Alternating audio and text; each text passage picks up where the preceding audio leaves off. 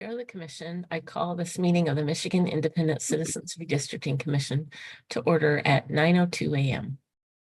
This Zoom webinar is live streamed on YouTube on the Michigan Independent Citizens Redistricting Commission YouTube channel. For anyone in the public watching who would prefer to watch via a different platform than they are currently using, please visit our social media at RedistrictingMI. Our live stream today includes closed captioning. Closed captioning, ASL interpretation, Spanish, Arabic, and Bengali translation services will be provided for effective participation in this meeting. Email us at redistricting@michigan.gov for additional viewing options or details on accessing language translation services for this meeting.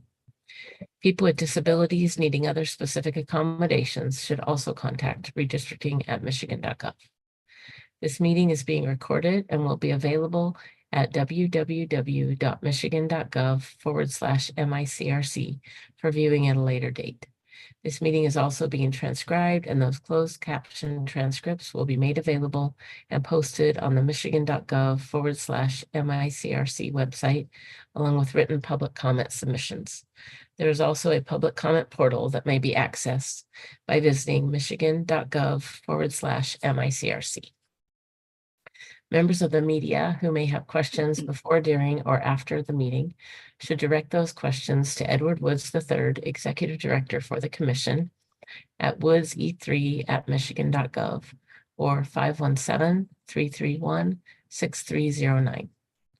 For the public watching and the public record, I will turn to Department of State staff to take note of the commissioners present. Good morning, commissioners. Please stay present when I call your name. If you are attending the meeting remotely, please announce during roll call that you are attending the meeting remotely. And unless your absence is due to military duty, announce your physical location by stating the county, city, township, or village, and the state from which you are presently attending the meeting. I will begin roll call alphabetically. Commissioner Andrade. Attending remotely from Imlay Township, Michigan. Commissioner Callahan. Present, attending remotely from Mexico. Commissioner Curry. Commissioner Eid. Present, remotely attending from Detroit, Michigan. Commissioner Kellum. Commissioner Lang. Present, attending remotely from Reed City, Michigan. Commissioner Lett. Present, attending from Lee County, Florida. Commissioner Muldoon. Present from Carlton, Michigan. Commissioner Orton. Present, attending remotely from Battle Creek, Michigan. Commissioner Zatella. Present, attending remotely from Wayne County, Michigan. Commissioner Vallette. Present, attending remotely from Highland Township, Michigan. Commissioner Wagner.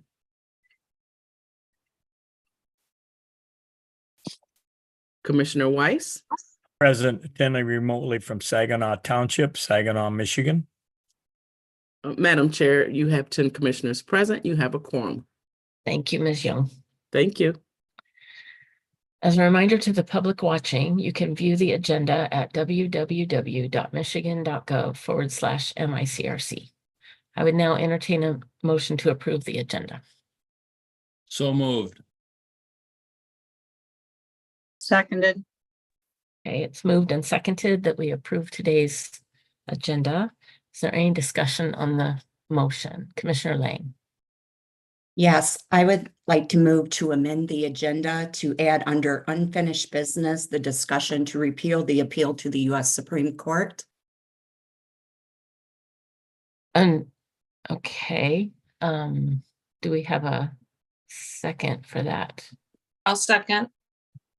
Okay, so we have a motion and a second to, you want to restate, Commissioner Lang?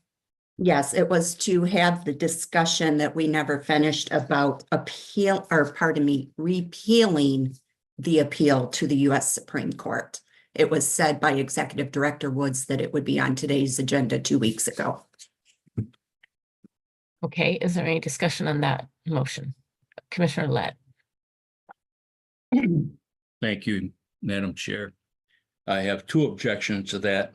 The first being that the motion being made by Commissioner Lang obviously comes from the plaintiff's point of view, not the commission's point of view. And secondly, even if it were appropriate, we haven't had an opportunity to visit with our attorneys regarding this, so it is entirely too early to even consider it. Commissioner Lang. Yes, with all due respect, Commissioner Lett has no idea why I'm doing this. I'm doing it from a financial aspect. When we look at the money, millions that are going to be spent on the appeal. Also, when we look at the process that we're going to be done with the first round of house maps here shortly. So what happens? Kristen, Hi. what are you doing today? Edward, you're not on mute. What am I doing today? Edward, thank you. Okay, go on, Commissioner Lang. So then it comes from the point of view of what happens. We approve these maps, we have elections on these maps, and then the Supreme Court comes back. So I think the discussion does need to be had. And it has nothing to do with the plaintiffs. It has to do with the taxpayer funds, and we're already this far into the redrawing process. So that's where I'm coming from. Thank you. Commissioner Zatella. Yeah, I was just going to say, if there's a concern about wanting to consult with the attorneys, our attorneys have pretty much been at our beck and call for the last 2 weeks. So I'm sure we can arrange to have them join later this afternoon if we want to have that discussion. This was asked to be put on the agenda about 2 weeks ago, and we were told at that time it was going to be on the agenda this Thursday. So the fact that we haven't conferred with the attorneys, that's not really on the person making the motion. That's on the commission to organize to have them available. So thank you. Commissioner Eid. I'm sorry, my feed cut out for a little bit. What is the motion that is currently on the table? To add to the new business today, to have a discussion about dropping the appeal. Oh, okay, thank you. Commissioner Lett. I guess I take exception to Commissioner Zatella's proposal. We could meet with our attorneys this afternoon. There'd been no contact with the attorneys other than the contact that said they were not going to work on this file until after we were done. She, as an attorney, is well aware that you simply don't drop everything in your practice to meet with another client on a moment's notice, especially in a case of this magnitude and complexity. It's just ridiculous to consider that they would be ready, or even that we would be ready this afternoon. So I oppose this motion most vehemently. Any other discussion? Commissioner Zatella. Yeah, our general counsel, Nate Fink, has been on almost every call, so he can certainly confer with the commission about this matter. I mean, he's an attorney who's appeared in that case. Commissioner Lett. Again, Commissioner Zatella is well aware that Nate Fink and the Fink Law Firm is on the suit as local counsel, not as lead counsel. They have not acted, have not participated in the lawsuit as lead counsel. And to say that he would be, he certainly would have an opinion, there's no question about it. However, he is not the counsel, the litigation counsel that we have hired, that being Baker, in order to have a reasonable discussion with them in a closed session. Commissioner Eid. Yeah, so, obviously I have an opinion on if we should continue the appeal or not, but that is not what we're discussing right now. We're discussing if we should add this discussion to the agenda today. And I'll say on that topic, I don't think today is the right time to talk about it. We should talk about it when the time is right, of course, but we have much more pressing matters to deal with today, like finishing these maps. So I do not think this should be added to the agenda today. I do think we should talk about it when the time is right. Commissioner Lake.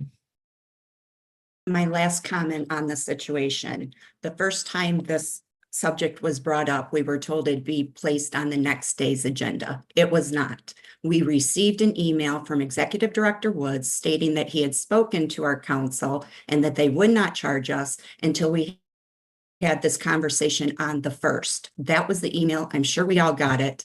So I just want done what was said would be done. I just want to have the conversation, whatever the commission decides, so be it. But I think we should have the conversation as it was said would happen on this date. And that's all I'm going to say. If you want to call the question, call the question. Thank you.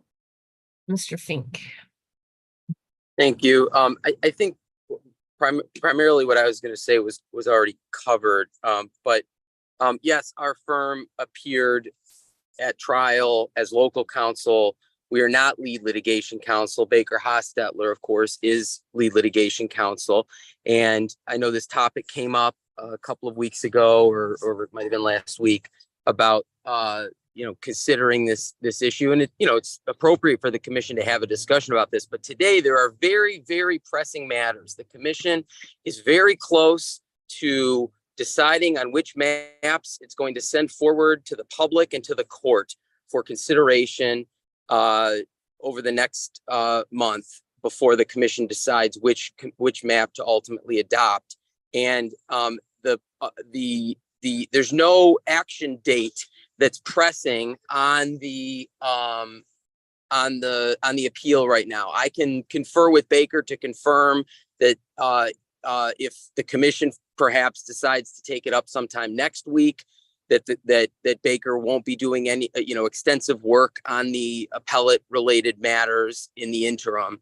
I can seek to confirm that, but at this point, clearly the business before the commission, the most pressing, the actual pressing business before the commission is completing its work on these maps and taking time out to have a discussion and what should be a meaningful, very thoughtful discussion about the appeal. I don't think it makes sense, and I don't think there's any reason to do that today.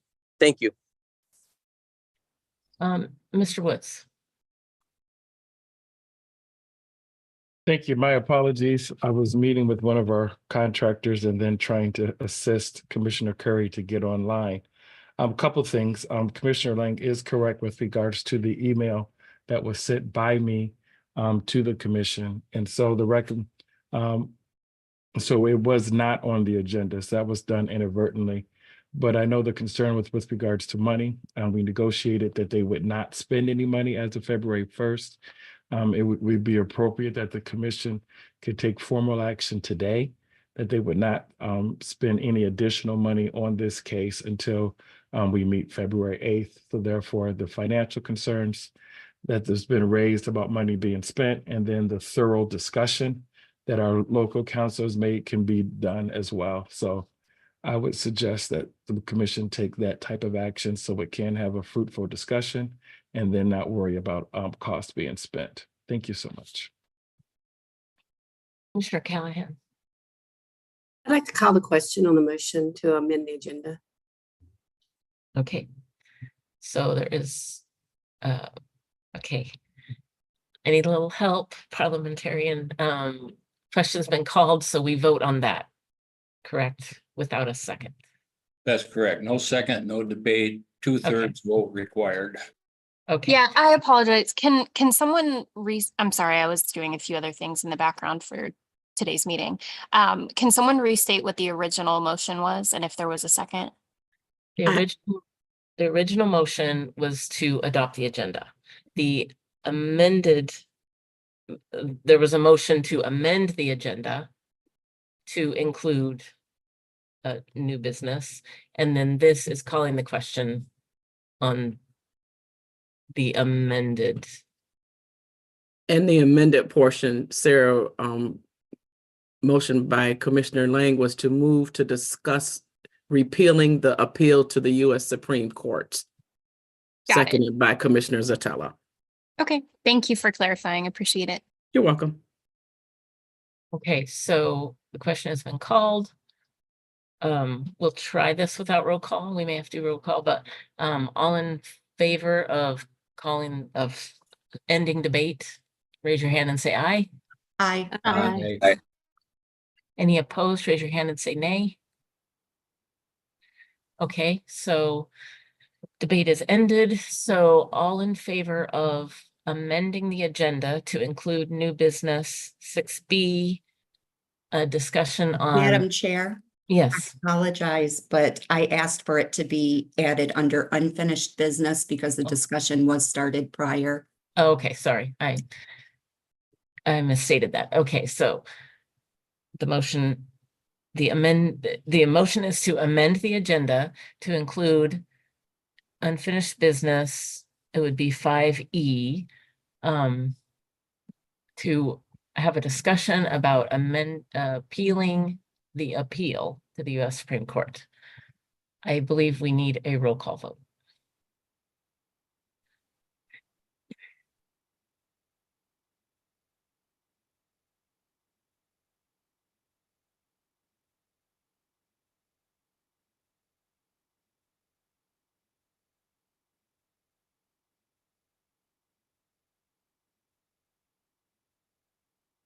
Are we getting a roll call vote?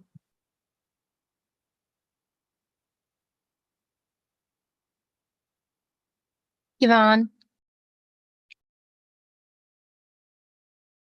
Oh. Okay, I will do it for you guys.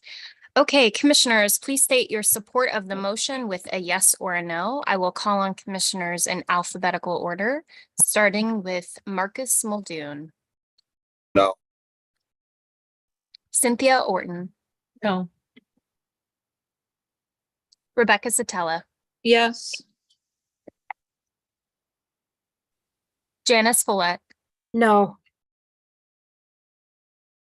Aaron Wagner.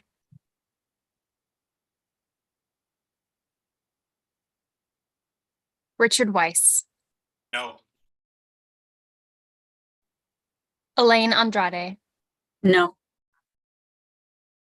Donna Callahan. No. Juanita Curry. Has she been able to join? I don't see her. Okay. Anthony Eade. No. Brittany Kellum. Is Commissioner Kellum on? I don't see her. Rhonda Lang. Yes. Steve Lett. No. By a vote of 2 yes to 8 no, the motion does not carry. Okay, so back to the motion of adopting the agenda for today. Is there any further discussion on that motion?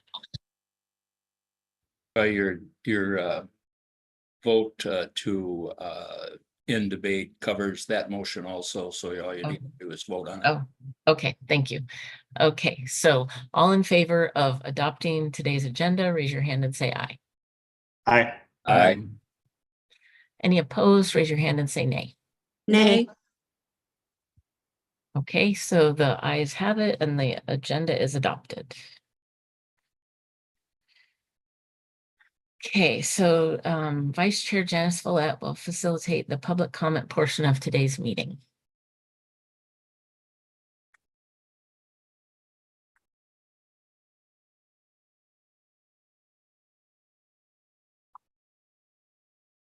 You're muted, Janice. Without objection, we will begin the public comment pertaining to the agenda topics portion of our meeting. Hearing no objection, we will now proceed with the public comment. Individuals who have signed up and indicated that they would like to provide live remote public commentary to the commission will now be allowed. I will call your name and our staff will unmute you. If you are on a computer, you will be prompted by the Zoom app to unmute your microphone and speak. If you are on the phone, a voice will say the host wants you to speak and prompt you to press *6 to unmute. I will call on you by name or the last four digits of your phone number. Also, please note that if you experience technical or audio issues, or we do not hear from you for 3 to 5 seconds, we will move on to the next person in line and then return to you after they are done speaking. If your audio still does not work, you can email redistricting@michigan.gov and we will help you troubleshoot so you can participate during the next public comment period at a later meeting. You will have 90 seconds to address the commission. Please conclude your remarks when you hear the timer. First in line to produce public comment is John Weiss. Please allow a moment for our staff to unmute you.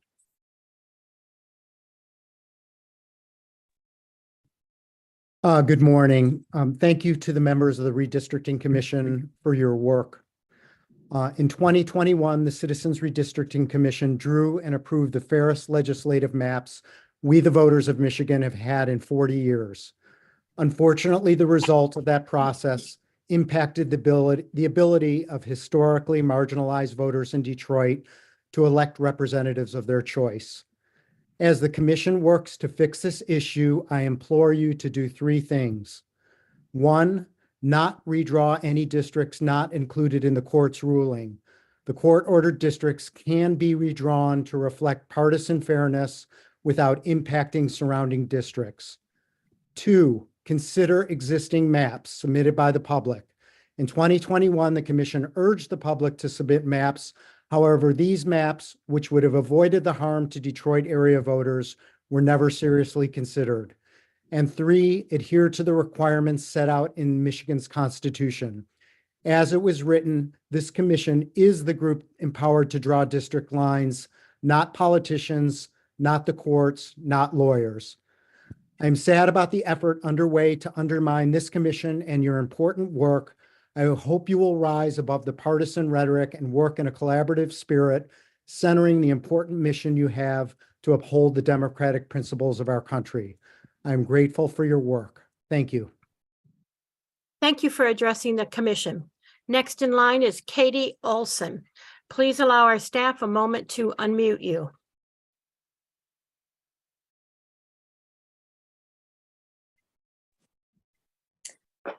Hi, I also want to thank the Commission for your dedication in creating fair, unbiased maps, and I'm confident that you will achieve that goal.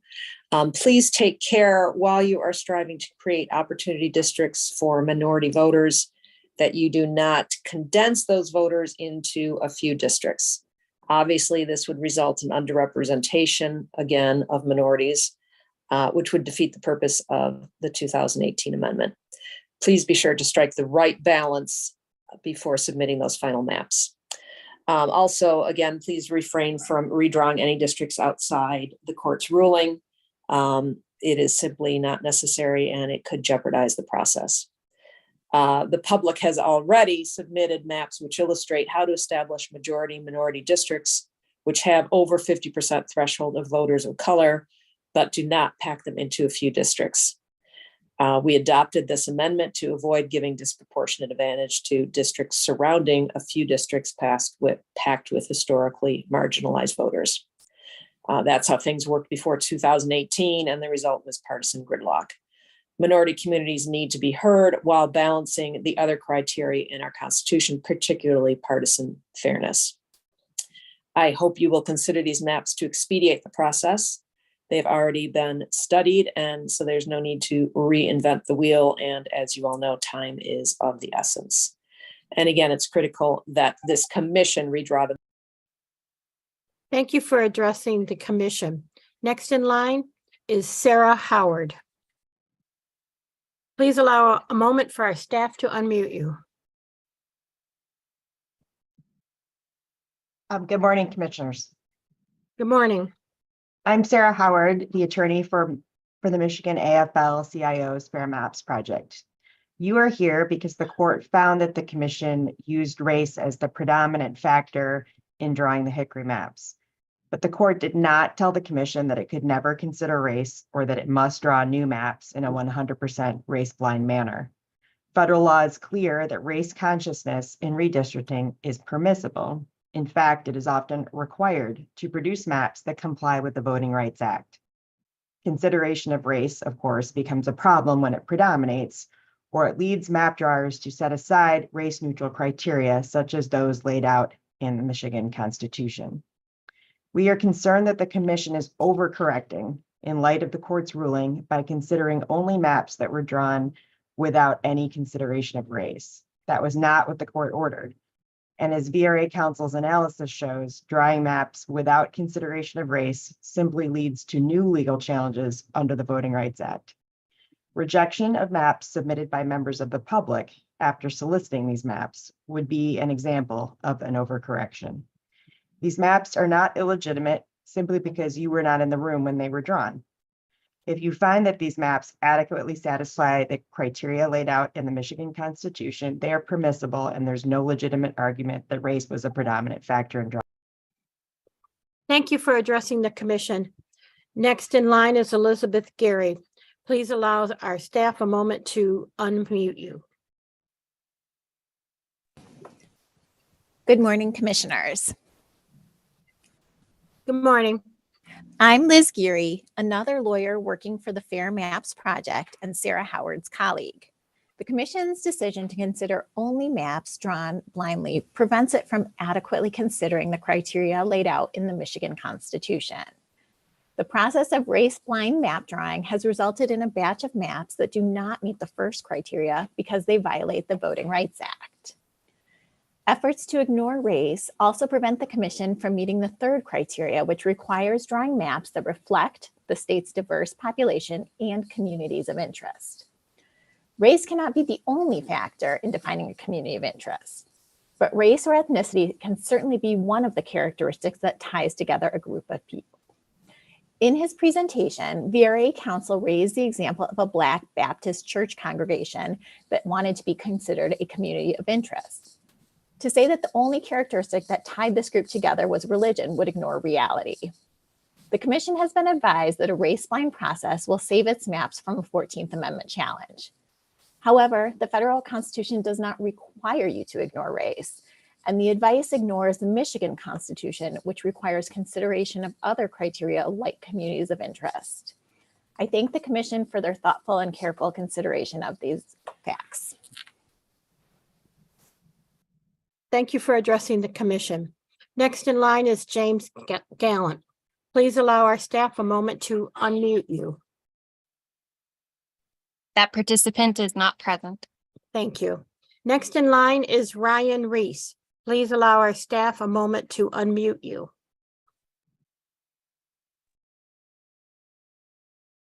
Can the commissioners hear me? Yes. Once again, Reverend Ryan Reese, District 14.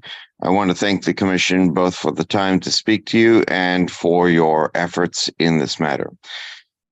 I want to, as my final comment in these proceedings, to re-stress that the faith communities and the bodies of COI throughout my area are a testament to those who live, work, and share a life together across many boundaries that have been spoken about over the last several times.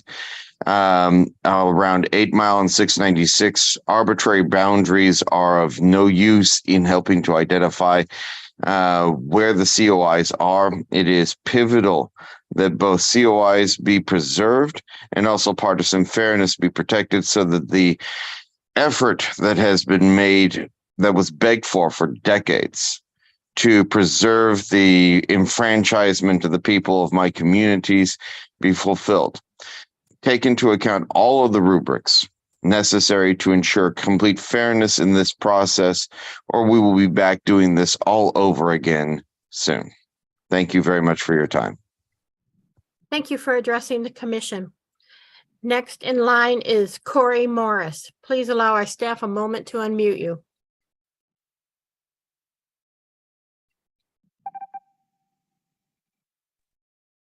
Hello.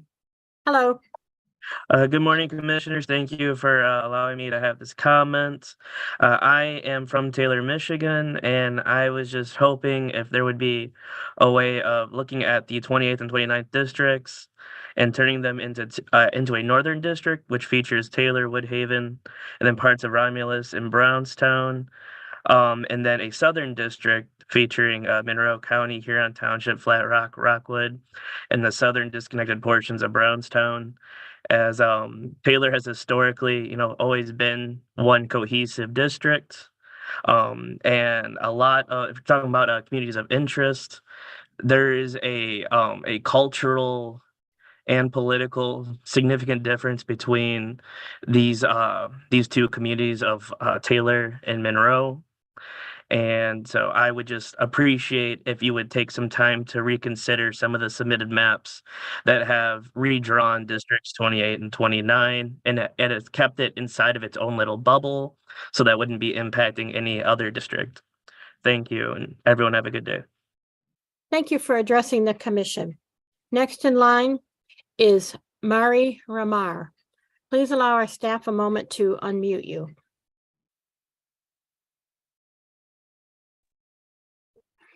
Hello. Hi. Hello. I'm Mari Reimer. I just wanted to add my voice to all the people urging the commission to make sure the maps we get this time around will remain fair and nonpartisan, because that's what we, the people of Michigan, chose you to do and what we voted for and what we want. And I see no reason to redraw any districts besides the ones the commission was ordered to redraw. And I believe that fair representation for the people of Detroit and partisan fairness are what we need from these district maps. And one doesn't need to be sacrificed to achieve the other. And I also thank the commission for doing this work. Thank you. Thank you for addressing the commission. Next in line is Meredith Kennedy. Please allow our staff a moment to unmute you. Ani, can you hear me? Yes, we can. Ani Boju, Waganak Singo Dawa, Nishna Bekwe, Bapai Oganishanawan, Dishnikash, Magizi and Dodam, Meredith Kennedy, Jaganash Moen. Good morning, commissioners. I am here once again in front of you with Indigenous Voice. A couple of years ago, my community showed up at several locations for public comment. We respectfully reminded you that you are a guest on our land and requested you to follow our norms and protocol in relation to this process. We asked you to follow Mino Bizadwin, the good life, by keeping equity with our BIPOC relations here. My community has been following Mino Bizadwin by being part of Promote the Vote. We stand in community with partner organizations to make sure all of our collective communities of interest voices can be heard. We stand with APIA Vote because we also have immigrants within our community via the U.S. boarding school policy. We stand with Access as a community of interest in regards to the lack of MENA data because our community too has faced genocide by paper with U.S. blood quantum policy.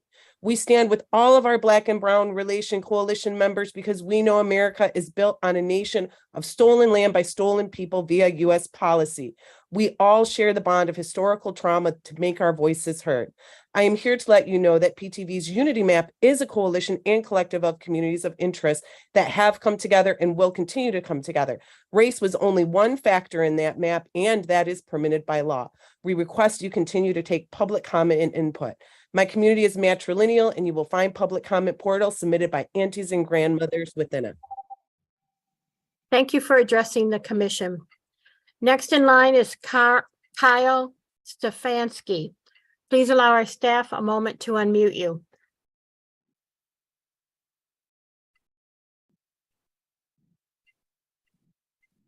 Good morning. Good morning. My name is Kyle Stefanski. I'm a resident of the city of Warren. First off, I want to thank the commission for the work that you all are doing. I know it's not easy work, but I want to make sure that you guys incorporate partisan fairness in your maps as you are redrawing them. As of right now, it appears that you've made some of your decisions based on municipal boundaries and compactness instead of partisan fairness. For example, the Lake St. Clair community of interest has their own state senate district. It's not fair that the Lake St. Clair community of interest has their own House district too. Partisan fairness is greatly affected as a result of Grosse Pointes and St. Clair Shores being in the same district. Please follow the Constitution and ensure that partisan fairness is a part of your redrawn maps. We, the people, voted for it, and that's what we expect. So please incorporate partisan fairness into that. Thank you for your time. Thank you for addressing the commission. Next in line is Aiden Ross. Please allow our staff a moment to unmute you.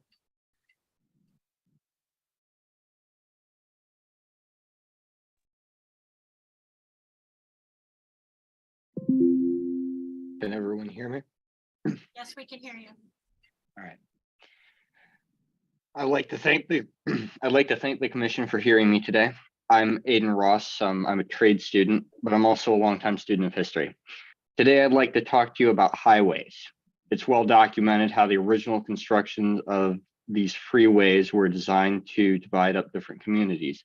City planners at the time proudly admitted that the routes were designed to establish racial gerrymanders. They were used as a weapon to divide then growing minority communities in the Metro Detroit area. 696 was used for that in Warren, and the Chrysler Freeway lasted through Paradise Valley and Black Bottom, destroying Black businesses. Portions of other thoroughfares like 8 Mile were expanded on a similar basis. The people coming before you saying that their communities of interest cross these roads are right to complain. These roads were designed to divide them, and they have endured nonetheless. This commission finally has a chance to restore justice and representation to many of them. Thank you. Thank you for addressing the commission. Next in line is Monique Stanton. Please allow our staff a moment to unmute you.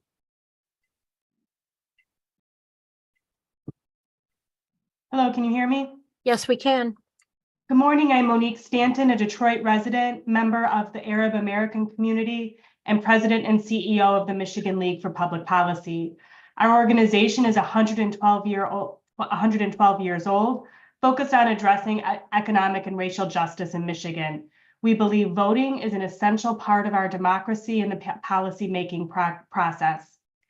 As a member of Promote the Vote, our goal is to produce a fair and equitable map for the people of Michigan. The Michigan League for Public Policy is a part of Promote the Vote because our organization values the role of community voice in democracy. Promote the Vote is a coalition partner of organizations that are deeply rooted in community and led by community members. We believe that it is critical for this work to be done in partnership with local residents throughout Michigan, and Promote the Vote has prioritized collaborative efforts among partners. It is essential that Michigan citizens are at the heart of the redistricting process, and I am fully supportive of the Promote the Vote Unity Map because it is fair, equitable, and representative of the communities we serve. We are a coalition, and all of our partners are members of a resource for the commission. And like you, our goal is for the people of Michigan to have a fair and equitable and representative map. We know that you as the commission are ultimately responsible for drawing maps, and we want to ensure that they are the best they can be for all of us. Thank you for addressing the commission. Next in line is Alex McGuire. Please allow our staff a moment to unmute you.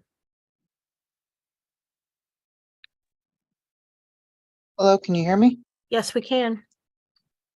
Hi, my name is Alex McGuire, connecting from Sterling Heights. Thank you, members of the commission, for holding these public meetings and allowing us all to speak.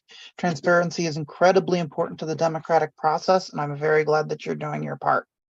I've heard a couple of times now the suggestion that we start dividing communities on the basis of socioeconomic status and whether they own or rent their properties, and I want to say I find that patently offensive. The idea that I don't have anything in common with my neighbors who might be renting an apartment in my local community is ridiculous. We share the same schools, the same roads, the same churches. My family and friends in Warren and Detroit don't see 8 Mile or 696 as a wall. It is something our community bridges. I ask the commission to respect partisan fairness and continue to let districts cross these roads. It fosters not only longstanding COIs, but also partisan fairness. I again would like to thank the commission for their efforts. I hope that you all have a great day. Thank you for addressing the commission. Next in line is Michael Davis. Please allow our staff a moment to unmute you.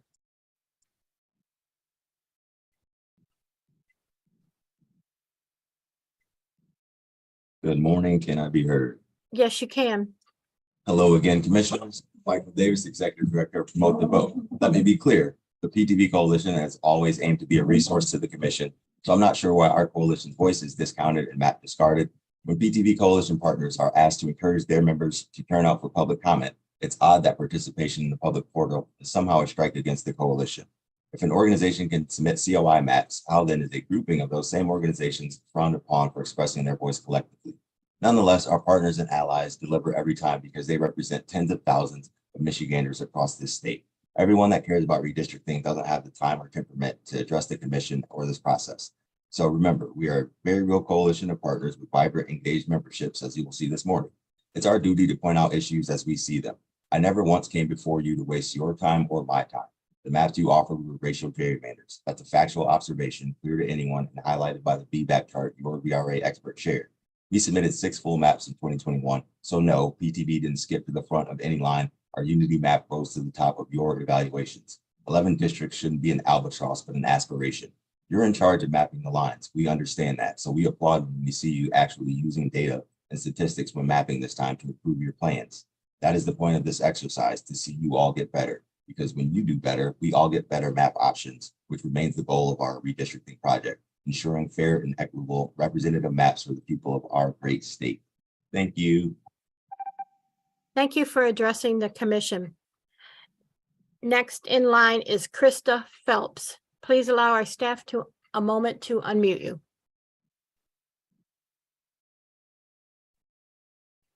Good morning. Good morning, commissioners. My name is Krista Phelps, and I'm a community organizer with APIA Vote Michigan, representing diverse communities of interest, primarily among Black and Brown voters. I urge the commission to remain open to and seriously consider public submissions. It's come to our attention that all current plans under consideration, with the exception of the one submitted by PTV, potentially violate the Voting Rights Act due to a lack of adequate majority-minority districts. In light of this, I strongly advocate for the commission to consider the unity map proposed by PTV, as it aligns more closely with the principles of the Voting Rights Act and represents our community's interests. Thank you for your time and consideration. Thank you for addressing the commission.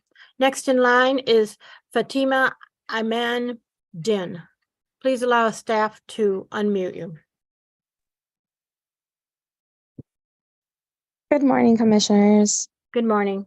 My name is Fatma Aram, and I represent API Vote Michigan.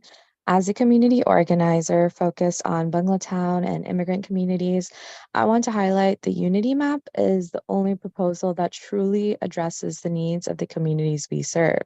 For Asian Americans, including race as part of the redistricting consideration is crucial.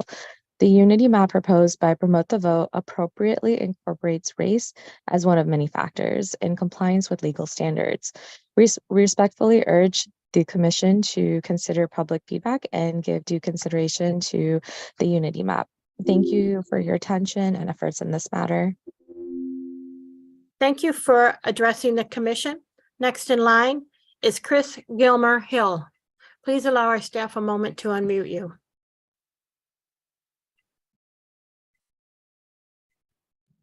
Good morning. Can I be heard? Yes, you can. Hi, my name is Chris Gilmer Hill, a lifelong Detroit resident in the Palmer Park area. Firstly, I'd like to thank you for all the work you've been doing. I know this has been very difficult and tough and stressful at times, but we have some really good options that have come out of this that I think do a great job of respecting communities of interest in my area and around Metro Detroit, and I want to applaud you for that. So in this first comment, I'd like to really stress the partisan fairness aspect that I know a lot of people have brought up. But I'd like to really urge that when people bring up partisan fairness, we're not just doing it as Democrats or partisan actors trying to get like the most favorable map possible for our party. We're stressing this because this is really one of the core reasons why this commission was created. Everybody would be perfectly happy with a map that, got to zeros across all these criteria. But we would urge that you should really use common sense and think about what choices you're making when it comes to partisan fairness. Because as should be obvious, you've made some choices that currently shift things clearly towards Republicans. And in particular, the changes that you've made to District 13 take a district from safely Democratic to basically a toss-up. That's not even the Lakeshore District. That's the district that goes from Warren to Northern Roseville. I would urge, as some other commenters have, that the commission could consider a narrowly targeted tweak to districts 28 and 29 in Taylor, which would combine the Taylor City COI and make a new Democratic leading district out of what's currently a toss-up district, balancing the change that you've made in District 13. Thank you. Thank you for addressing the commission. Next in line is Yvonne White. Please allow our staff a moment to unmute you.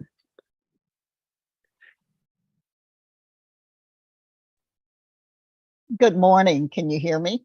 Yes, we can. Thank you so much. My name is Yvonne White. I am the state president of the NAACP here in Michigan and live in House District 10 in the city of Detroit. As a nonpartisan organization, the NAACP is a very proud member of the Promote the Vote, a coalition of civil and human rights organizations who have a strong, trusted voice in our communities of interest throughout Michigan and nationally. The Promote the Vote district maps submitted can help return power back to the people where it belongs. Our coalition's 2024 redistricting project is guided by 4 fundamental mapping principles. They meet or exceed Michigan's constitutional criteria. They improve our current maps and ensure no retrogression in the number of Voting Rights Act districts. They incorporate community of interest submissions and input from coalition partners, and they eliminate legislative maps where one political party has a lasting unfair advantage by aiming for overall partisan fairness. We know the commission is ultimately responsible for drawing the map. We want to ensure that they do the best for all Michigan voters. Thank you for your time and dedication, and we sincerely hope you take into consideration and support the Promote the Vote. Thank you for addressing the commission. Next in line is Chris Andrews. Please allow our staff a moment to unmute you.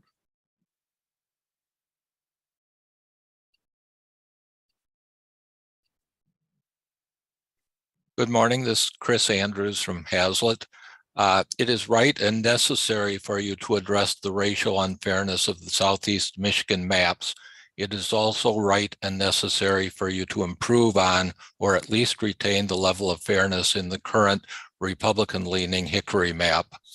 The worst thing you can do is, in fairness, is rely on the number of projected seats for the parties.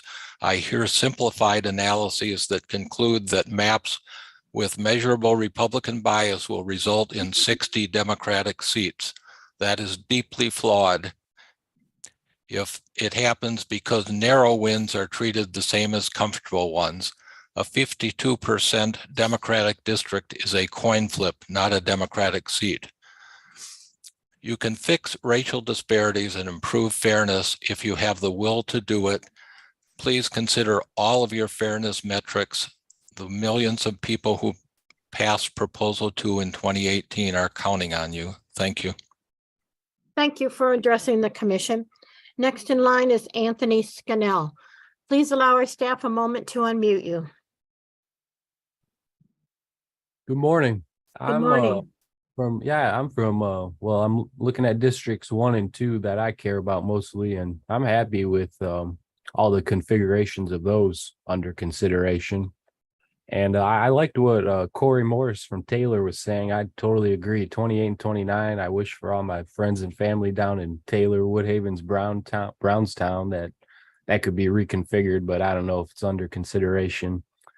I don't know if the court and the plaintiffs wanted more compact, really, or if that's what they're getting at, more compact and kind of COI oriented districts, or and that lends itself towards the geography of Detroit that you were talking about, or like your Hickory map, it was so far extended into Oakland and Macomb counties that they just wanted that, if the court wants that, but to a slightly lesser extent. I don't know. It seems like at times COIs and creating opportunity districts could be at odds, or our intention. I don't know. I'm not an expert. But the more I hear about Promote the Votes map and I look at it, I don't think it's too bad, actually. I totally think you should forward it to public comment, just for the cause. So many people want it. And yeah, I'll leave it there. Thank you. Thank you for addressing the commission. Next in line is Robert Dindoffer. Please allow our staff a moment to unmute you.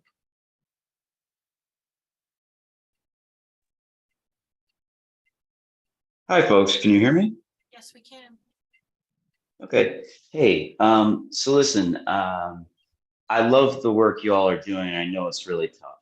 I know that, I've spoken up on behalf of my communities of interest in the Grosse Points, narrowly and more broadly, the Lake St. Clair Lakeshore communities. During the last round of redistricting, based on the feedback you all had gotten from your council, I tried to think of what area fits with my home area that would make an opportunity district. And I proposed it, and it made sense. The Detroit Riverfront plus the Grosse Points, and the court struck it.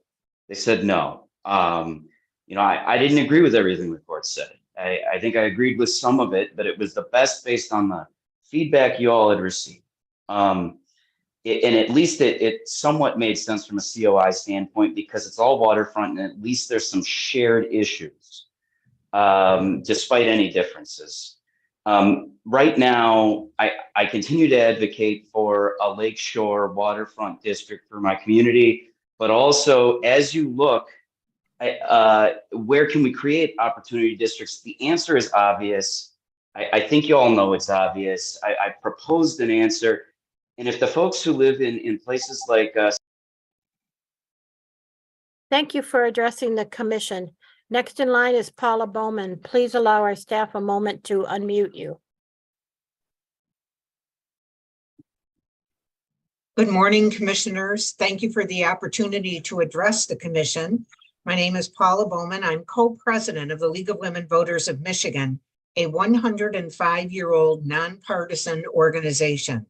The League is proud to be a member of the Promote the Vote Coalition, which advocates for fair and equitable voting maps in Michigan. The coalition, as you have heard, includes organizations such as Detroit Disability Power, Access, APIA Vote, Detroit Action, and the NAACP, among others, all of whom are advocating for fair and equitable maps on behalf of their members. Many of their members live in the Metro Detroit area and will be affected by how the commission redraws the maps for House Districts 1, 7, 8, 10, 11, 12, and 14. Many of those residents have addressed the commission about the maps and have submitted comments concerning their communities of interest. They have spoken as individuals and as members of organizations that are part of the Promote the Vote Coalition. The League urges you to listen to them. Thank you. Thank you for addressing the commission. Next in line is Susan Smith. Please allow our staff a moment to unmute you.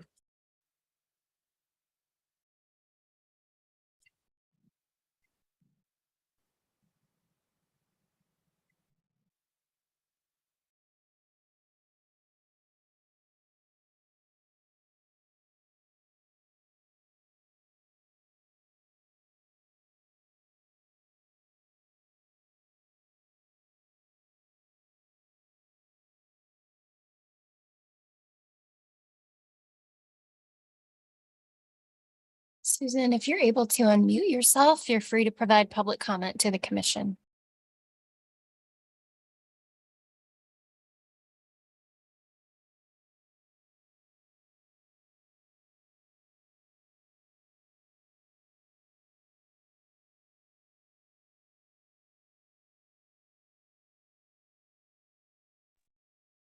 We might move on to the next participant and come back to Susan.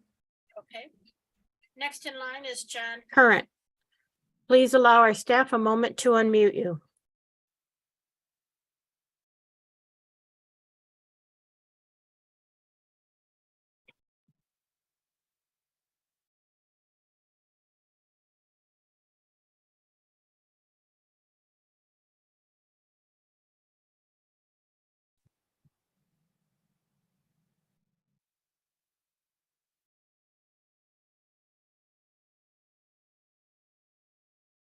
John, if you are able to unmute yourself, you're free to address the commission. Sorry about that. No problem. So I just wanted to say thank you to the commission for all of your efforts in this matter.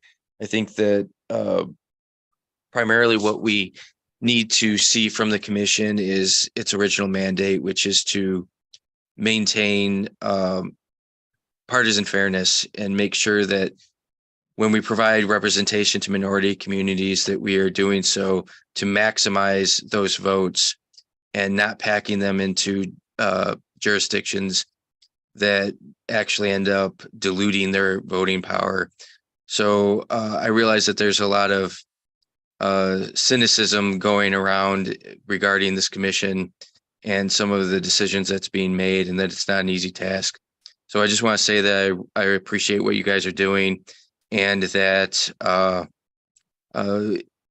as long as we maintain partisan fairness, we are empowering the citizens of Michigan, and I hope that that's the goal that this commission has, and that's what you all are keeping in mind. So thank you all. Thank you for addressing the commission. Next in line is Camilla Landrum.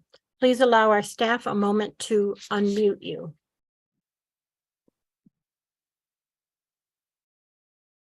That participant is not present. I would recommend we return to Susan Smith. Okay.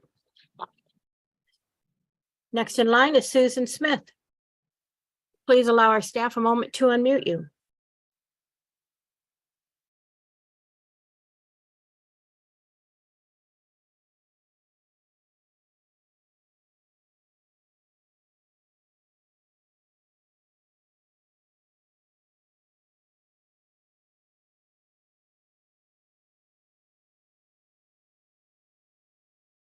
Susan might be experiencing technical difficulties. She just left the meeting, so we may move on to the second round of public comment and return to her if she rejoins.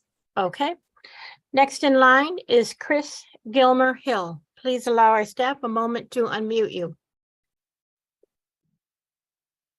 Good morning again. Can I be heard? Yes, we can. Right. So in my hopefully brief second comment, I'd like to address the question that came up yesterday of how to know when you're sort of going too far in terms of using race as a predominant characteristic. And I know this is a thorny legal issue, and you have lawyers that have been advising you along the way on this specific question. I would like to urge that the commission should be willing to absolutely consider race, consider communities of interest when necessary, but you should still have a sort of line beyond which you recognize something is becoming unreasonable. I think it's absolutely worthwhile to try to create a large number of options that match or that do as well as possible in terms of VRA compliance. But at some point, if you're looking at a district and the only justification that you could imagine for the choices that you're making or the configuration you've ended up with, if the only explanation you can imagine is race and is trying to hit a very specific threshold in terms of Black population or Black primary participation, et cetera, that should be a signal to you that that configuration that you're looking at is not reasonably configured. If you're getting to that point regularly when trying to add in a new district of a certain threshold, that's probably a justification that you've already hit what's required by law, that you've already made all the reasonable districts that you can, and that you should focus instead on protecting COI and making the best maps possible. Thank you. Thank you for addressing the commission. Next in line is Sarah Howard. Please allow our staff a moment to unmute you.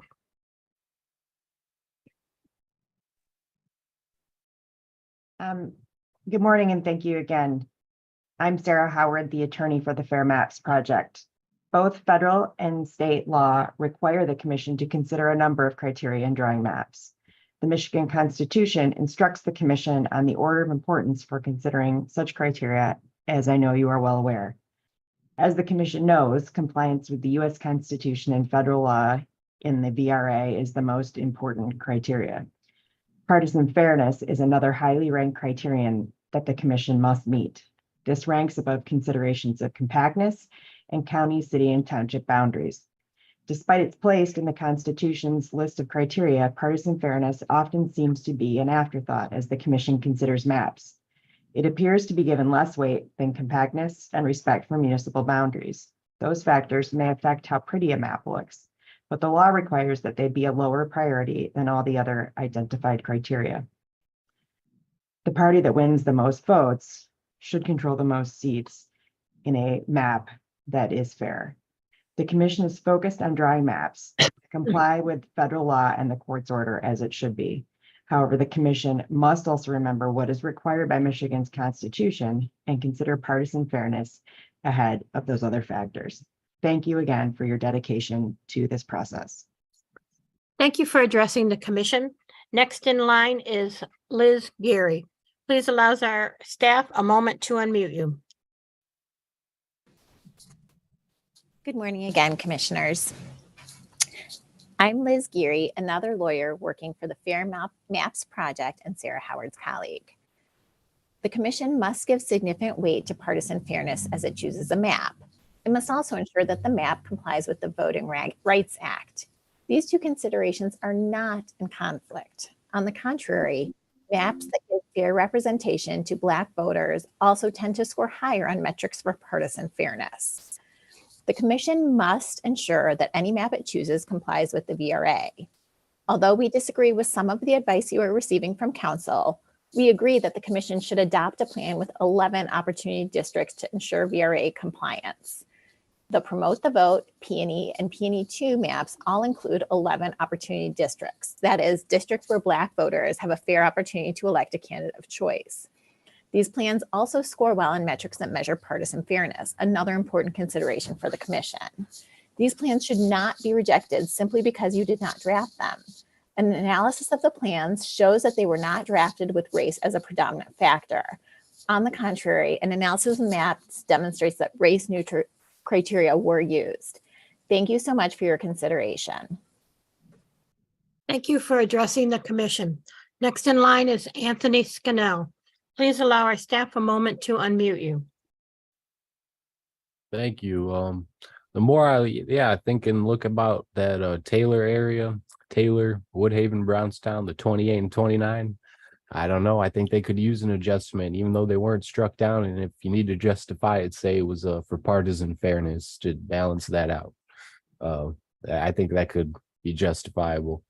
But on a totally different note, it's tough for me to keep track of all the maps that are out there, especially when they start having like duplicate names, Daisy 1, Daisy 2, Water Lily 1, Water, so I would help me. I don't know if it's a good idea, but if you had a version 2, you changed it to a different flower name, but that starts with the same letters, so at least you kind of know that it came from that map. So if it was Daisy 2, you could change it to like daffodil or dandelion.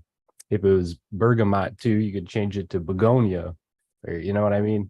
Lily 2, you could change it to lavender, lilac. I don't know. That would help me, just having a different name for every map instead of 1 and 2 version. Thank you for addressing the commission. Should we try one more time for Susan Smith? I do not see them on, so I think that concludes public comment. Okay, that concludes public comment. Please feel free to email public comments to the commission at redistricting@michigan.gov. We appreciate everyone who offers public comment in whatever way you choose and invite you to keep sharing your thoughts. Thank you very much. Thank you. Next on the agenda is business 5A, deliberations. Without objection, I will ask legal counsel Nate Fink from Fink Bresic to provide initial comments on this item before the commission continues to do its work. Hearing no objection, please proceed, Mr. Fink. Thank you, and I apologize. I had a little bit of a connection issue, and so I heard you call me, but I didn't hear your preface to it. So we are ready to move to agenda item 5A, just deliberations, to continue working on the maps. And so we're gonna hear from you. Okay. Before that. Great. Okay. Thank you. I appreciate that. Yeah, I think I'll be brief because I'd like to give the commission as much time as it possibly can have today to work on finalizing the different maps that it's going to put forward to the public.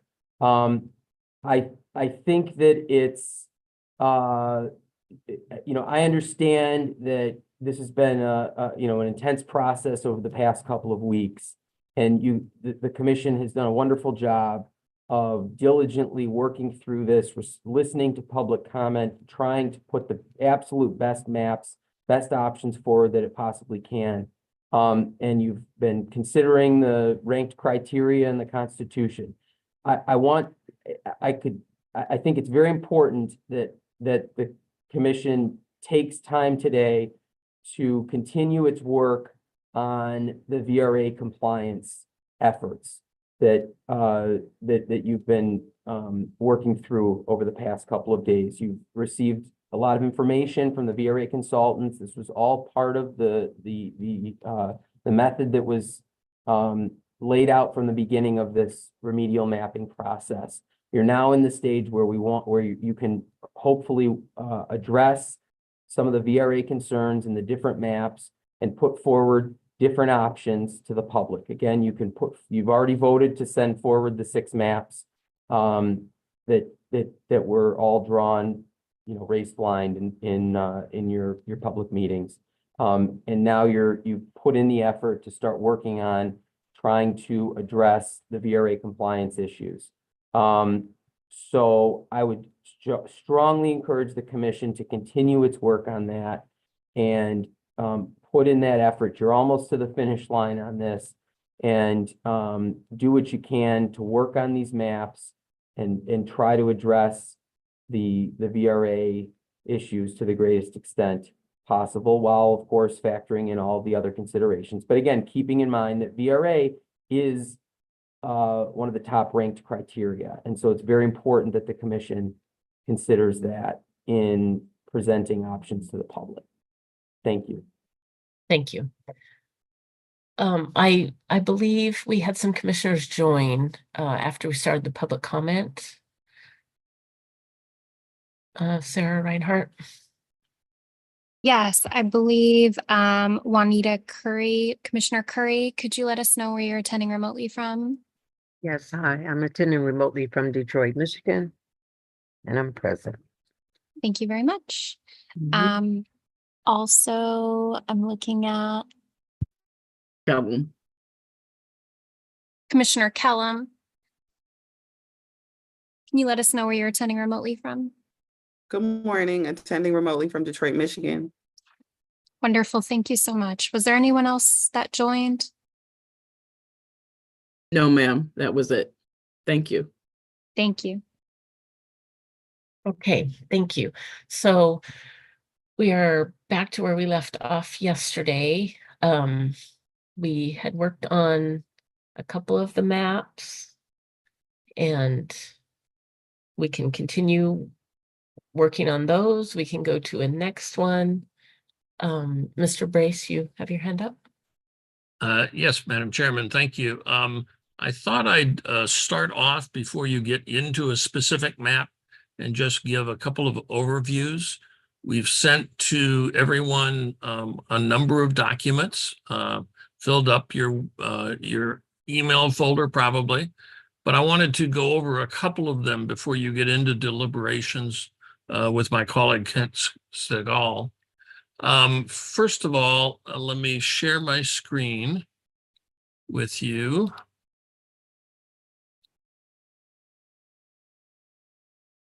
And I believe you should be seeing the tables that were generated by Dr. Palmer. Yes, we can see those. Okay. A couple of considerations on these for you to think about.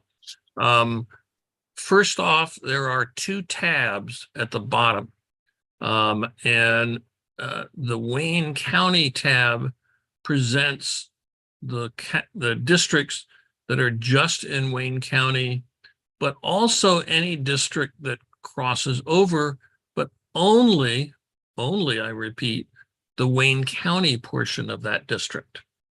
So be careful when you look at the Wayne County tab that you don't get caught with some piece of the district that's not over on the other side. To resolve that, you can go to the Wayne plus Oakland plus Macomb tab. That does present you more districts because obviously those two additional counties have additional districts in them, but you're getting the entire district then in the Macomb plus Oakland plus Wayne tab. So I would recommend that you go to that tab. The other consideration is that when you look at these tabs and you first bring them up, you'll see that column A is a blank column. And what I have been doing is deleting column A by simply going over to Home, delete, identify column A, and delete the sheet columns. What that does is it moves over this first column to column A. And then when you go and look at the view in your screen with freeze panels, you can freeze that first column. When you do that, when you go and start looking across the spreadsheet, you'll notice that column A still stays there. That way you can see easily what district you're looking at all the way over to the far right-hand side in your considerations. So do that at the beginning when you open up the spreadsheets when you're doing that consideration. Secondly, what we have done is we have provided to you. Yep. The question? No, sorry, I coughed. Oh, okay. Sorry about that. We have provided to you these spreadsheets for, I believe it was 6 different plans that were worked on yesterday and drawn. So the 131 designation is partly your clue that you have the most recent one. And this is, of course, Spirit of Detroit B plan that lets us look at what you did on that particular plan. We have also submitted to you the maps that reflect the additional designations and changes that you did yesterday. So when you look at the maps that are in your folders, you can see Spirit of Detroit B plan, and that reflects the new configuration that you drew yesterday as it relates to column B. I'm sorry, to Detroit B. I would also point out that we did make a modification to the legend so that it's a little bit clearer on the legend what is making up the colors or the labeling. So we're trying to make sure that you understand the data that goes into the colorization as well as the numbers that go along the side. So you can end up seeing with any number of these districts that you dealt with yesterday, the new information as you start looking and you start working with Kent, for example, for this morning on what additional changes you might want to make. That's kind of my overview. All of the maps are there. The new ones from yesterday. This is Detroit C, and you have Water Lily, B as in boy, and Water Lily C as in Charlie. I believe you'll have individual maps coming up later, and we have some of those, or at least the one by Commissioner Stikela that is there in your packet also. All of these materials are up on the website, so the public can look at these. When you go to the website and My Districting, when you look at the listing of the plans, there is a column of attachments, and these documents are in that attachment directory or for that particular plan. Those are contained in a file, usually a PDF file that has multiple pages in it, both some maps as well as the tables, so that the public can see these also. I see Commissioner Eade has a question or whatever, and I'm happy to accept that because I'm basically done with my explanations for you. Mr. Eade. Thanks. Are we gonna hear from Dr. Palmer, or I'm just wondering if you could, if not, I'm wondering if you could go over how those changes in Spirit of Detroit C, if that changed anything. It's the last thing we were doing yesterday. Dr. Palmer will be available. He has a class partly this morning, and I think his class has already started. But he will be available when his class gets over. He was monitoring the communications and your webinar, but he is in class right now. Mr. Braden, I see that you came off mic. Do you want to say something? I would say something very briefly. Waiting for Dr. Palmer to explain it in detail, I think makes sense. But I do think we can go to the columns and you can just take a quick look at the last columns and get a notion. I think we were looking at Spirit of Detroit C, Kim. All right, let me go to that spreadsheet. Is that right, Anthony?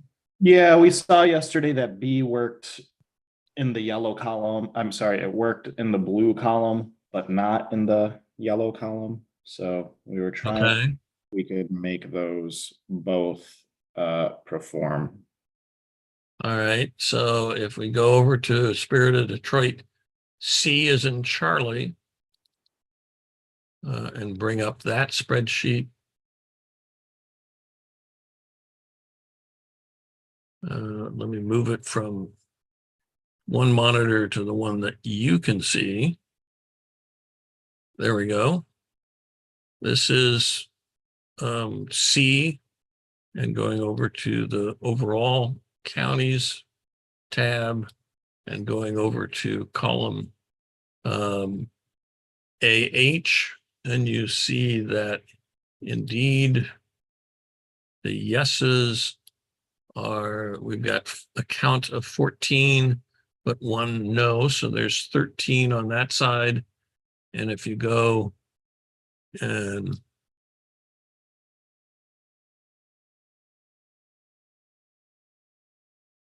do a count here, that's 14 also, but you do have one no on that side, so that's 13 districts. Can you go to the Wayne tab and just highlight districts 10 and 12? That's what we were working on. Sure. Let me go over and make that modification like I mentioned to you earlier, in order to see that on a constant basis. And indeed, we go over to view, to freeze frames, and the first column. Now you can end up seeing, let me expand this screen so you get a little bit more of here. And so now if you look over here, that's District 26. That is a no and a no. He asked for 10 and 12, I believe. Okay. And 10 is a yes and a yes on that side. And 12 is a yes and a yes.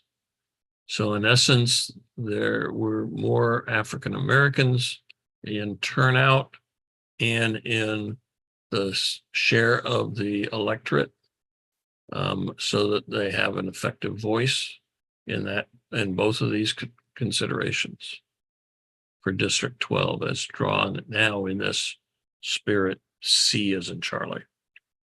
I believe we also have not yet seen the outcome of the changes we made on Water Lily C yesterday. Okay. You see that? Water Lily C, yep. Can I ask one more question on this Spirit of Detroit map before we switch? Sure. If you go to the column that shows the voting age population by percentage, and I think Braden was really worried about the districts that were packed, particularly District 4. Right. So you see in District 4, it's 87% African American in pop and 88% in voting age population. And what about 5? 5 is pretty similar, right? Yep, 81% for pop and basically 81% for voting age. A little bit less. I just want. I don't have a suggestion to fix it. I would like to put a question out. If there anyone else on the commission that has any ideas here, if that's something we wanted to attempt to address, so that we couldn't be accused of packing that district. Basically, it abuts Dearborn. So unless we cut into that community of interest, other than that, I don't know what else we could possibly do with 4 besides turning it into some non-compact, long, skinny district that goes way north, that disrupts a whole lot of things, or to chew off some of Dearborn, which we have tried very, very hard not to do as well. Does anybody else have any other thoughts on that? I'd like to hear them. Mr. Eid. I think you're right. Those are the options, right? And I think we talked about it a little bit yesterday. Unless we want to recreate the Hickory districts 5 or 6 or go into Dearborn, there's not really a way to do it. But what we did show at least is that we got one more opportunity district from the changes we made. I'm wondering what our attorneys would say. Is it more important to address that packing issue, or is it acceptable to, given that we have enough districts in this map, to leave 4 packed and maintain the very strong community of interest that's now Dearborn? Well, I'll get my little crystal ball here and try to give you an answer. I certainly an 85% Black district will raise questions in the minds of the people. If you look at what they write and what they say, of people looking at this will raise a question as to whether it's packed or not. But there is geography and there are other countervailing issues. My understanding is that one of the obvious places to potentially change this would be go down to 3 by just visually looking at it. But I understand we have a competing racial issue. Am I correct, Anthony, that we're talking about a district that was created with the notion that we were protecting a Middle Eastern community there? So I think that's a strongly competitive argument that would help us defend that district. But certainly it's an avenue of attack on the plan as a violation of the Voting Rights Act. But geography may dictate a district like that if you view the importance of creating a Middle Eastern based district as and I think that's probably equally important in considering compliance with the Voting Rights Act. That said, I would argue that The real question here is the broader question of equal opportunity to elect. So if you're creating 11 districts as an example, I think that's where we are right now, where there is the Black Democrat voters control the Democratic primary, then I would argue that looks to me to be an equal opportunity. Let me, not to make people's heads explode, but let me also bring up another factor, which is when we examined the primary elections, we had, there obviously are a significant number of Democratic primary elections, about half, which are not polarized. So if you have districts where there is a significantly high Black number, but not a majority, there's I think a reasonable argument to be made that the Black community has an equal opportunity to elect as candidates of choice. It's easiest to defend it when you can point to this nice clear line. Clearly, they must have an equal opportunity to control the district if they are a majority of the turnout. When you get to the next step down from there, then you're talking about crossover white voting. There is a good, there are places where there's very little of it. There are places in this area where there's significant white crossover voting. So if you agree to one of these plans, we would look at that issue. If you've got districts that are close to that number, we can make a sound argument that they are performing districts. It's not as easy to make as having plans that have nice, clear, delineatory numbers. I mean, I think we have a totally sound argument. So I'm comfortable and be more than happy to defend this plan as in compliance with the Voting Rights Act as you made the changes. We will be criticized, you will be criticized, and there'll be an argument against it because of the 84.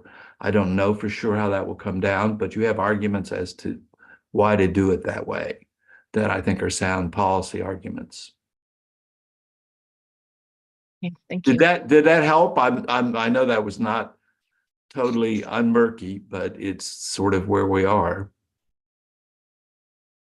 I think so. The only other question I would ask, maybe Zatella or Ede, who knows this area a little bit better, is it possible to extend 4 into Dearborn Heights and possibly unpack that district a little bit?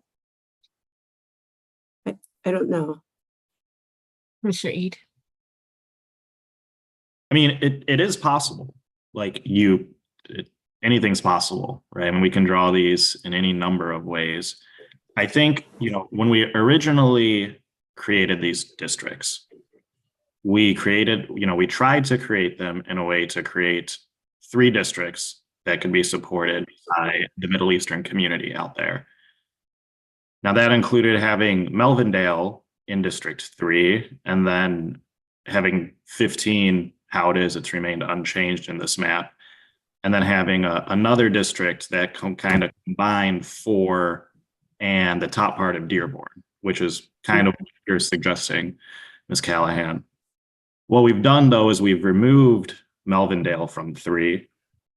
And in my opinion, we've gone from potentially 3 districts that could support this community of interest to 2, which, okay, right? Like, that's what we got to do. That's what we got to do. But I think if you go into Dearborn Heights, if you like go 4 into Dearborn Heights, what it's likely to happen is then you go from 2 to 1. And that's my opinion on it. Okay. Mr. Zatella. Yeah, I wouldn't necessarily agree with Anthony on that. I think that there are bordering neighborhoods along the border of Dearborn and Dearborn Heights, specifically Warrendale and the Warren community, that continue to have a high Middle Eastern community, such that I don't think it would necessarily dip 15 down to an area where there's no longer an opportunity to elect for Arabs. Keep in mind that, both Dearborn and Dearborn Heights are approximately 60% Arab American. So they have pretty high population. So you do have some room for flux. And we have received comments from people in those communities specifically asking that Warrendale, which is part of Detroit, and then the Warren community neighborhood next to it, be included in Dearborn and Dearborn Heights. So, I mean, there is some room to play there. It's just whether you think it's worth it to do it. Mr. Brace? Yes, from a mapping standpoint, as a mapper, I think the other consideration that indeed Detroit is one that does have a high concentration of minorities. And so you're going to end up having at least one or two districts that are in the interior part of the city that may not have some white interior communities like Hamtramck or something like that. But you're going to see that indeed you're going to see some concentrations at least once, because you can't draw everything way out. So by its nature, in terms of drawing, you're going to end up having at least one district that's high. I think the question is making sure you don't have too many that are high. Mr. Segal? I just wanted to mention, when you're at, and I see the conundrum, looking at it, 85%, 75%, but 10% of a district is 9,000 people. So if you wanted to bring that 85%, say, down to 75%, you would literally have to move, a high, unless you have an area, adjoining areas, just for example, that is of race A and the adjoining precinct is race B, 100%. If you're shuffling people around on the boundary, you may not get significant changes in the southern part of 4. You'd have to move a lot of people to get that number down, let's say 60%. That district would change significantly. Okay, thank you. There's still some hands up, but I think maybe they're still up. Anthony, did you put yours up again? Yeah, no, I mean, I wouldn't mind a small change, like moving Warrendale into either 3 or 15. That could make sense, but as we just heard, it's a pretty small change. But that's cool with me. It's what we're doing today, if people want to do that. Before we get started on mapping, I would like to talk about the outcome of what we did yesterday with Waterloo C. So, looks like we have the one district that is close, that has that purple box on it, but can we see the spreadsheet for that?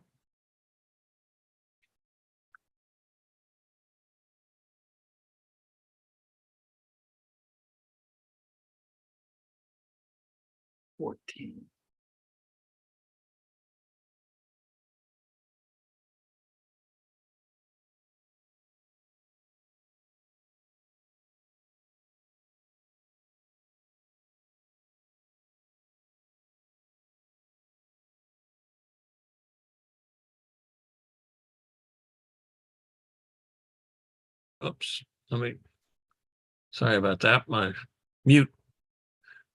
Which district were you looking at in terms of Waterloo? Well, I want to see what the numbers came out to be, and then that was District 14. That's very close. So I want to see what it looks like over on column Z, I think. Okay. Bring this a little bit closer here.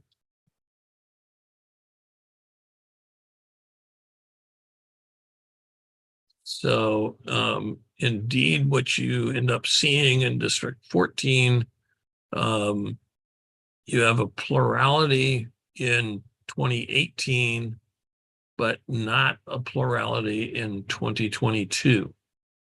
You see 47 to 41, which is why that got a no in this column. It did get a yes when you look at the percent of the electorate by race in the primary, so that there is enough Democrats potential in the primaries, according to this analysis, 34 to 29. And Mr. that's why you get a yes.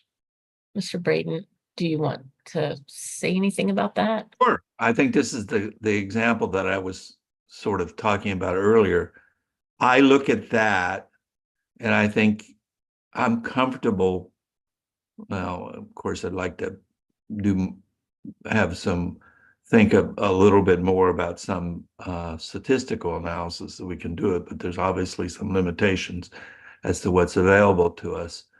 But I would look at that and think it's highly likely that the Black community, given white crossover voting, the candidate of choice of the Black community is likely to win the Democratic primary most of the time. I think that would be the logical conclusion from those numbers, because there is white crossover voting. This is relatively close number, and clearly there's sufficient number of Blacks available that would control the general election. So I think this is a equal opportunity district for the Black voters, even though it would be easier to explain if both of them were yes. But I think the reality here is the Black community voters are very likely to control the Democratic primary. I guess my only concern, Mark, would be if you look at a trend from 2018 to 2022, people would have more experience in what was the contest in 2022 that had, it flipped to the whites. That would be a valid issue to at least discuss. Oh, absolutely. And let's be candid. When you have the differential in turnout, that makes the argument a little cloudier. Right. And certainly this case, and to be, we have, this is a dynamic situation, as I've said before. This isn't chemistry. So we're talking about political science, and none of this is any guarantee whether the candidate of choice of the Black community gets wins or not. You look at these numbers and you think, well, it's likely that but is it as likely as in a district where there's a majority of the actual turnout? And the answer to there is not quite as likely. Yeah. But I would guess, reasonably likely. But these are, using words like reasonably likely, I'm sure that everybody's listening to me going, that doesn't help us too much. But I think at some point you have to sort of think about this in the reality of this political process, where in the end, you're looking at sort of a dynamic situation where you'll have different situations. I don't know or have any notion of how many Black candidates will run in 14. Clearly, if you had 2 or 3 Black candidates running, then it would, and there's polarized voting, then it's likely that the white candidate of choice would win. If you have one-on-one and you have significant white crossover voting, which there's some degree of white crossover voting almost everywhere, in our efforts to look at that number, roughly half of the Detroit metropolitan area, you can't really find in the primary polarized voting. So if you again, for whatever it's worth, if you were asking me, would I have reached into my pocket and put my money on the table, I would think it's more likely than not that the candidate of choice of the Black community would win this district most of the time in the primary. Is that a guarantee? Absolutely not. The numbers aren't that strong. I mean, I can look at the district that's 84% Black, and I can tell you that 99 out of 100, the Black candidate of choice is going to win. It would take an incredible set of circumstances at that number. And you just go down, and the lower you go, the the more speculative becomes the notion of who controls the primary. I think probably the Black community controls this primary if it's a one-on-one race. Okay, thank you. So to the commissioners, we worked on this quite a while yesterday. We obviously created 1.5 or 1 3/4 more opportunity districts. Is it worth working a little more on this one, or do we want to set that one aside and move to one of our other maps? Or what would people like to do? If I could, let me raise one idea for you. I'm certain that if you were to take 14 and just come down a little bit more here and take off some of the top and put that over into 11, for example, you'd probably boost the 14 up so that in both elections, you'd have a Black majority. Yeah, I understand that. I wonder if that's what the commission wants to do, because Right, 11 is right. getting kind of looking like our districts were in Hickory, it's going Yes, I way up. know. So, Yep. which is, what has to be done if we want to reach those numbers. What is the will of the commission? Commissioner Curry.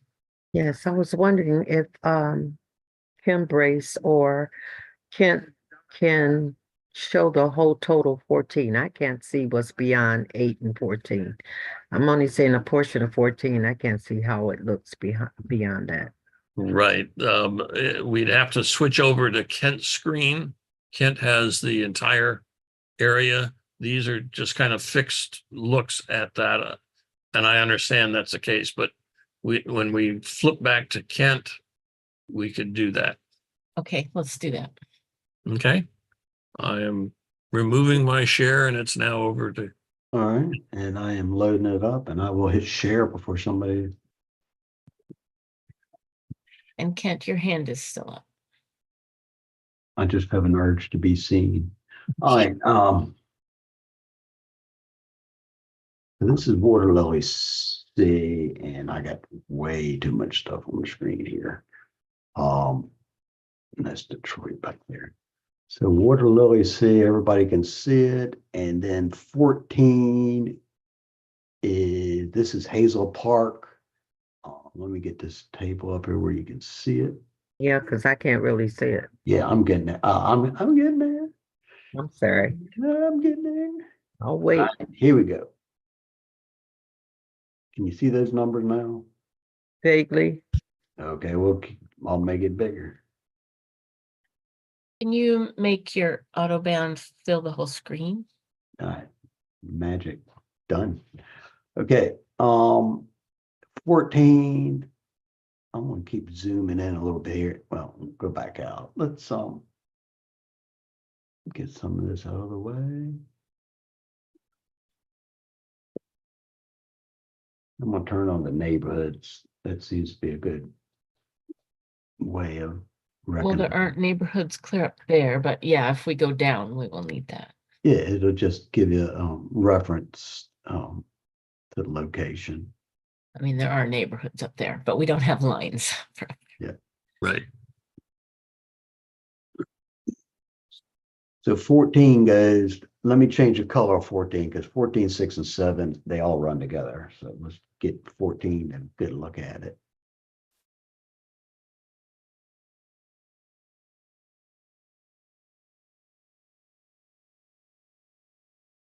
Is that any better? So 14 runs up. This is Madison Heights where my cursor is hovering at the moment. This pushes up. This is unchanged from the original 14 up around Warren in 58. And then the southern part of 14 is Nolan, Butler, Pershing, Farwell, Sherwood, and Nortown. And this is the 8 mile, is 8 mile, right? The horizontal line is 8 mile. That's the community of Centerline. So if just going by for numbers for considering this, I would think we would do 14 down, just a couple more of those precincts down, and then 11 would need to give to 14, or 14 would need to, And let's it does have the margin to do the that. opposite up above, but Well, 11 and 14 are both high, so Juanita, do you have a thought about? I'm having a terrible time seeing numbers. I see 14, but I can't hardly see any of the numbers. So the pinkish one is 11. all right, let me make that much more visible because they change colors on you, which I find extraordinarily aggravating as you load and unload the plan. So now the red area to the east of 14 is 11. Connor Creek going down to Airport Sub, Grant, Cranes Woods. This makes 7 more visible as well. I mean, if we're going to study it, it makes life easier if we can see it well.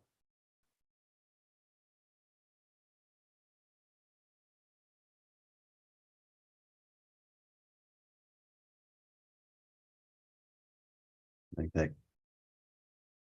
Commissioner Curry, can you see the? I can see the numbers now. Yeah. Okay. Thank you. So, you know, if you could push 14 a little down into Detroit, you know, put more neighborhoods of Detroit in there. And it would have to give up some when you do that. So if you took a little 8 really can't give up much, but 7 can give a little bit. So if 14 goes into 8 or 11, then you could, you know, trade some population. Maybe, I don't know what's up here at North Madison Heights, but actually 5 is under. So 6 is over too. So you could take a little out of 14 up this way. So North. why don't you save this and make a copy to D in case we mess something up, we can just go back. Agreed. That'll be good.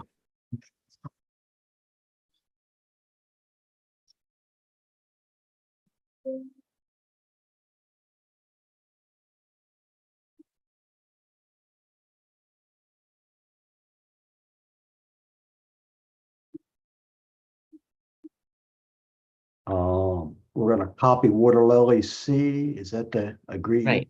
Yes.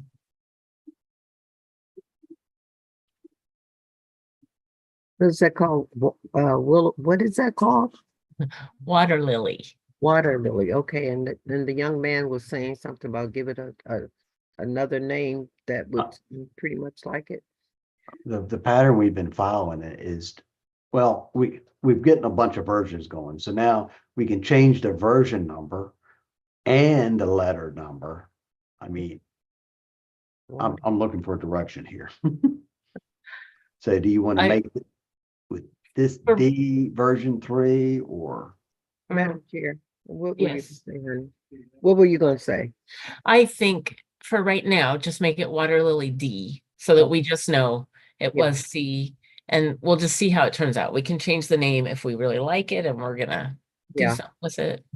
Okay. Because we have the date and then we have a version and now we're getting letters after it. So that's 3 different versions. Yeah. For right now, I just stripped out the middle identifier and we'll just call it D.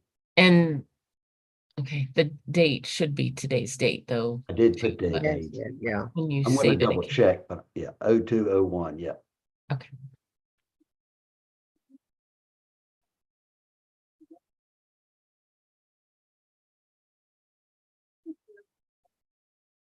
Okay.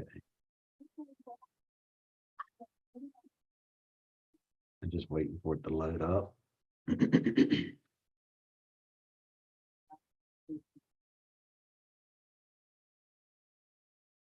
Okay, yeah, we've zoomed back in. Now to get the neighborhoods, just so that you have reference in the Detroit area. I almost said Chicago.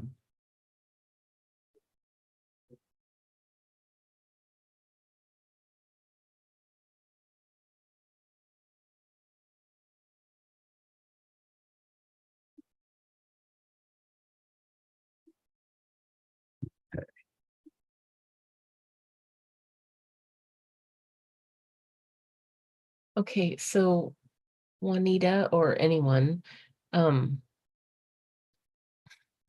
you have an opinion of these neighborhoods down? I can't really read them. Crans Woods, I can read. I can't read them at all.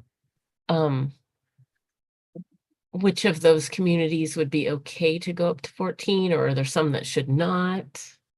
I can't even read the neighborhood, Cynthia. Yeah, it's really hard. Right under, That's Cranes Woods. Conant Gardens is an 11. Northeast I'm Central, wondering if Conant Gardens and Cranes Woods would be okay to go up. we can select them and just kind of Let's try that and see what happens. look at the numbers.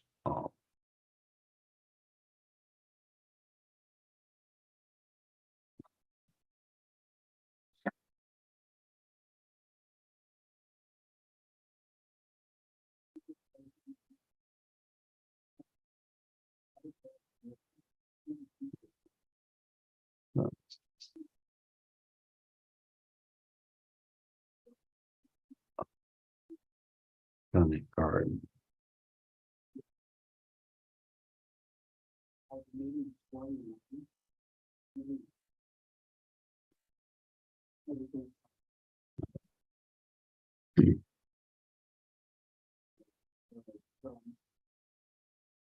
I'm gonna go back to blocks because this is what we need to do.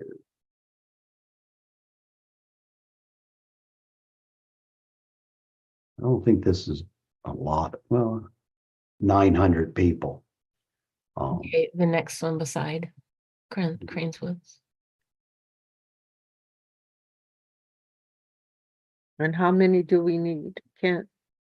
Well, this is going to be a balancing act. 14 is already 1,000 over. Oh, So okay. whatever you move in there, you have to take out somewhere else. You're taking them out of 11, which has 1,800, so it can stand a certain number. So if you would put those into 11 or into 14, and then let's go up and look at the top of 11.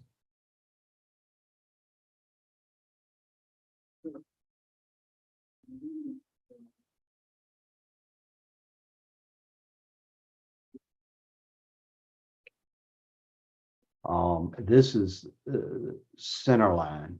And of course it narrows it up. I guess maybe I'm just going to select them, and I'm not suggesting this is the best choice. It's just kind of jumps out, and that's 6,400. So you take 6,400 and that would make. Yeah, try that. 11. We can always undo, but try it and see. That's already in 11. I guess we need to put more into, I had it going backwards. Right. You So did. let's just do select, for lack of, Well, can you zoom out just a little bit? okay. I'm gonna zoom out. That little highlighted area is currently in 14 and it is only 1,000 people. Now you got this is a dense neighborhood in here. Yeah, that's the part I'm wondering about. And Juanita or anyone, unless you think differently, the part that you have highlighted up there, go ahead and assign. 11. Yeah. So this is 9 Mile Road running horizontally here. I think I did that. Yeah, I did it. That's 9 Mile Road where my cursor is. I think I'm delayed. I'm not seeing your cursor at the same place you're pointing, I think, but can you choose just that little, how do I describe it? This is a precinct line running vertically along here. Okay, so that top precinct right where your cursor is, that I'm seeing it right now. Right. Just that top corner precinct. See how many people that is. Yeah, I'm gonna do it by blocks to make sure I get them, but looks like the precinct splits blocks, but that's 2283. And that would put it pretty close, pretty real. Put that in 11. Try putting that in and then let's see. So at this point, you're looking at 11 is 0.87% high, and 14 is 2.48% high. So you could move some more, and well, technically they're in bounds because it's 2.48 high. Okay, can you zoom out so we can look at the area?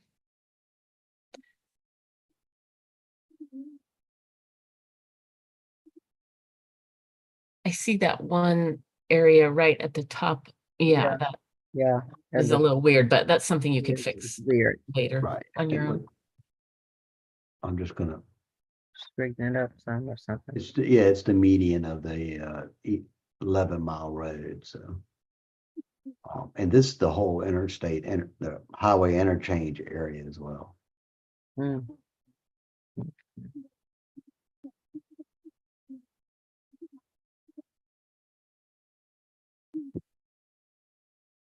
You got the choice of putting more of these people in 11 and shifting people back, like the northern part, putting them back into 14, but I don't know Yeah, just zoom out a little so we can see the whole area. Okay, your center line right about middle, 14 runs up to Madison Heights and south to Cranes Woods. Okay, well, I don't know if that was enough to affect any more opportunity, but we can send it off and see. If it was close before, my guess is, unless these neighborhoods are very different, it should tilt it, more toward the minority electorate. Does any other commissioner have any comments? I think we should chip it. I think it looks good. Okay. All right. Then we will ship that one off and see what the analysis shows. And I guess then we switch over to Mr. Morgan and let you do that in the background, Kent. Yeah, John, you ready? And I'm going to put my hand down. Yes, I think Okay. I'm ready. If you want to pull up a different map, just let me know which one. All right, John's got it. And I will note for the Secretary of State, Commissioner Wagner is attending remotely. Thank you. Commissioner Wagner, can you let us know where you're attending remotely from, please? Attending remotely from Charlotte, Michigan since 10:44. Thank you. Thank you very much. Okay, so next on our list, I believe, was Bergamot 1, but maybe before we pull that up, maybe we want to have a discussion about which map, or is there a map that we want to continue to work on in this way? Do we feel like it's effective? Do we want to do it a different way? Or what are people feeling? Don't all speak at once.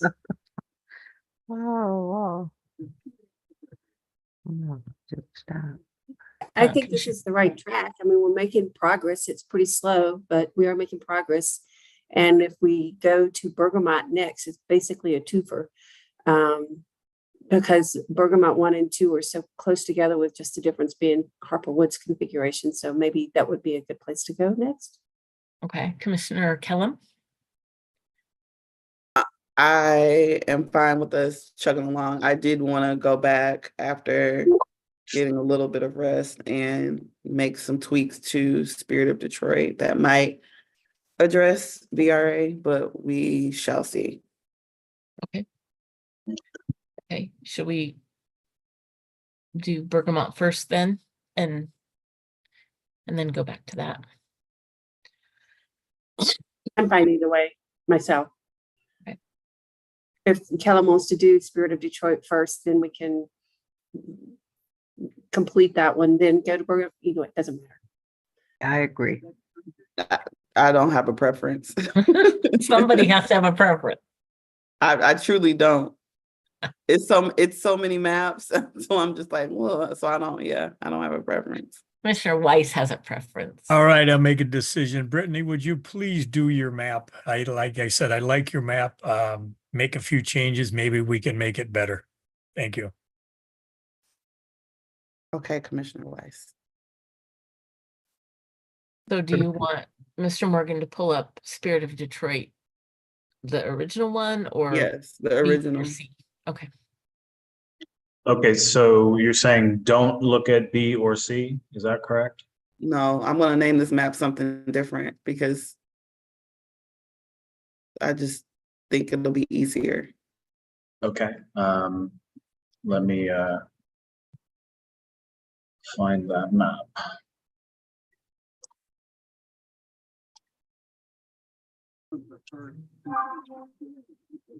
Here seem to be pretty rough spending politics. They are also friendly politicians. It can't be the critical improvement that we've had some rough origin, but well, the law for the Czechoslovakia and the win for the other side would not hurt rough origin.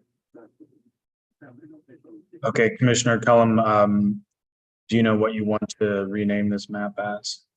Motown Sound. Facebook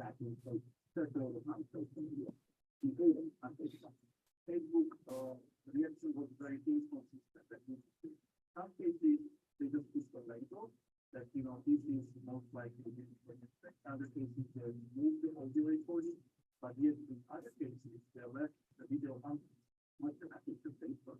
Well, guys, get your house in order and not the AI to make the Facebook. Okay.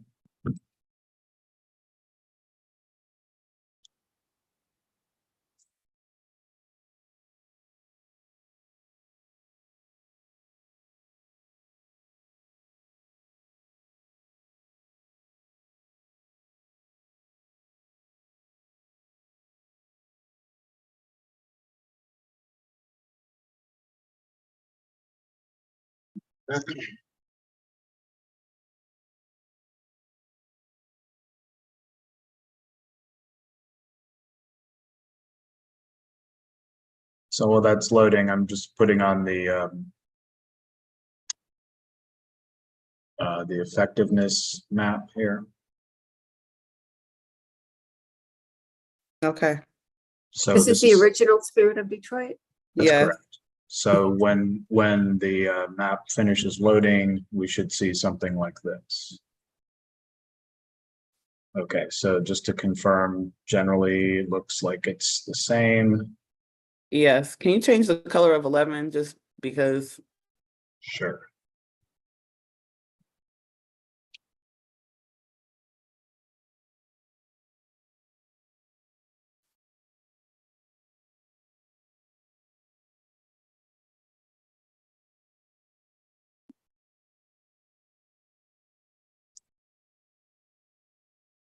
No, it's a little close to 14. Hang on a second. Let's try that again.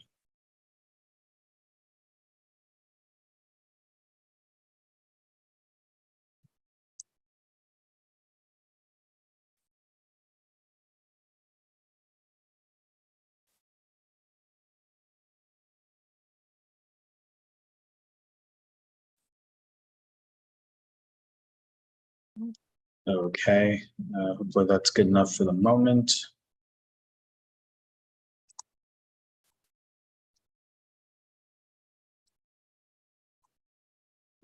Okay.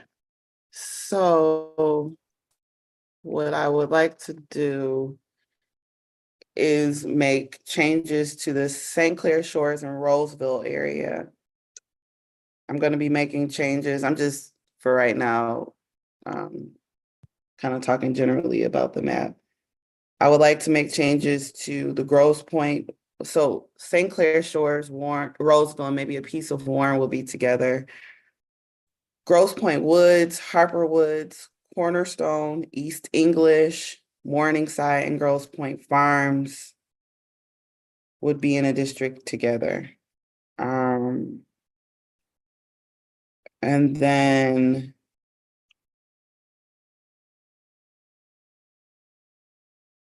we'd have this western, it's not really west, it's the east side, but the western part of the 3 cog configuration that I'm changing, which would be Yorkshire Woods, Maple Ridge, Regent Park, Denby, and East Point. So just to talk generally about what I'm thinking. Okay, I lost my Zoom screen. There we are.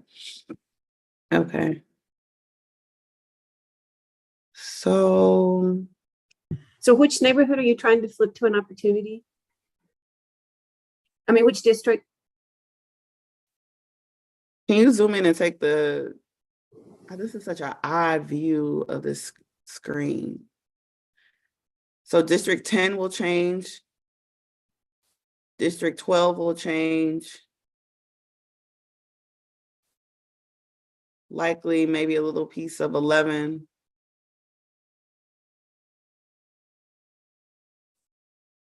Maybe some into 7 and 9, but I don't think too much into 9. I can't tell.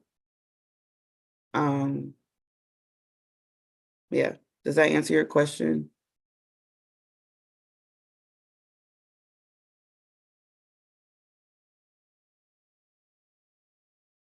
Okay.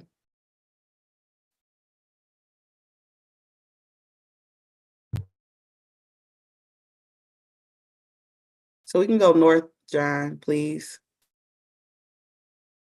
And I'm going to draw it at the street level.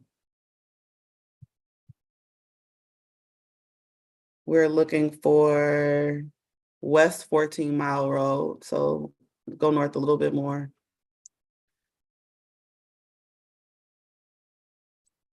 I think it cuts off at 13. So yep, it's at 14. Sorry, everyone is getting a zoomed in view of my face. I have to get so close to the computer screen to see it. Okay. So the top part of West 14 is going to be the northern border of this district. So stay where you just were. And it's going to include the shoreline. So on the southwest border, we have Hoover. So you can start assigning, I don't really care whatever you think is best for what I'm trying to do. Okay, so are you creating a new district or assigning something to 13 from 62? Yes, we can do it that way for right now. Okay, so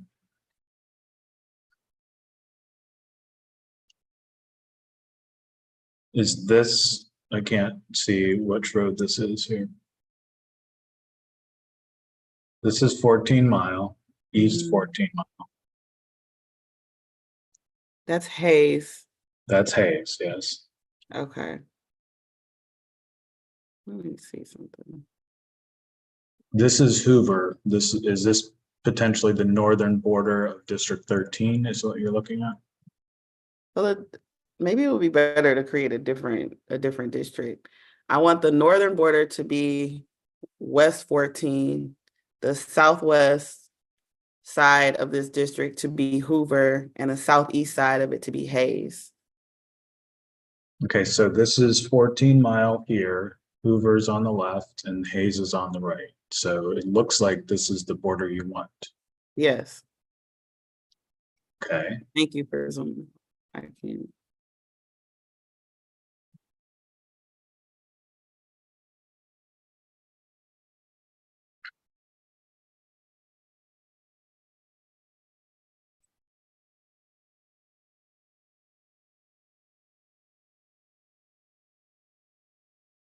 Okay, so you can, that's already selected. Yeah, this is already in a district. This is in 13. Okay, and then it goes down 13 mile, correct? Yes. And then south down 94. You're gonna have to go east. Yep, south down 94. And then east down 12 Mile Road. I'm on the right side of District 13. So you're over here? Yes. Okay. And I should have did this another way. Okay, so do you want something out of 13? Because all that is in. Let me see. Let me look at it for a minute and then I'll be able to tell you. 94. Can you close the matrix, please?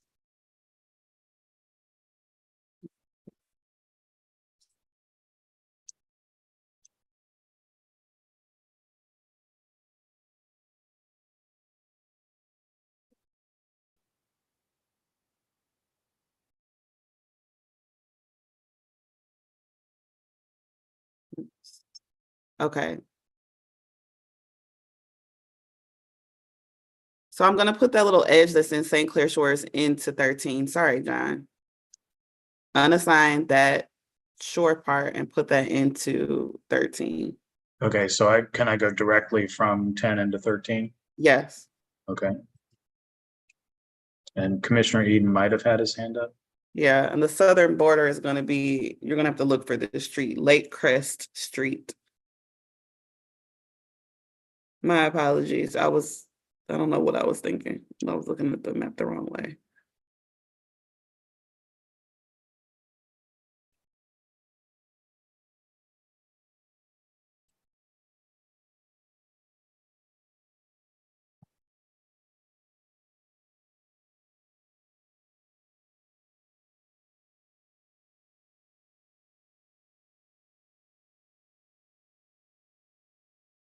Okay, so that's one voting precinct, so I'll sign that one at a time.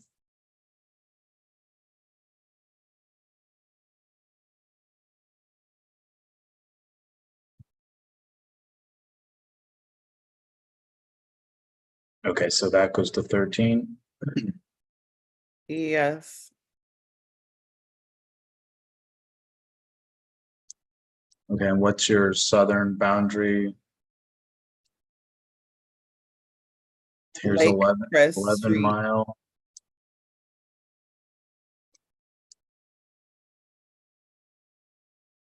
I think you might have gone too fast.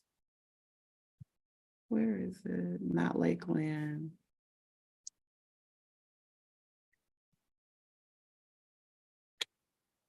Is it south of 11 mile?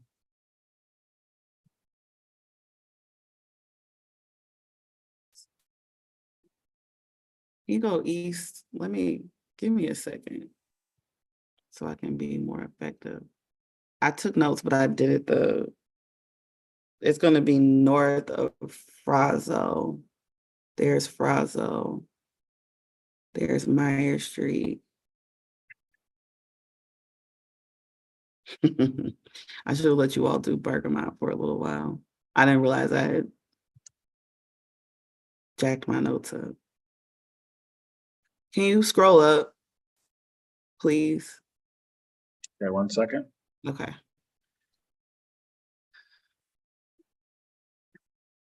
So here's 11 mile.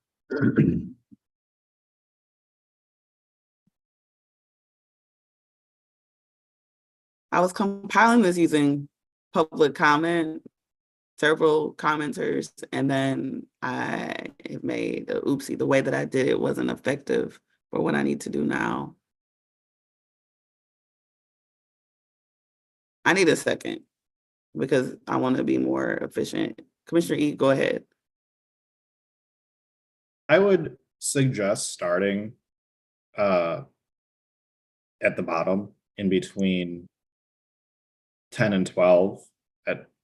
Based on what you said when you started, it sounds like you're trying to do something similar to what I did at the end of the day yesterday, but perhaps better. But I think it'll be easier if you start between at Grosse Point. Well, you talked about putting the neighborhoods of like Cornerstone Village, East English Village, Morningside into 10. And I think if you started there and worked your way up to 13, you'd have an easier time. Okay.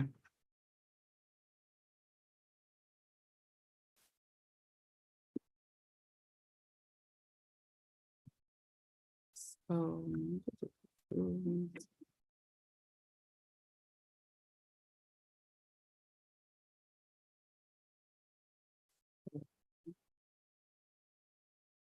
So I don't want to rush you, Commissioner Kellum. This is totally fine, but if you want us to go on, we can.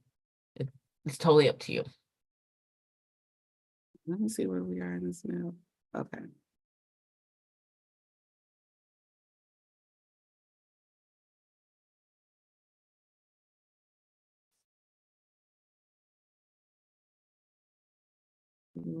Harper Woods. Okay, so you can put Cornerstone, East English Village, Morningside.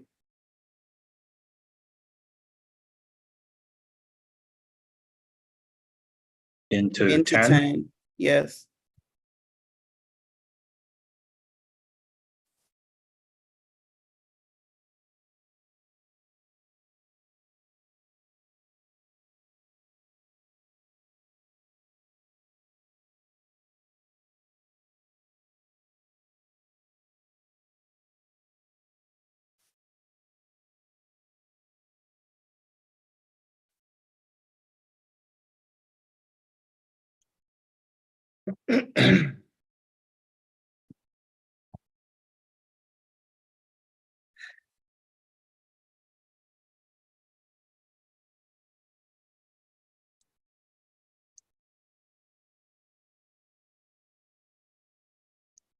Excuse me.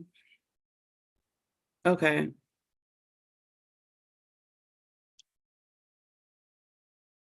Okay, we're part of the way there, not all. Mhm. It's okay. Sorry, Commissioner Orton, I didn't mean to just not respond. I'm gonna, I just Fine, realized. I'm glad you're having thoughts. It's good.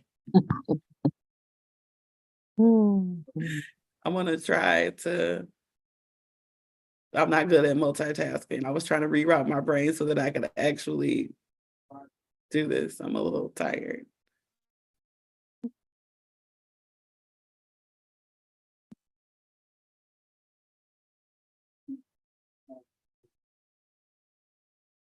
And sorry, we crashed. Okay. Okay. Well, I just want to point out to Commissioner Kellum, Commissioner Weiss's background. Oh. Just trying to make the day a little more interesting, that's all. But that's a cool one though. That is. Yeah, I like that. Glad you like it. Well, where'd you find that real quick, Richard? That's great. John and I both visited Motown last week before we left town. I bought one of those little stickers. I didn't hear you, Juanita. What did you ask? I'm just saying, where'd you find that? You must have went to Motown, huh? Well, I just typed it in on the Microsoft Edge pictures, and there's a Oh. whole bunch of them. Looks good. Yep, something different. Yeah, to Kim's point, I also have this. Oh, my goodness. I was gonna say, do you have an album? Yeah, you need a 45. Yeah, that's Okay. Yeah, I bought the songbook for my daughter. She's an actor. Oh, great, John. All right, so the good news is that we have a plan back. The bad news is none of the changes took. So that's okay. Because okay. I think you were resetting to focus down here. Yes, that's fine. So I know what we need to do here, so I'll start clicking that in.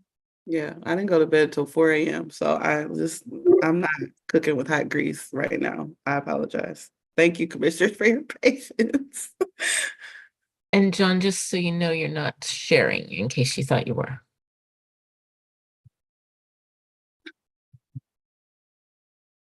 Okay. So maybe.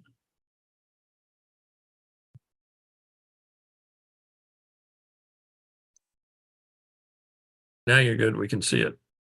Right. It's just really zoomed in, at least on my end, it's really zoomed in. Yeah, I need to look close at the boundaries here.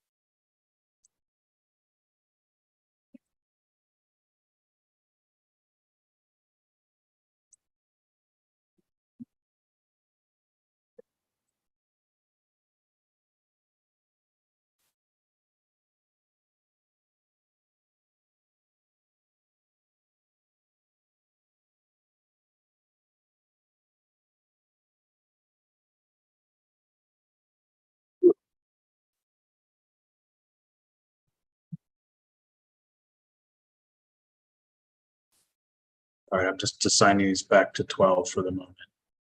Okay.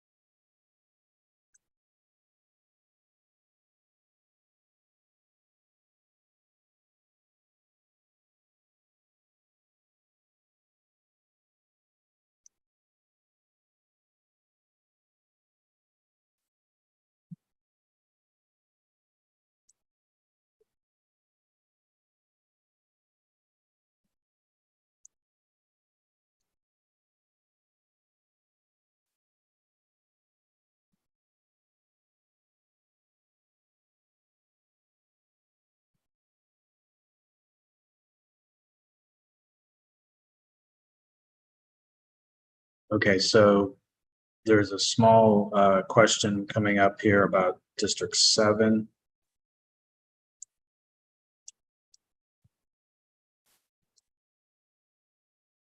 So let me get most of these in first. Okay.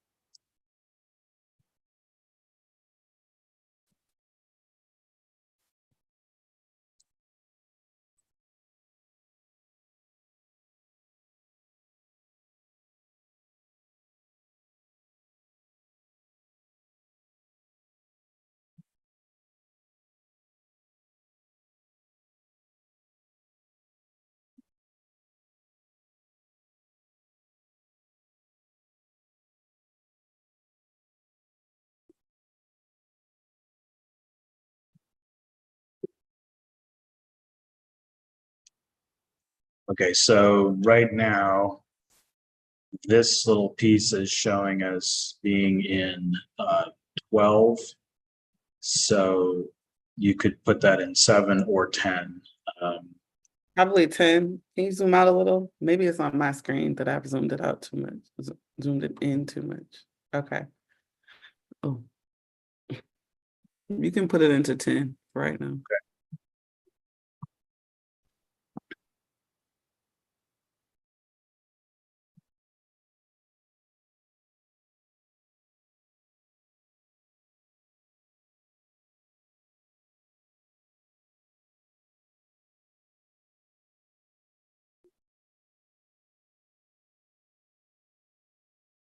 And then if you zoom out, we're going to be including a portion of Meringue, which is also in 12, but it's going to be up until Casino Avenue.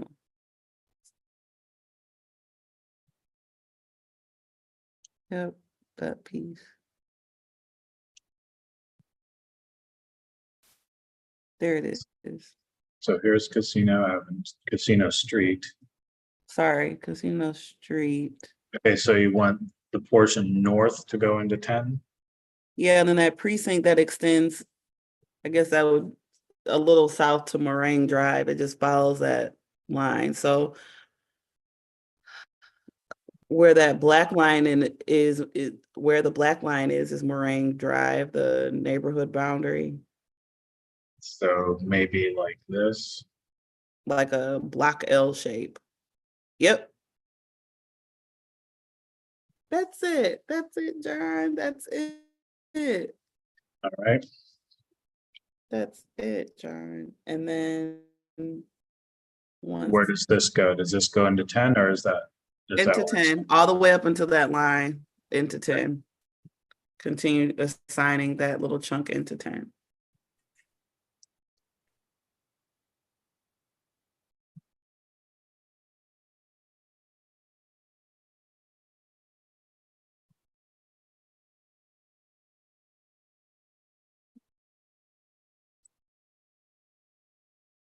Okay.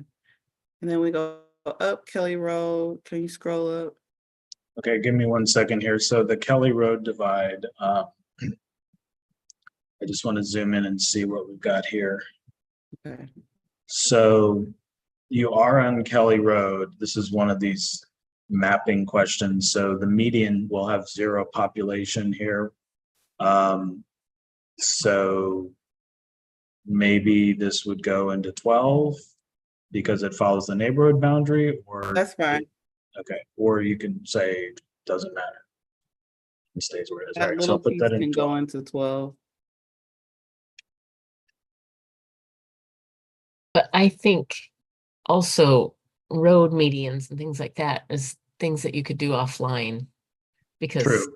As long as I get the instruction. yeah, we give you the authority to do any 0 population things that you see, unless anyone disagrees with that.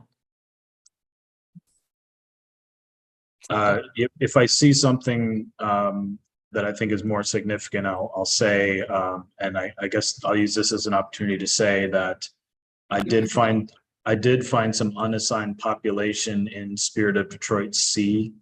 I wasn't tasked to review that, but when I uploaded it this morning, I did see that. And you'll take care of that, or I did. I can show you what it appeared to be if you like. After this, yeah. Yeah. When we have a point to switch up. Okay, so that was 53 people. So somewhere along there was a little population, but otherwise, this is what you wanted. Okay, go north to 8 Mile, please. Thank you for doing that. And then 8 Mile is going to be zoomed all the way out. 8 Mile is going to be the northern border of this district, but it's going to include this little, what do I want to call it, like a thumb where the Edsel Eleanor Ford house is. So zoom back in, please, John.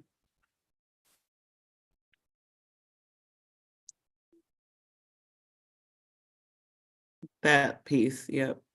What here?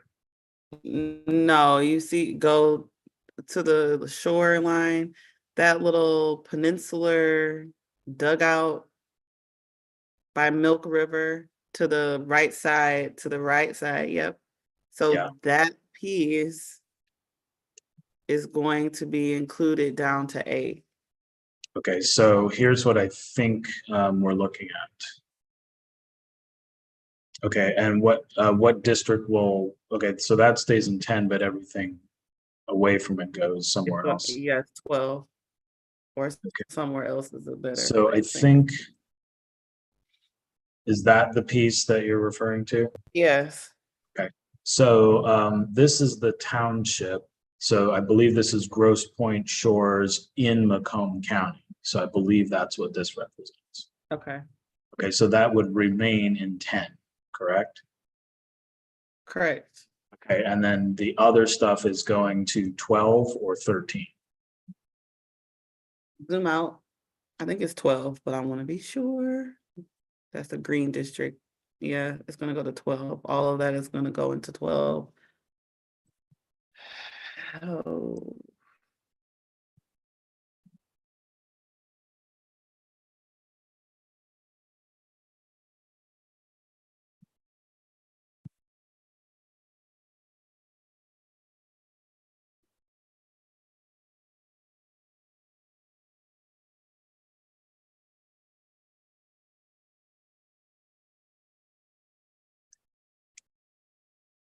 All of this to 12, or is that too much? Yeah. No, Okay. you did it just fine. I think that I'll go back and clean it up later. But I know the northern border, it's like Lake Crest Street, Louise Street. That's what's at the northern piece of 12, and Frazo should be up there. Okay, so here's 10 Mile. Is south of 10 Mile is in 12 or? Yeah. So where is 10 Mile?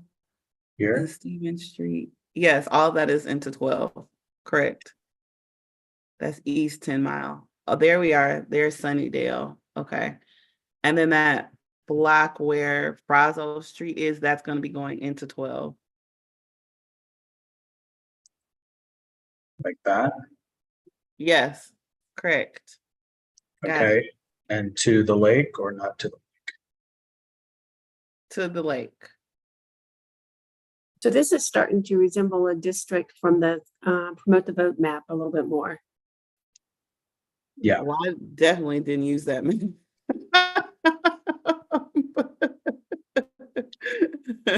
But I think, I mean, it's fair to say that there are going to be commonalities across maps. I think, and again, maybe I should clean up my humor. It's nothing against Promote the Vote. I think they likely have a wealth of experience, but I'm trying to collaboratively draw a map that is a mix of what different COIs have asked for. So I pulled from the portal.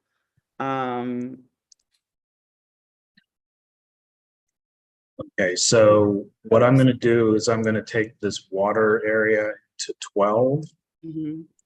And there also will be, it looks like a little portion of a marina area that's on land, like here. Okay.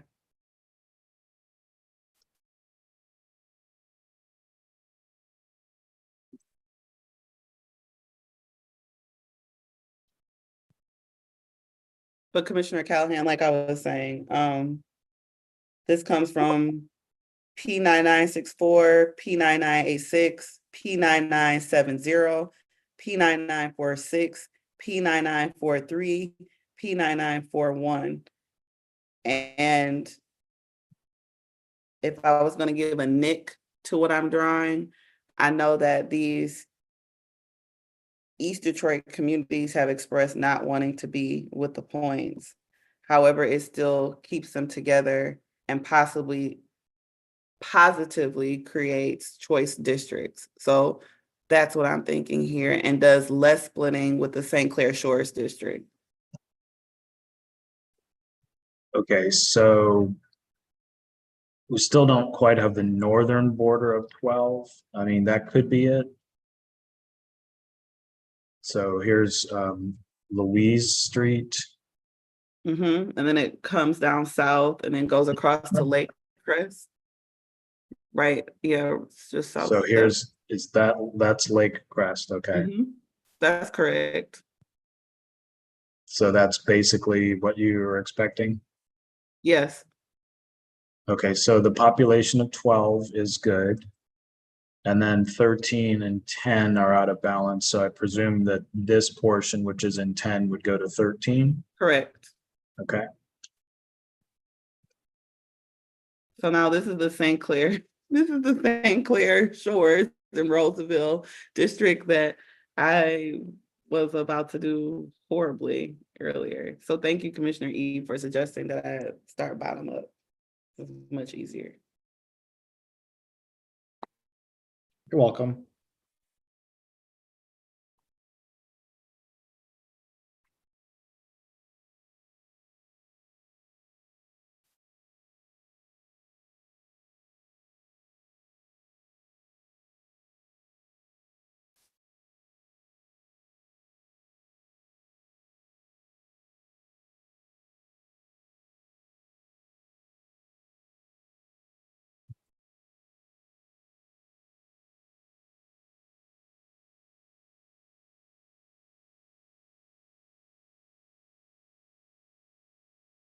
As soon as that's done, I'm going to save this and then we can look a little closer.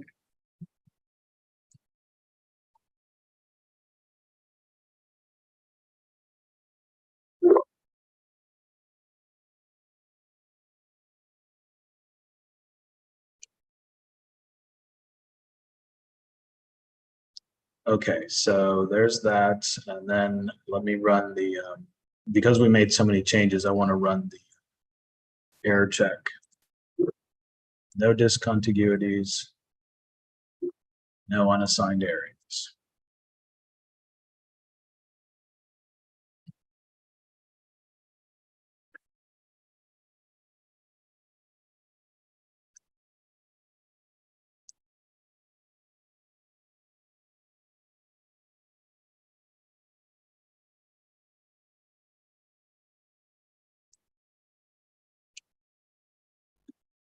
Okay, so this covers what you needed to cover. You read 13, 12, and 10.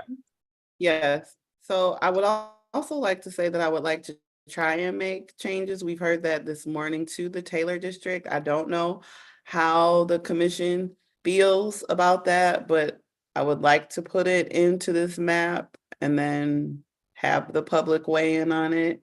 If it's something that we have very strong feeling about, I would love to hear a discussion about it. I think maybe the changes to those 3 districts and the Taylor district could do some very interesting things. Yes, well, I can't, Commissioner Orton. Well, I see Commissioner Eads' hand, but Commissioner Curry came off mic first, so I'm thinking maybe she wants to. I just want to see it so I can see, because I'm pretty close to it. I'd like to see what Brittany want to do to it. Put it back together again. Humpty Dumpty it. Not Humpty Dumpty, but the opposite of Humpty Dumpty. Well, Taylor is not, what did you do to Taylor before? Did you do anything to it?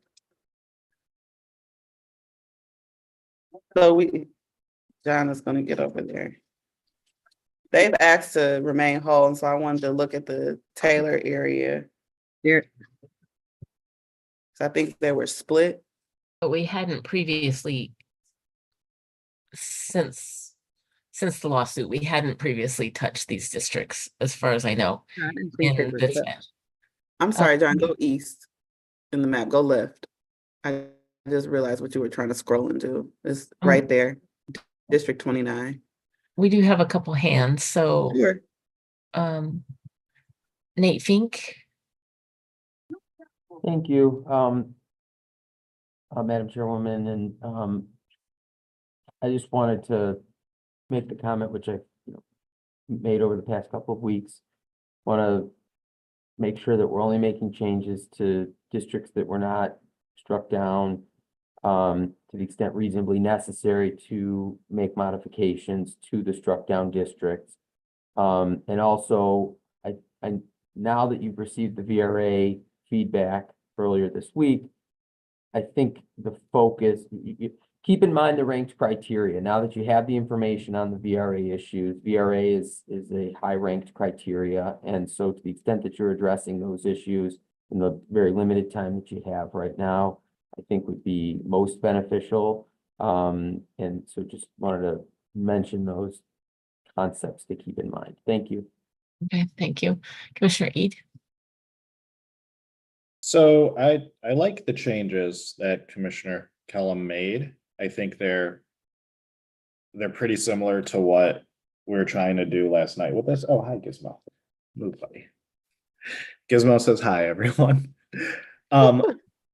So we had like Spirit of Detroit B yesterday. That got us like halfway there. It turned one of the primary pool columns to yes, but the other one was no. And then we had C that turned them both yes. So I like these changes. I'd like to see if it fixes that issue or not. And then I'd like to see partisan fairness on it as well. So you're suggesting send this one off for VRA review? I mean, yeah, I don't know if, we were looking at demographic data yesterday and that like helped us determine if we should send it to VRA review. You could send it as is now. I mean, the only changes were 10, 12, and 13. So I don't think that would be hard to run, or you could look at the demographic data now, or we could look at the partisan fairness data now and just, see what happened. But I do like the changes. We just gotta, see if it works.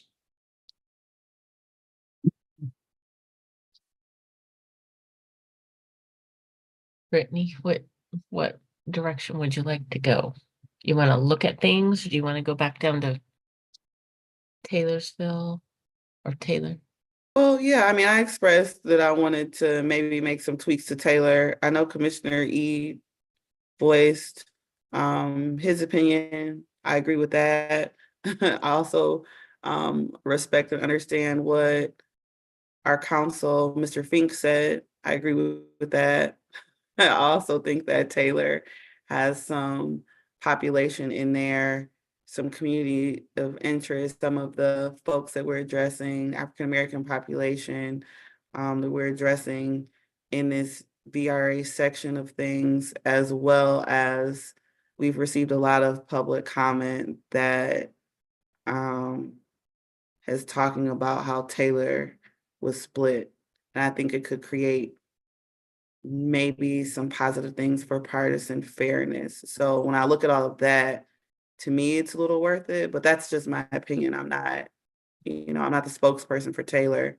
I'm only one commissioner. I'm just giving you my reasoning for why I think it could still be argued that that is a narrow tweak if it ticks some of the other boxes. Yes, Mr. Fink, there's that hand. Mr. Fink. I was just going to make a suggestion. Obviously, time is running short, and I am trying to encourage you to move this along as quickly as possible. Perhaps you could do a hybrid approach, which is maybe you send off this version, okay, and then make some additional tweaks in the Taylor area, like you were suggesting, and then Okay. send that one off too. And my understanding is that the VRA folks are, standing by and ready to turn around their results very quickly. So that might be an approach to take. Thanks. Okay, bye, Motown Sound. You can go get analyzed. That's fine. It's okay. Okay, so let me, I guess. Run all the. Yeah, if I may, are we intending to take a lunch break at noon? No, 1 o'clock. 1 o'clock, okay. So then let me, if I may, show you what I found about the Spirit of Detroit C. Oh, yes, please. Okay, because I don't think it's that significant, except when we're looking at districts that are so close to to the numbers that you're trying to achieve or look at, the primary statistics, it could make a difference.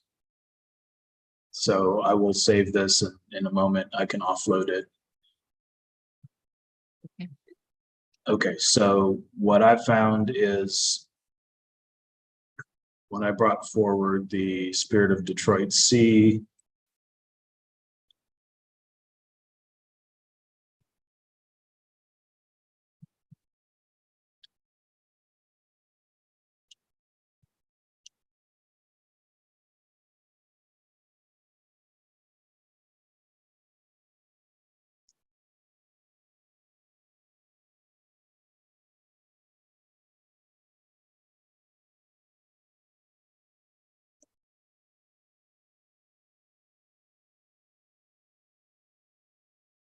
so the area I'll be looking at, this is the Spirit of Detroit C, the static map that was produced with the effectiveness information.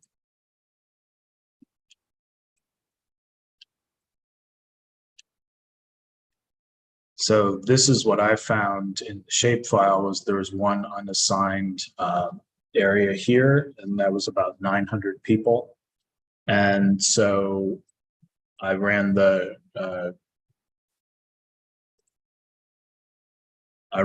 air check, and so that showed up as unassigned. And so I just created another plan that had that assigned.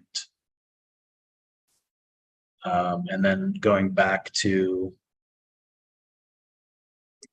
the Spirit of Detroit C map, it looks like it's assigned in this map. So this could be not as significant development at all, but just to be clear, I went ahead and created another version that assigned it clearly.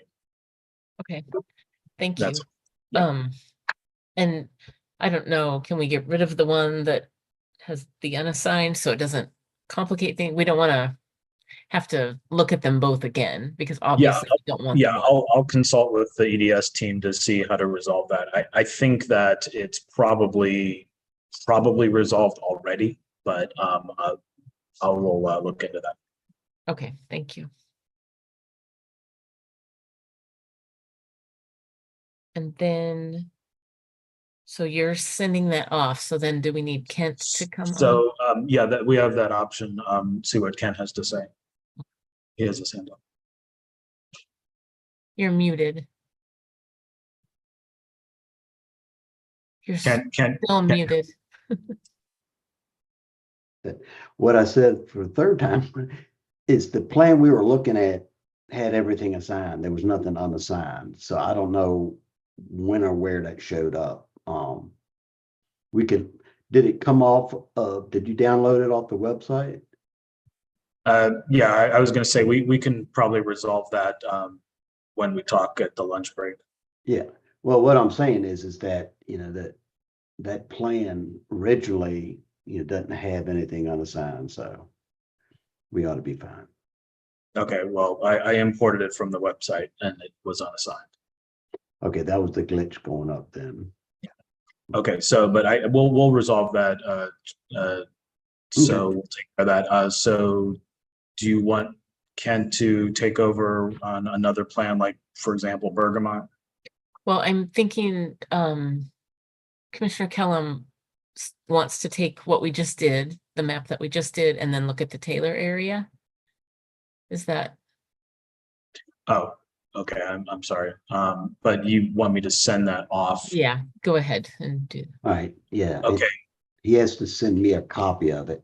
Right. I can bring it Well, up. so the other alternative would be just to I think, John, if you just make a copy of it and it's there for safety's sake, and then you could continue on. Yeah. Since it's already there on your screen. Yeah. Okay, that's fine.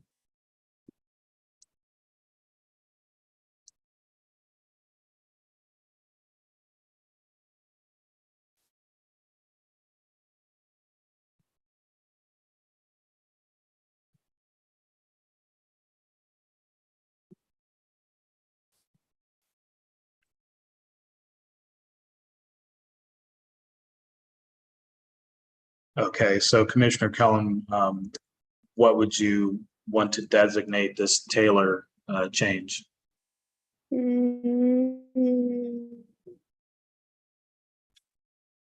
Hustle hard. Sorry, say again, please. Hustle hard. HUSTLEHARD.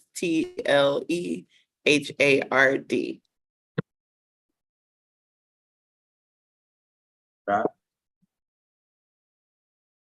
You a Rick Ross fan, Commissioner Cullen? I like all types of music, but I feel like I don't want to do area specific things. So I was thinking of Grit. I was thinking of like Detroit Moxie or like all the neighboring areas. But yeah, that's funny.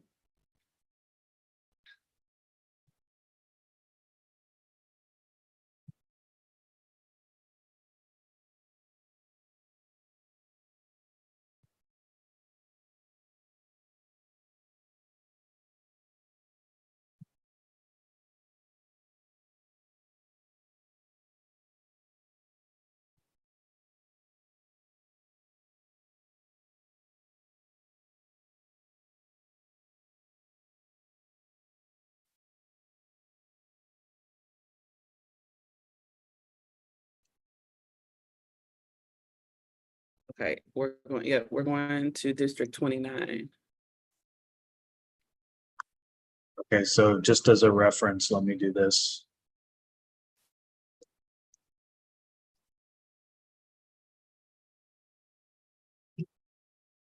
So I'm just going to click on Taylor by itself just once. So that's the entire boundary of Taylor. So it's split between 29 and 28. Okay, so I need to know Clear. that's I'm going to clear that and then go whichever way. so that little top part of 29 is going to stay, but it's going to continue. So it's going to continue south to include that piece that is into 28. That is going to be into 29. So this portion here, the balance of Taylor goes into 29.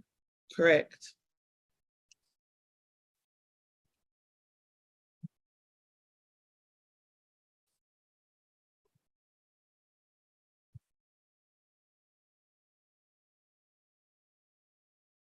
Okay, that's 13,000 people.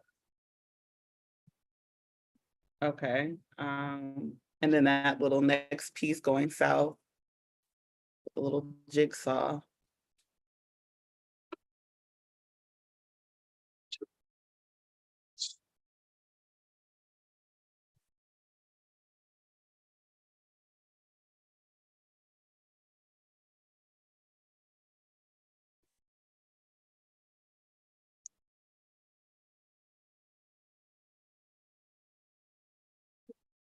I'm just testing all the districts here.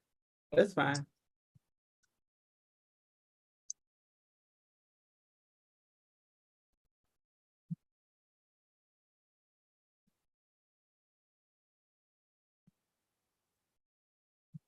Okay.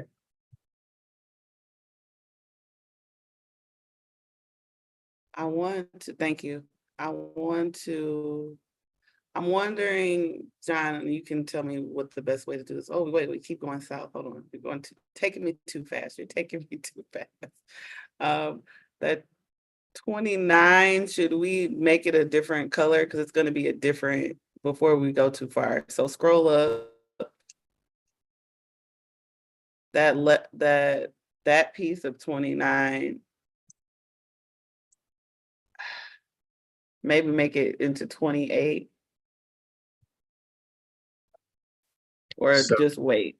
do you want to assign this into 28? I just wanted it to be a different color, but it's okay. We can keep going with 29 and unassign that other piece later. So scroll back into that area or zoom into the area. Why do I keep saying scroll?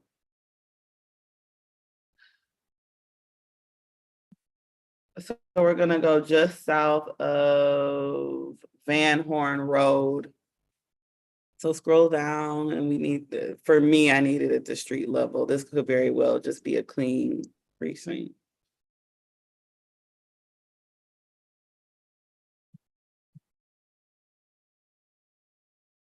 South, scroll down.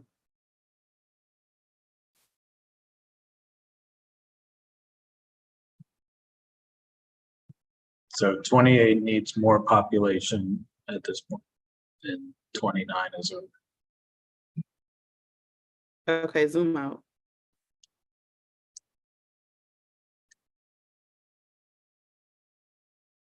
'29 is going to extend south. That's why I was contemplating. Like they're gonna switch places, essentially. That's what I was trying to figure out. Maybe I should have assigned that top part into 28 and then did it a different way. Do you want all of Taylor in 28? Yes, Taylor is going to be its own district, so it doesn't really matter like what the number is going to be, and then it's going to be nestled. Either it's going to be nestled into 28 or 29, however it happens. Does that make sense? Am I making any sense?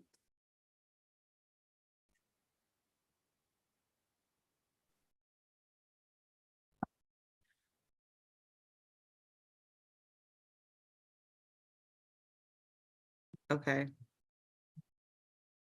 Assign that part that's highlighted in 29 to 28. There's nothing highlighted in 29. Well, not highlighted, that's assigned. That assigned area in 29, assign that to 28. Okay, which area? In Monroe County or something else? Right above Carlton. So there's Woodhaven right in front of us, and then there's Carlton to the left. My view of your map is different, I can tell, because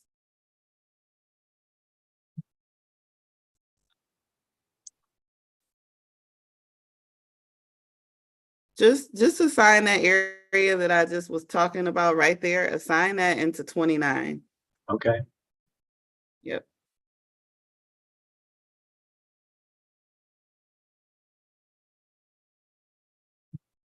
All of this? Yes.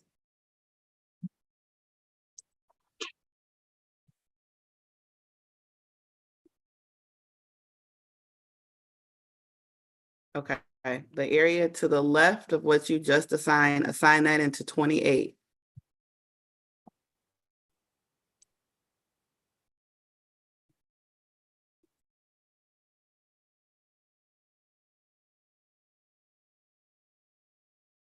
That square.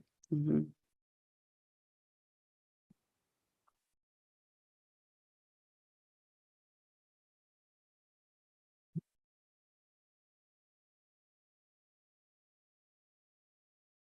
Okay.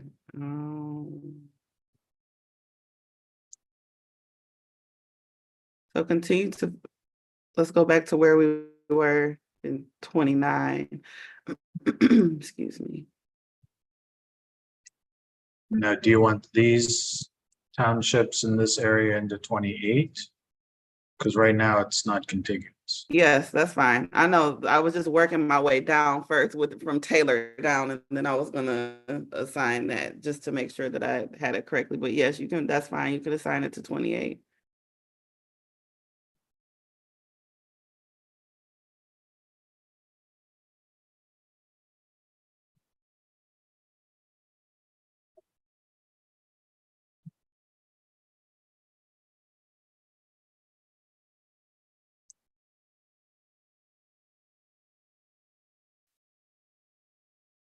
Can we use a different color for 28 when you get a chance?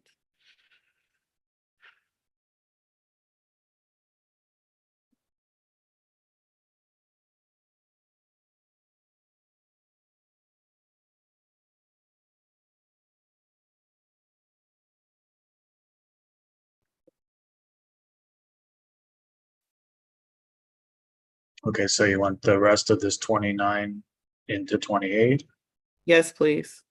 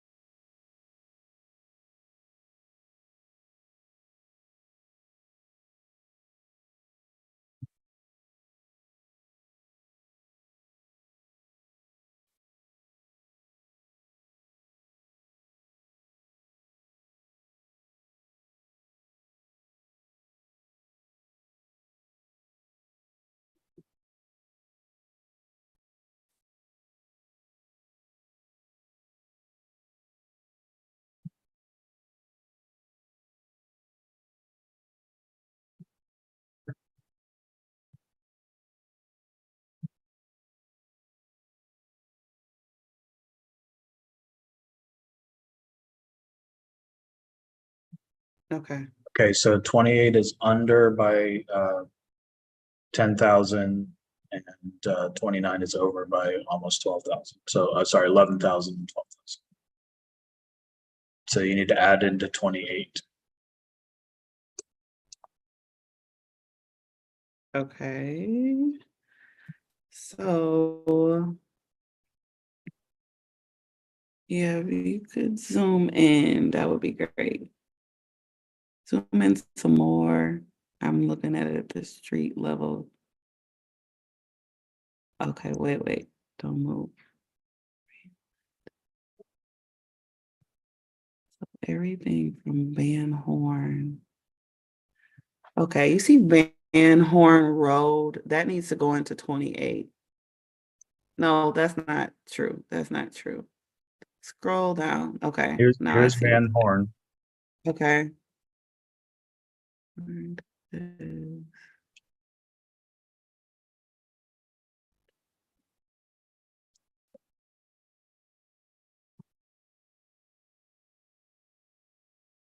you move the active matrix over a little bit, please?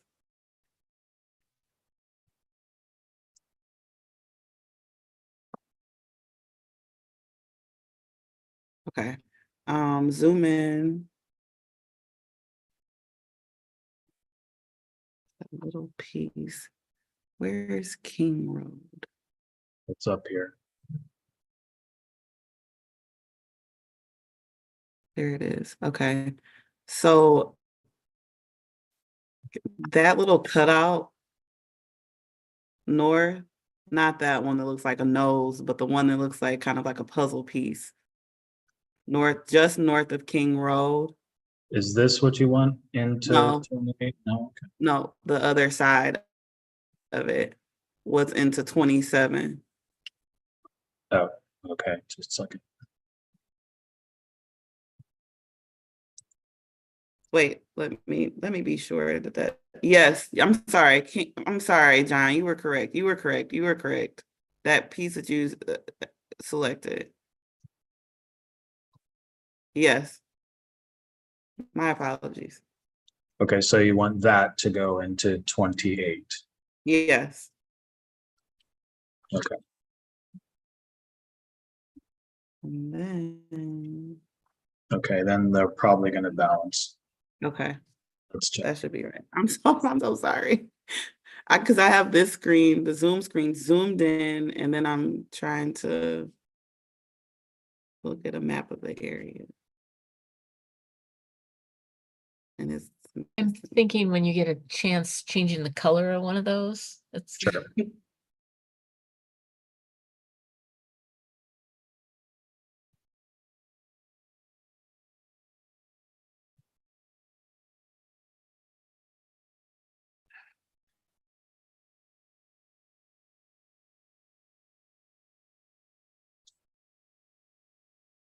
Thank you.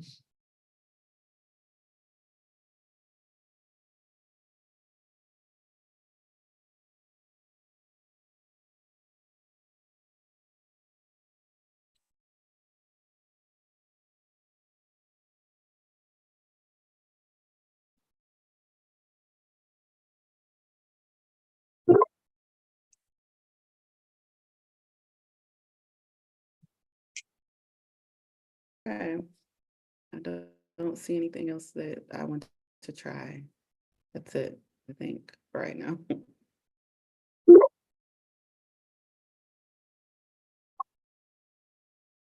So do you want to send this off for review? Yes.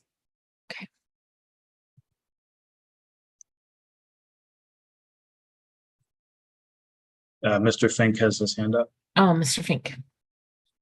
I would just recommend that, either at this point or perhaps it would be after the VRA analysis is provided. But if it's the commission's intent to send this on for public comment, that there be a discussion about all of the 7 range criteria as it relates to this map. I'm not suggesting that you necessarily have to do that right now. I mean, obviously, much of the map is very similar to the other versions that we had looked at, but in particular, some of the changes that were just made. But again, I know we're up against lunch, so I'm not suggesting it necessarily has to be done now, but it definitely has to be done before, or should be done before the commission sent it on, if they do. Thank you. Commissioner Eid. Could you run the partisan fairness report rather quickly? I'm just curious to see what those changes did.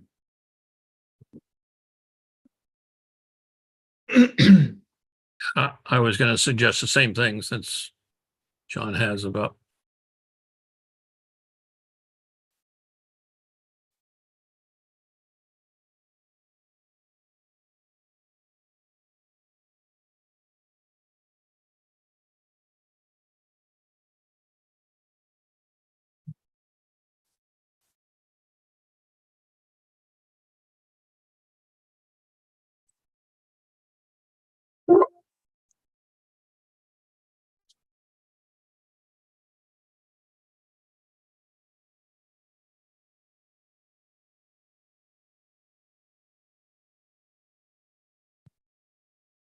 Okay, so the top line numbers on the lopsided margins, it's 5.9 towards Republican. On the mean median, it's 2.9 towards Republican. On the efficiency gap, it's 4.0 towards Republican. And on the seats vote, it's 0.08 towards the Democrat. So it's 59 seats for the Democrats and 51 for Republicans.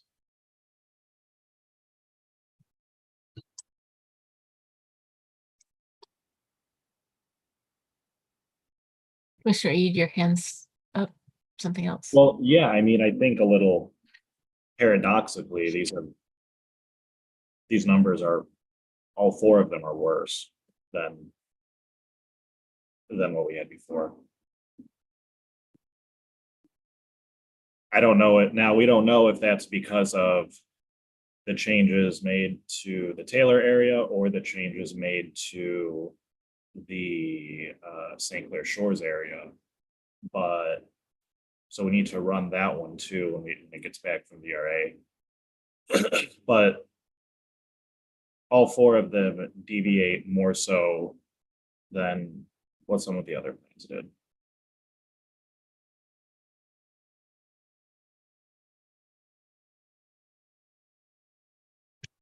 Okay, so this is, that one's being sent off. Okay, so shall I pause and then export those? Yes, and All right, our I schedule, stopped my screen share. thank you. Our scheduled lunchtime is at 1, so we still have 45 minutes. Do people feel like they can keep going? Mr. Stegall. I can take over for a little while John does that, if somebody wants to work on a plan. Okay. Do we just want to go on to the next one? How many more do we have, Cindy? We have 3 more, but 2 of them are Bergamonts, which just have 1 district different, I believe. Maybe 2 districts different. So if we change one, theoretically, it would be just a quick change for the other one as well.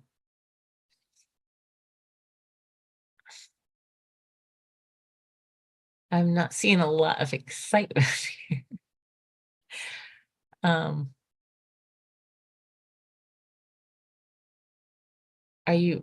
What are you bringing up for us, Kent? You're muted.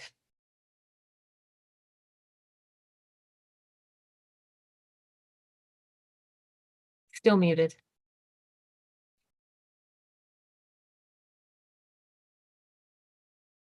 No, can't hear you. Let me unmute. I'm just Okay, there waiting you go. to hear from you guys. There's Bergamot, if somebody wants to start. Well, that's a copy of Bergamot, so. Yeah, let's pull up Bergamot. Donna, if you're speaking, you're muted. So make sure I'm getting the right one. Commissioner Kellum. this has nothing to do with what's actually happening right now, other than just to think about when we have different versions of maps to maybe change the name. I don't know if that complicates all other processes, but, or create some sort of tag for the purpose of public comment. But I'm thinking after we get done changing whatever it is we want to change today, we will need to move on to the discussion of, you know, which maps we actually want to move on to public comment. And maybe at that point we would need to go through the 7 rank criteria and get that on the record. But also that might be the point where we could change names if we want. It's just my thought. Okay, that's fair. So here's the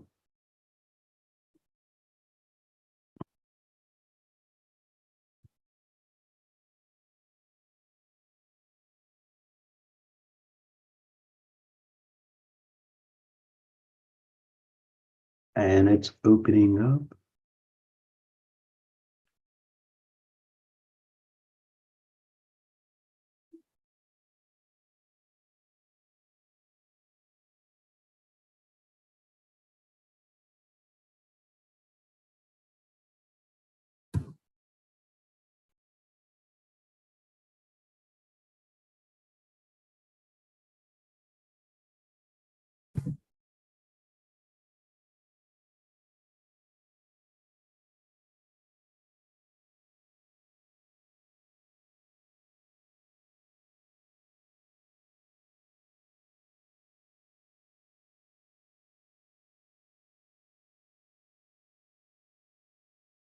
So if I remember correctly, this one, we started out trying not to change more than the 3 districts that are intermixed beyond the ones that the 7 that we had to change.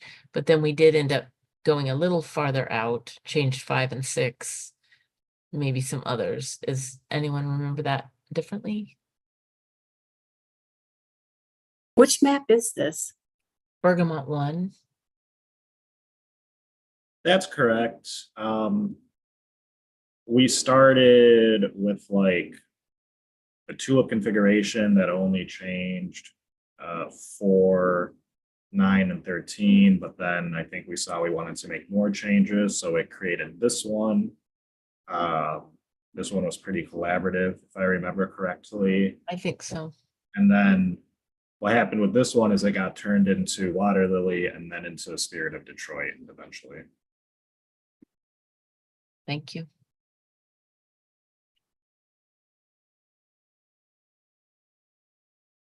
So this one also has 9 opportunity districts, according to our VRA analysis. So, you know, one of the things that has been brought up by Mr. Brayton multiple times is, you know, 3, 4, 5, well, 4 and 5 having high density, which is the nature of Detroit for the most part. If I remember correctly, 5 also has a higher population. You know, and just something to consider. I think this has been done, so it may be beating a dead horse to even look at it again. But essentially, you know, moving some of 5 into 8, 8 into 9, 14. But that, you know, that has been well. I mean, that has been done. And then, you know, shifting here. But that is, you know, nothing, you know, to change where 10, how 10 stands or 12 stands. I'm just gonna say my observation is the more we try to get each of these maps in compliance with VRA, the more they start looking alike because we have to go where the population is. So what I want to avoid is sending out a bunch of maps to the public that are all alike, because that defeats the purpose of asking for public comment on them. But if I don't know, if people have ideas of something that they think they could change on this map to bring it into compliance.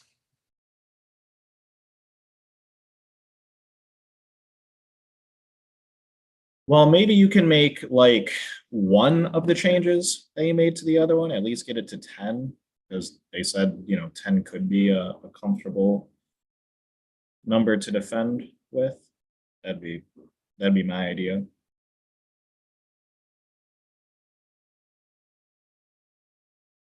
The question is, where do you want to approach it? Right. I mean, this has been done multiple times. You do the 10, 12.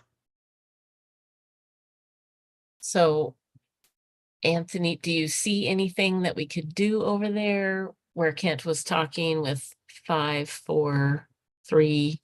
That is there a way to change that doesn't mess everything up that we've tried to do all this time? Or anyone else? Isn't that the one Brittany worked on? No, this is different. Oh, okay. It looks the same almost. They are starting to look alike. Commissioner Kellum.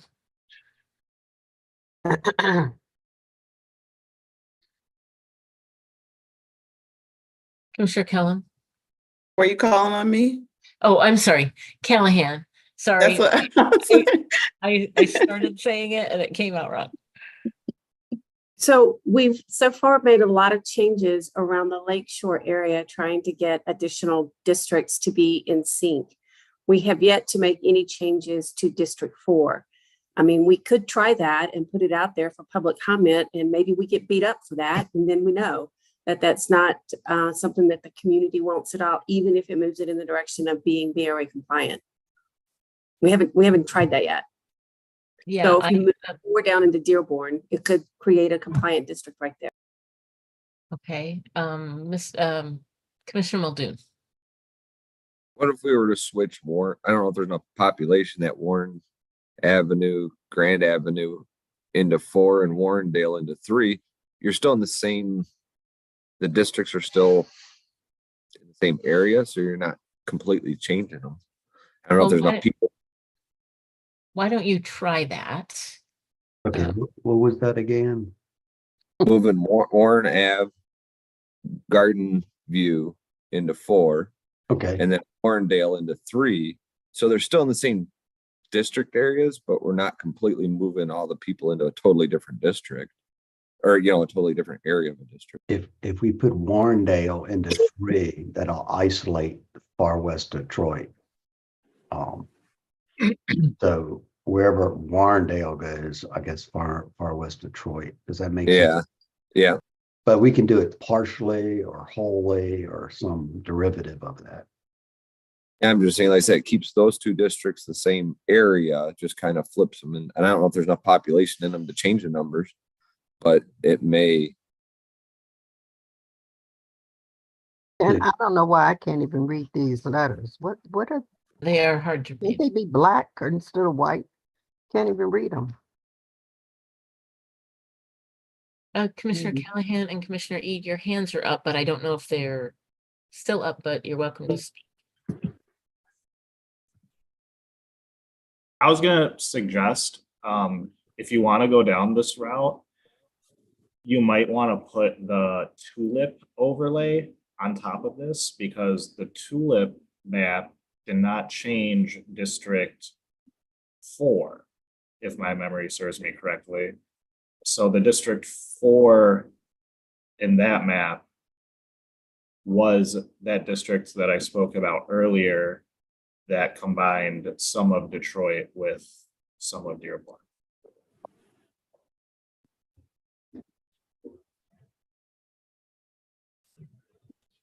All right, I'm gonna. Or it might be Daisy 2, actually, not Tulip. What's one of those 2? Oh, Daisy 2, I think. I think it's Daisy 2. Yeah, Daisy 2 is where those 2 districts were left alone, I think, from the original. Let me get the shape file. Assuming I can find it. Short order. Water Lily, Daisy 2.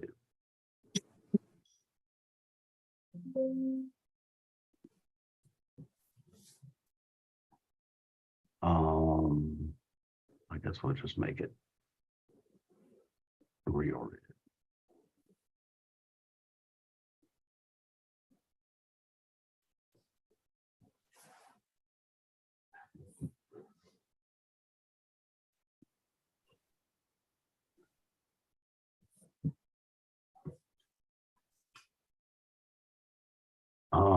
Okay, so this is the 3-4 demarcation line right here in Daisy. And I think that's about what you're talking about is Commissioner Needs, right? This area in here would go into 3. This would go back up into 4. Let me cut off the neighborhood so that you just get a little too much going on sometimes. Yeah.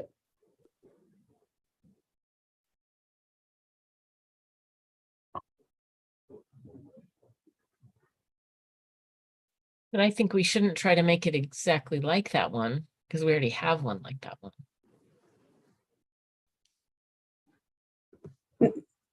I don't know what the population is. Can we take maybe a smaller bite?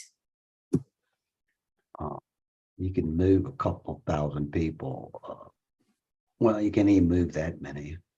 You can move some. Mr. Morgan? Yeah, I was just going to point out, if you refer back to the effectiveness map for Daisy 2, it will show you the information about the primary turnout for the District 3 in Daisy 2. So we can do that. Because I think the point is that I think you are close to where you want to go. That's all I'm saying. Thank you.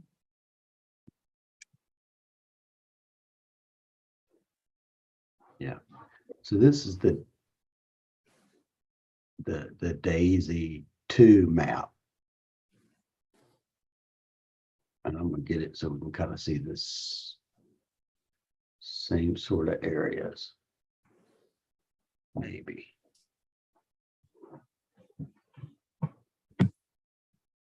So here you're looking at the District 3 on the Daisy. Okay, so this is the boundary over here. Yeah.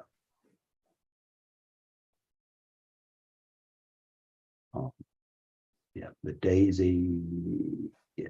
Daisy 3 district it goes all the way up into here. So it runs across that way. And it's 36%, but in this case, 4 is 56%. So you don't get the impression of high density, minority district. As much as 85% is in District 4 that we're looking at. And there is variations in 2, a little bit of difference in 2, not because 3 goes down into here. Melvindale is in 3 in this map. So if you left Melvindale alone and just work between these 2 areas, it wouldn't be the same as in 2, but you probably could get the make it so District 4 isn't 85+% blind. But that doesn't get us a new district, does it? It unpacks that one a little bit, but not enough to make another additional district an opportunity district. Is that correct? Well, it's speculation, but you may be able to get close. It just depends on how much you want it to edit 3 and 4. I mean, 3 only needs what, a couple percent to switch, right? Well, this is Daisy 2. Over here, yeah, 3. No, 3 is significantly. Let me bring up this window. So if you scroll across here, well, we don't even need to bring it all up, but you can see 3 is 78% non-Hispanic white. Basically, 3 and 4 are polar opposites, as they are, as they sit anyway.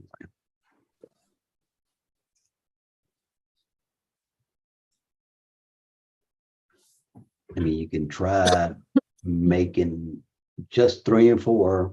Don't mess with any other districts, or maybe 1 to a certain extent, on the edges, as far as neighborhoods are concerned. And make Yeah, three and four noticeably different. Commissioner Muldoon, do you want to try some of that?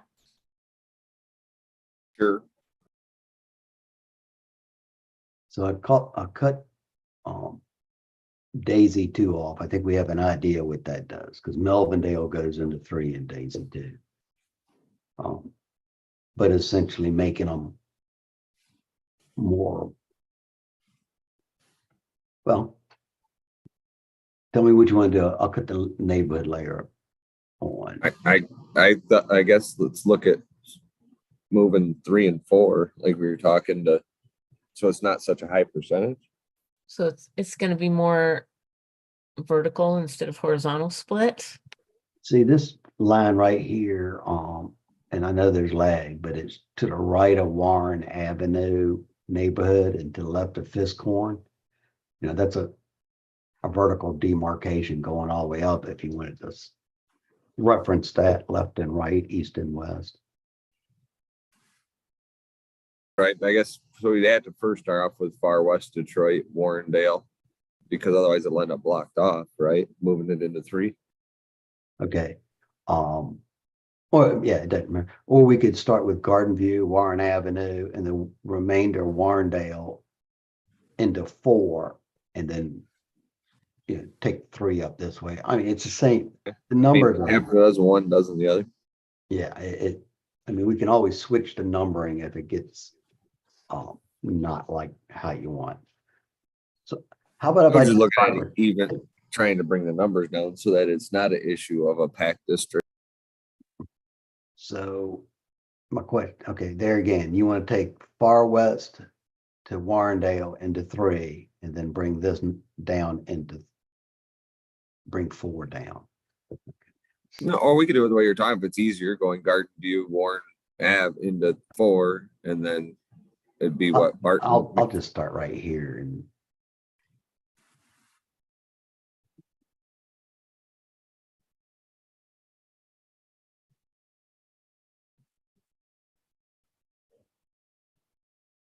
put all that into 3. I got to get that little sliver down there, but we'll just start with that. That's 33,000 people. So that's a chunk, a significant population. But it's whole neighborhoods. So there's, and I'm going to get. So does anyone know this area enough to know if the direction we're going is good or if we should be doing the opposite direction? I know the area. Yeah. What do you think? I just think that Melvindale will stay with Dearborn and Well, if we're trying to move Black population out of District 4, then what you just did accomplish that. what is District 4? Where's District 4 at? Brown one. The southern part of District 4 is Aviation Sub, Fiskhorn. The northern part runs all the way up to Happy Homes, Davison, Northwest. Y'all leave Detroit. Detroit need to be left alone. Y'all, it's been tore up and messed up so many times. Till I don't even know where I am on this map.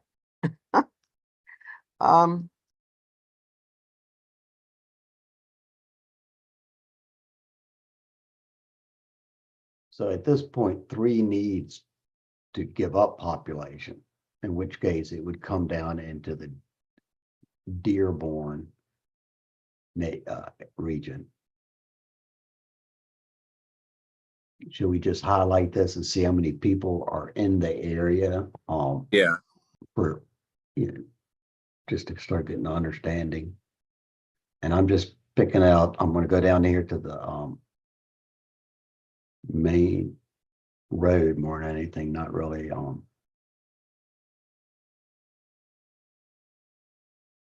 so that area is 49,000. Let's make it a little bit smaller.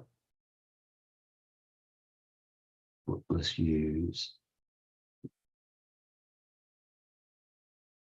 So that area is 33,000, and well, we need to unassign that. But that's getting into the general range of what, not even that much really, so. But something like, I mean, even if we run up that road that runs on an angle, I forget what road that is. It's where that little pie shape stayed in 3 is that reduce the population down closer? so that population is 24,000. And yeah, you're getting into the range of where you need to be.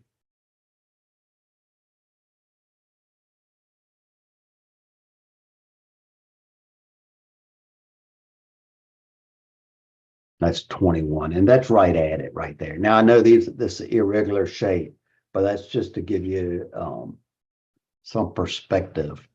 That highlighted area with, you know, whatever works to straighten up the streets is about the population that would need to be put into 4. So if we assign that and then clean up the Yeah, I mean, it's a start and a reference for what you're looking at. So we did, split Dearborn, but you actually unsplit and made whole more Detroit neighborhoods, because Warren and Warrendale are no longer split. So can you go in and clean that up a little bit? So yeah, some of it looks like this is probably an industrial park. And maybe let's just see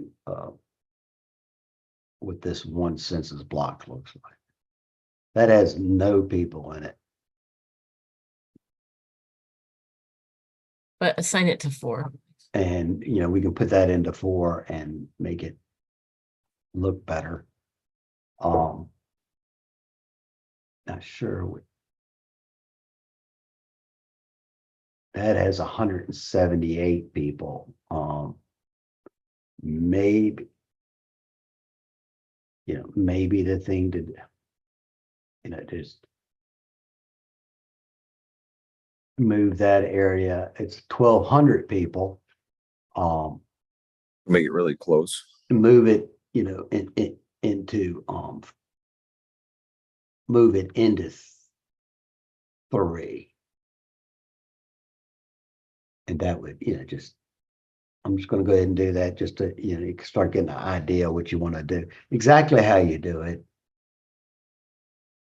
as far as switching them around, it's up to you guys. But the numbers, are right there right now. District 3 is at 0.33% under. 4 is 1.62 over.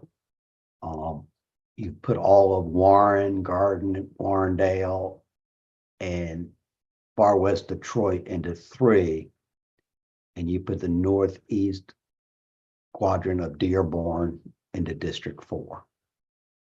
So it shifted, but it's still the same general region. Well, unless Commissioner Muldoon, unless you want to do more, maybe we can No, I send just it off. Oh, go ahead. No, it's just kind of what I was thinking to unpack that area. I don't know that it's going to change enough to Right. change 3 to green, but it'll at least not be such a packed district. Right. So let's just send that off then. Okay. So let me just do my due diligence and make sure it's all in one piece, and we'll start to that. We'll start on that. And this was Bergamot 1. Okay, what do we want to name this? Because right now it's just a copy of Bergamot 1 with Dearborn edits.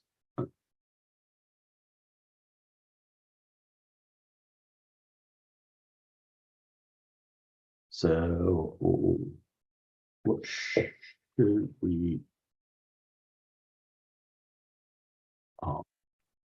is a do you want to make it like a Bergamot V3 or Bergamot. We've gone down different roads. We've got V2s and V3s, and we got plan numbers, Bergamot 1, Bergamot 2, and we have A, B, and C versions. Okay, So we've kind of so- gone hit it in 3 different directions on how these are being identified. Okay, so for this one, just call it Bergamot 1 with Dearborn. And we'll remember what we did when we bring it back up to see what the analysis said and talk about it. Something like that. Can you all see that? I can't see it, but I'm sure it's fine. Looks right. Well, let me spell it right, and that'll be a good start. So Bergamot 1 _ Dearborn with today's date. Great. All right, and we'll move that on, and I can package that up. Next, anyway, John's back. Maybe John will be ready to take over while I'll put all this to put Dearborn together. Okay. So, y'all have it. I think Mr. Brace has some effectiveness maps back from things that we sent off. So Mr. Brace, can you present that? Yes, Madam Chairman. I do have the water lily D as in dog plan. And let me bring up the water lily D graphic.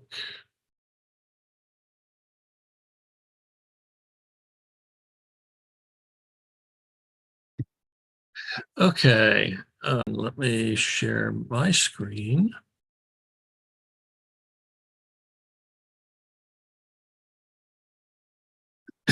Okay, can you see? Yes, thank you. All right, we do have the results back for water lily D as in David. And in looking at that, that was the one where the question was making the change to District 14. And if you look at the map, indeed, District 14, well, let me go over and show you what.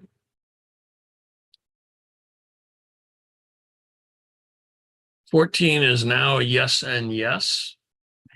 So therefore 14 in the map is indeed now a green effectiveness district. So the change by going south, as I suspected, was successful in making now both of the districts being producing in terms of turnout. Okay, so we successfully brought that one up to 11. Yes. Yep. Mr. Braden, do you want to say anything? Happy days are here again. No, I mean, as I've said, I won't, everybody's probably hungry and wants to do something else. It will be easier for me to convince the people we need to convince that we comply with the Voting Rights Act with 11 districts where it appears that in the Democratic primary, the Black electorate turns out as the majority. Yep. All right. Commissioner Eid. Happy days indeed. Do you have the Motown one yet? I'm sorry, which ones? I can't remember the name. The Motown. Any of the other maps that we sent? Not yet. I just got the ones that John sent to me, and I forwarded them on to Professor Palmer, Max, and so he's been doing pretty good and getting them back pretty quickly, and Ryan's been good at getting the map generated real quickly, but we don't have them back yet. So maybe everything we've sent off this morning after lunch, maybe we can look at those. We can look, yes. Yep. Okay, so it is a quarter till our lunch break. Do we want to start on another map? Is there a different I discussion? see Commissioner Balloon has his hand up. I think it's still up. Sorry, I forgot to put it on. Oh, all right. Commissioner Callahan. Did we run a partisan fairness on this change map? I don't believe so. Maybe we could do that. Yeah, I think actually, that's Water Lily C or D. Let me take a look. Um,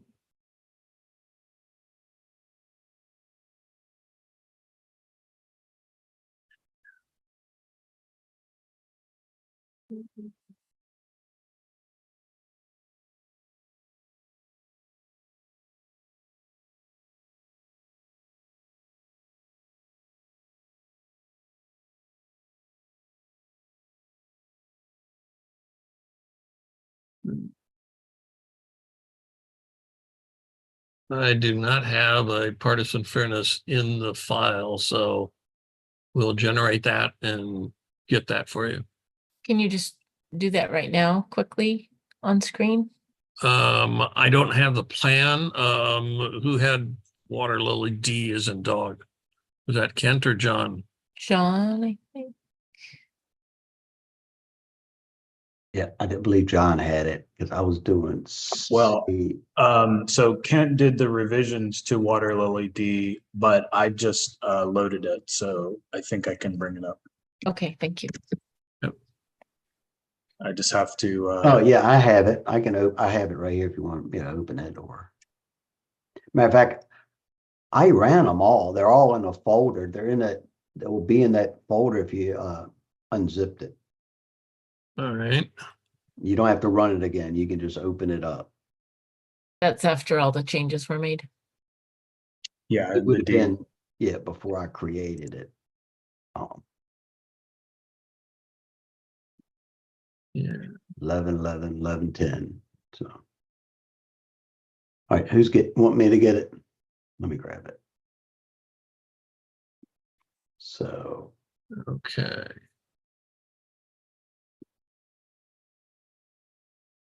Water Lily D. If I find it, I am going to bring it up here.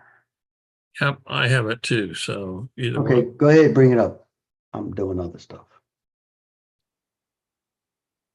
All right, let me switch over to my screen.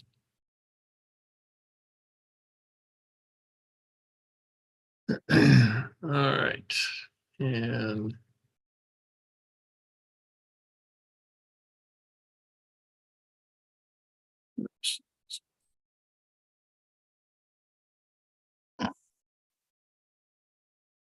okay, this is Water Lily D as in dog.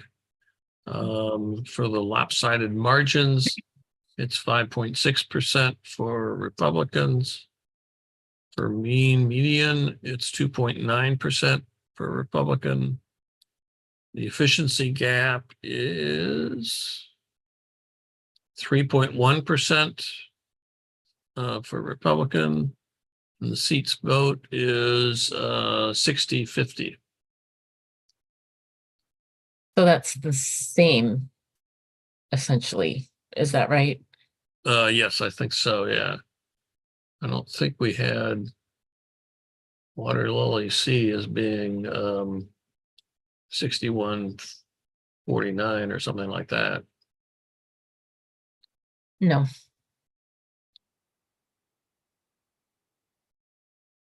Yep.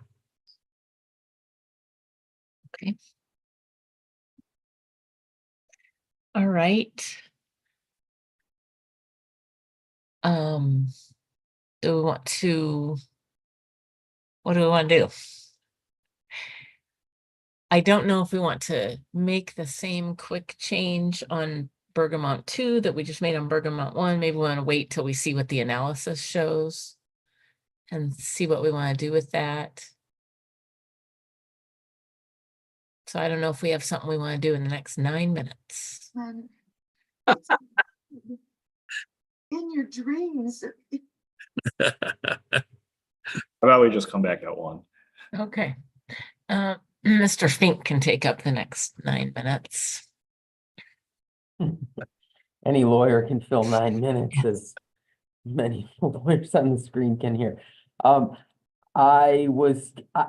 just throwing this out there. There are a couple other agenda items. They're not up yet, but I don't know if you wanted to consider taking up anything out of order.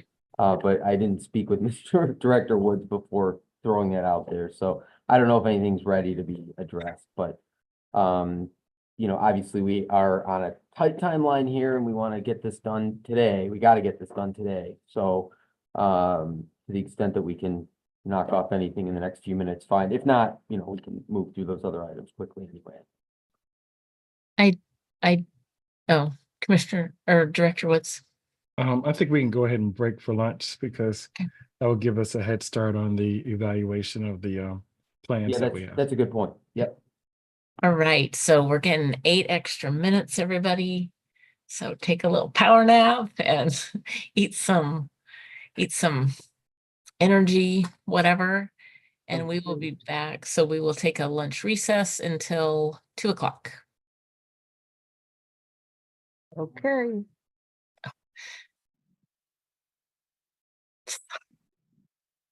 A reminder to commissioners to turn off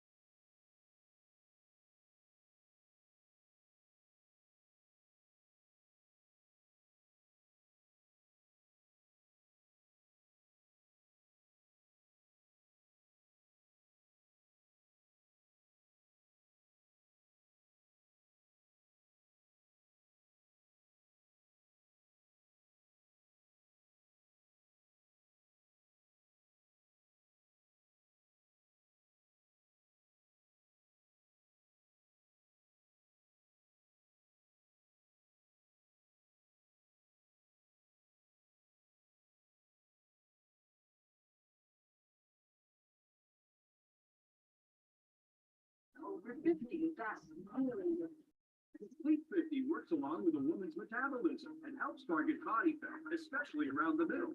Children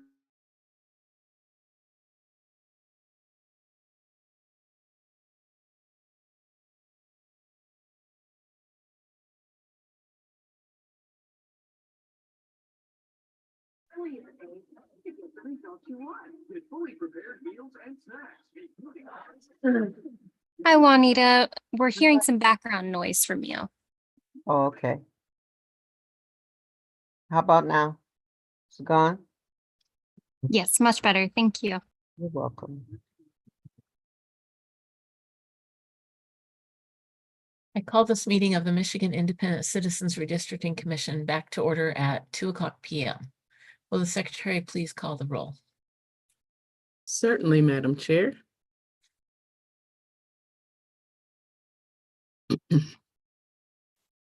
Commissioners, please say present when I call your name. If your location has changed from this morning, please share the location change as I call your name. We'll call alphabetically, starting with Commissioner Andrade. Present.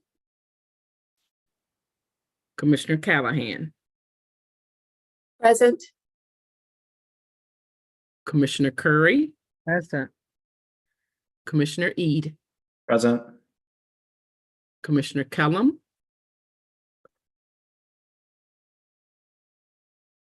Commissioner Lang. Present. Commissioner Lett. present.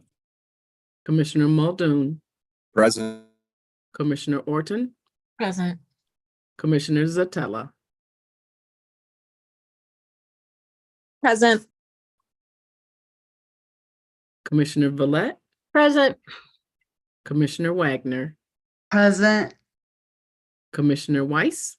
Present.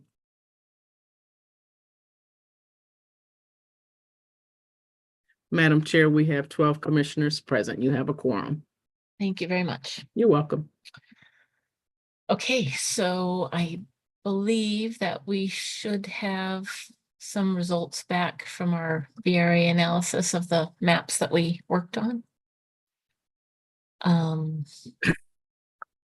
Yes, Madam Chairman, we do have a whole bunch of stuff. Okay, good. Fire hose was going heavy while you guys were having lunch, I think. Good.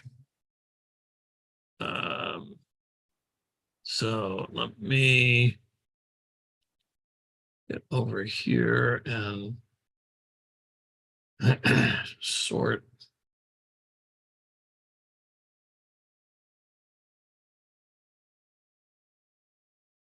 Okay. Share my screen.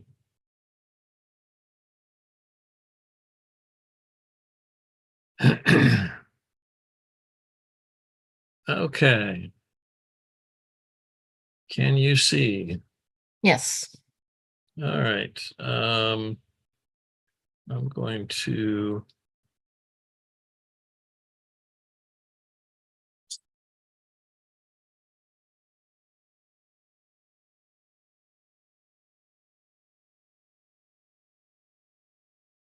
all right. I've got file folders for each of these plans that we've been working on this morning. So the file dates, of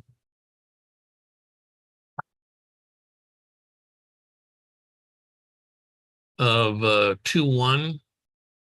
So you can see all of these files that we have stuff back from Dr. Palmer, as well as maps to go along with that analysis.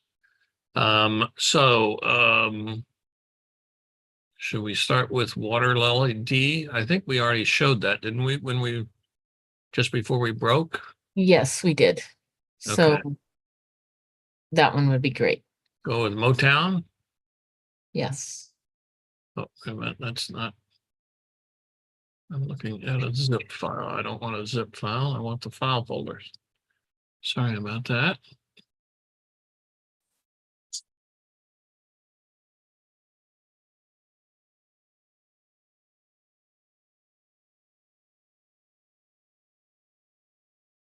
All right.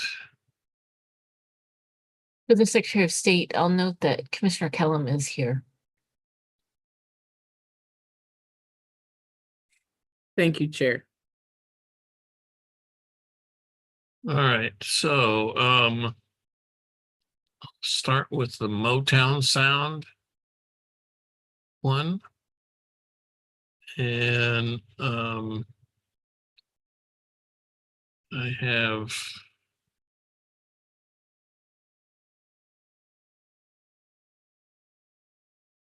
the VRA. You should be getting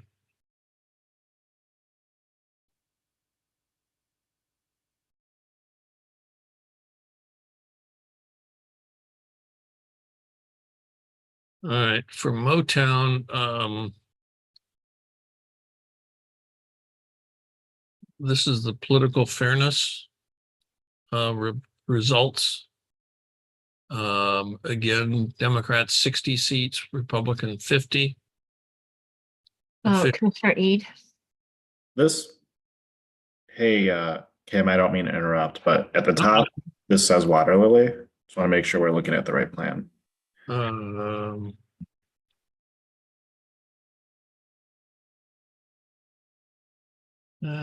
Yes, you're right. All right, let me.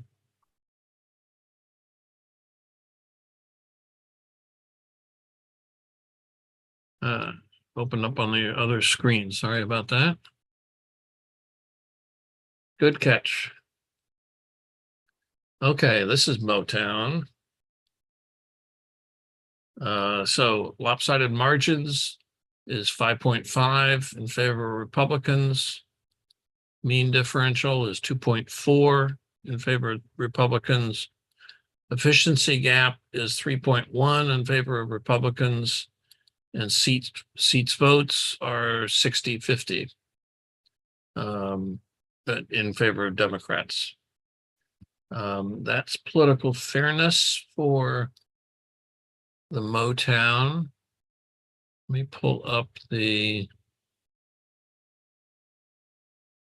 let's see.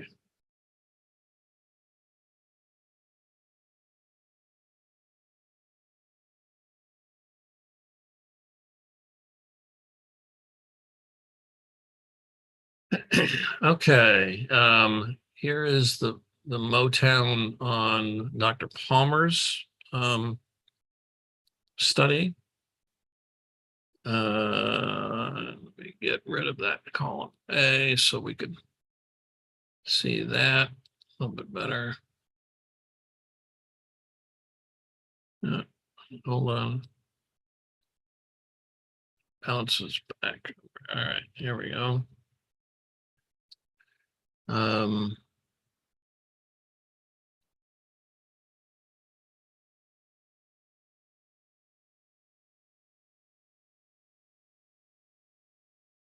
That one and format.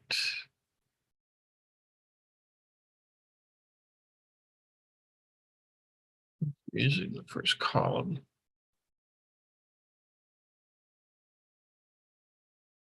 Okay, this is Motown sound plan. I don't remember all the districts got changed here. If you can lead me and I'll point them out then. Well, can we see, first of all, how many performing districts are there? Sure.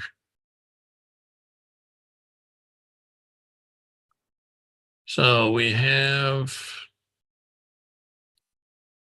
13 on the primary pool. And we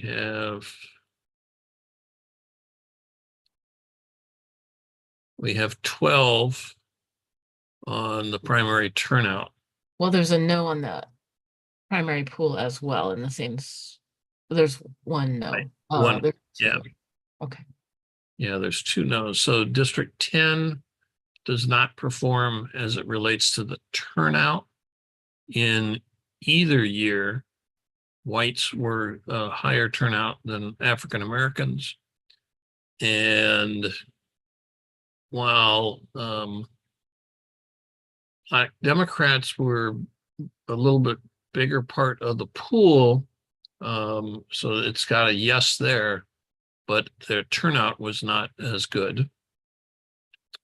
And then you've got District 26, which is of course outside our territory, and that's no on both of those in that regard. So those are the no's in those categories. Commissioner Callahan. But this is the Wayne, Oakland, Macomb County numbers. So again, it's a different target from the 11 that we were seeing when you just do Wayne County, right? So Right. if we go to Right. Wayne County, then we have 10 and a half, basically the 10 and a half that we had in the first cut of Spirit of Detroit, right? That's what I think, yes. Thank you. Yep. Yes, there's basically 11 on the Wayne County side. Commissioner Ede. Okay, but I will point out, it looks close. It looks like if you just rearrange some of the population between 10 and 12, you'll get that to flip to a yes. So in Motown, are those the districts that we worked on and maybe we just didn't do enough? I don't remember in Motown which districts we were. Yeah. Go into the Motown folder and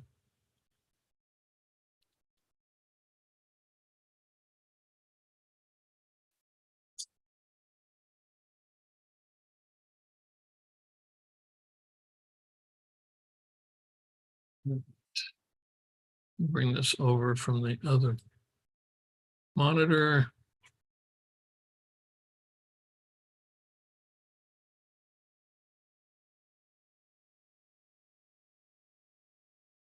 Okay, there's your configuration for Motown that you did. 12 is producing, but 10 is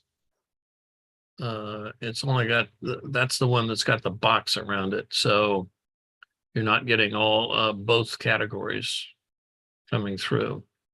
And that's why 10 does not, even though it's a higher percent black than white on the pool, it still doesn't do it in terms of the turnout. So that's why that's blue as opposed to green.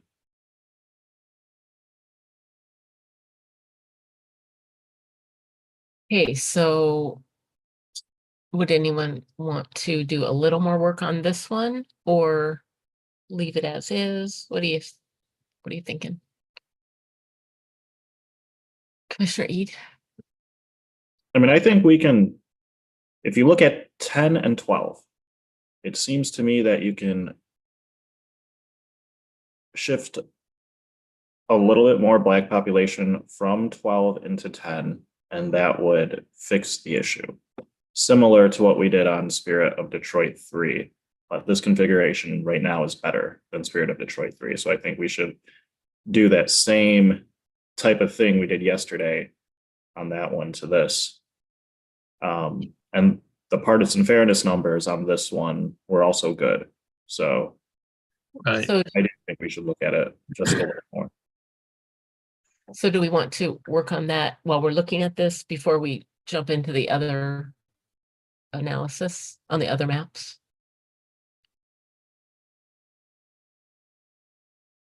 You could do Yes, that. I think so. Then we can get this one changed and send it back off while we look at the analysis of the other maps. Sure. Yep, that makes sense. So can John or Kent pull up Motown Okay. Sound. Which one is this? Motown Sound? Yeah, Motown Sound, yes. Okay. John is our mapper for the afternoon. Kent was not available, so you have John all afternoon. all right. Okay.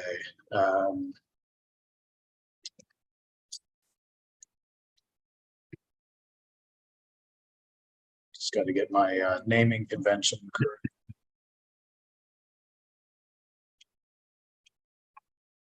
I'll share the screen in just a second. Okay.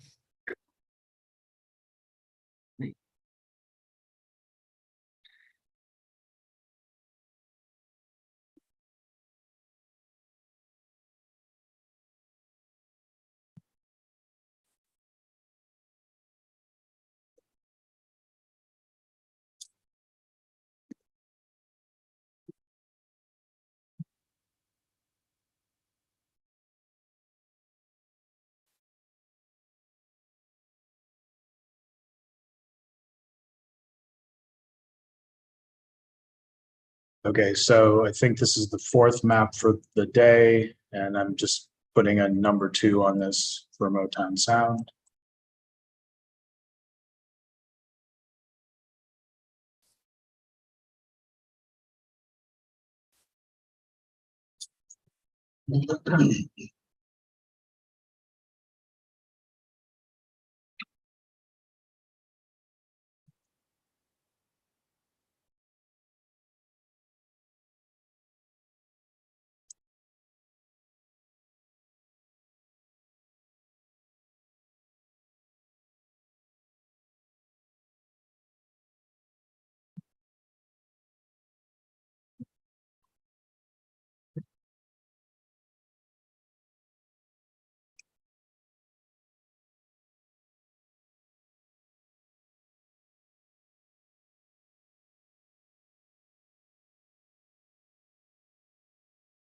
Okay. Okay, so let's zoom in to the border between 10 and 12 around 8 Mile.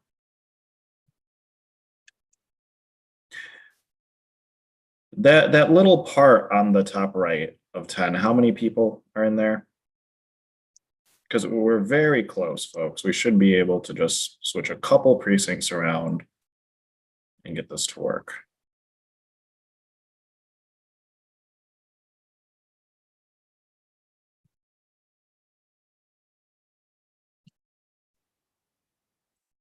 $77 people.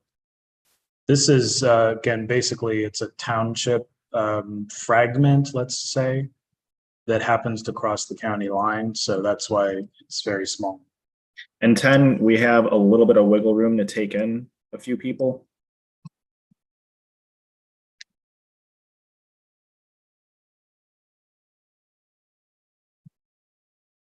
Uh, 10 and 12 are both within 1%, negative 0.67, 600 people down in 10 and over by 253 in 12. Okay.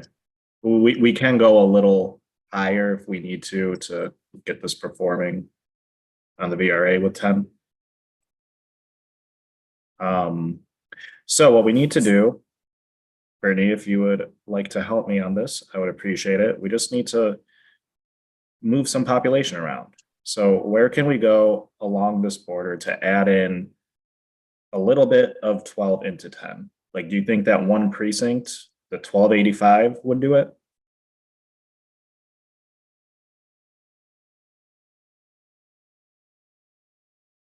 Sorry, I was trying to unmute myself. Yeah, that could work. Or maybe like one neighborhood, perhaps on the, the southern corner of Harper, like the Harper Woods area. Like I see one with 942. I don't know what neighborhood that is, but we need to shift a little bit of population in here to get this working.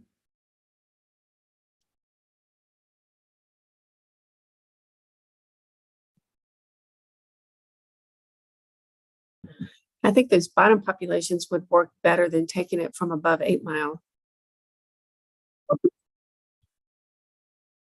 Yeah, it depends where where's the Black population. There's certainly Black population in East Point.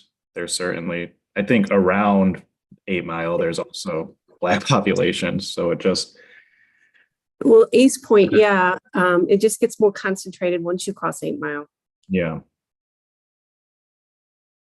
Well, okay, why don't we put that neighborhood back into 10, the one that's split right now? Yeah.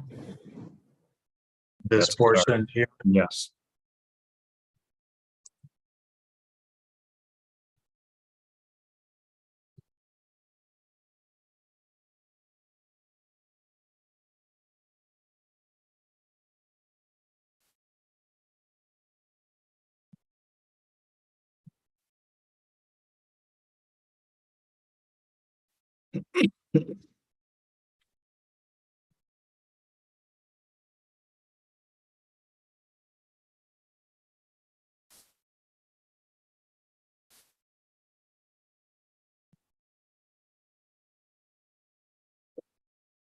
Okay, it's probably about 1,200 people. 1,200. Mhm.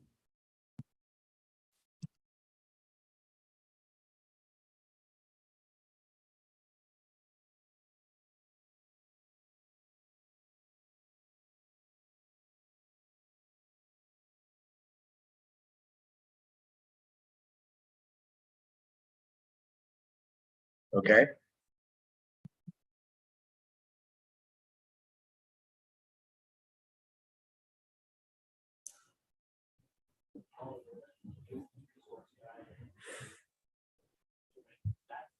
Okay, we have a little bit more room.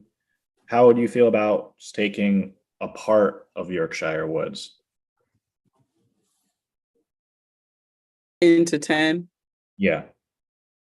Or the whole thing. You could still take that little sliver that's up above 8 Mile and put it Into 12, yeah. into 12, yeah. It's, I mean, that's it's what we're not gonna much, but it's a little bit, yeah. do. Yeah, that's like, we're gonna do that. In fact, why don't you just do that now? You want this township into 12? Yeah. Just because it balances the population a little better.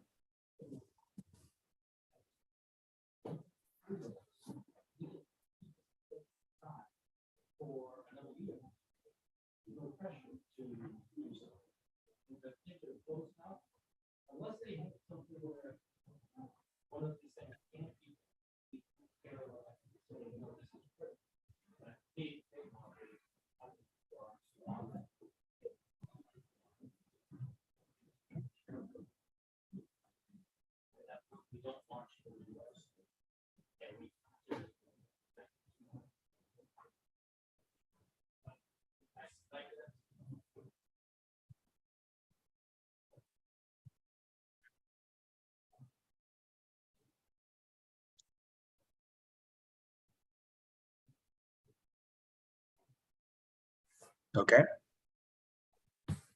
Okay. Gives us a few more people for wiggle room. What do you think, Commissioner Cullum, as far as a little bit of Outer Drive Hayes or Yorkshire Woods or Denby, or maybe even like a little bit of Regent Park or, you know, that area, perhaps one precinct above 8 Mile, you know, it's. I think any of those options, honestly, could work. I don't know that I have a preference out of those. Okay, well, geographically, it would seem to me part of Yorkshire Woods makes sense then. Because at least that's a little bit more, you know, associated with Cornerstone Village.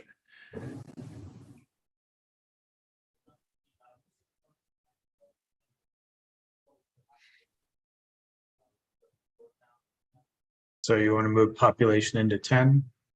Yeah. How about just that 942 block?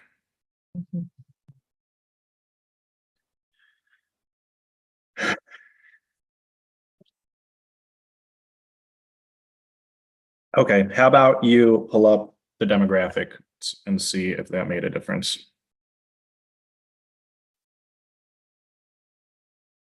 Okay, what do you want to look at?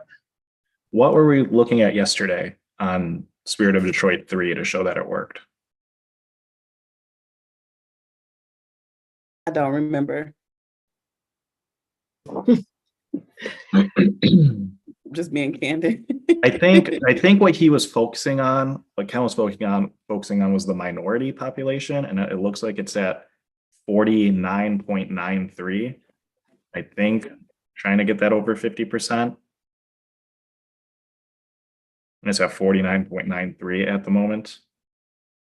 That's total population. Yeah. Oh, it's total population. Okay. Yeah. I don't know if you want voting age. The VRA analysis generally would use voting age population, in my understanding.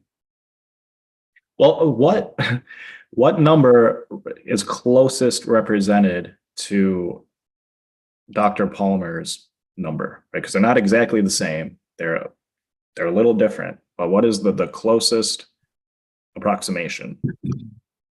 Well, the Dr. Palmer on the left side of his spreadsheet has the 2020 census numbers. So that's what John has on his spreadsheet. So those are going to be the same base set of numbers. So this is the Spirit of Detroit C sheet. And you want a District 10? Yeah. Okay.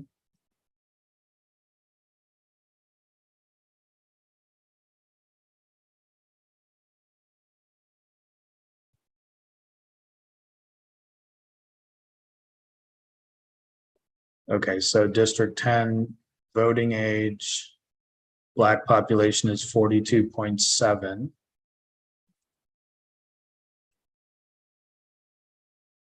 There's no column here for total minority voters. Correct. You said it's 42.7? 42.7, and here it's, just a moment.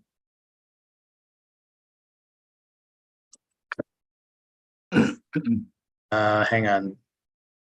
So this is non-Hispanic Black, and the map here is Black. So that's going to be a different number. We have AP non-Hispanic Black, but that's total population. So we don't quite have apples to apples on this. We'd have to look at a different tab. Let's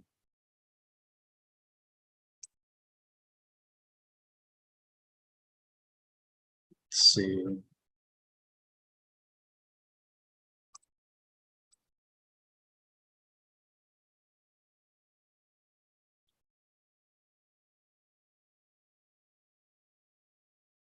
So we're looking at 42.7 on VAP Black, and that, I don't know if that's the C inclusive measure or something else.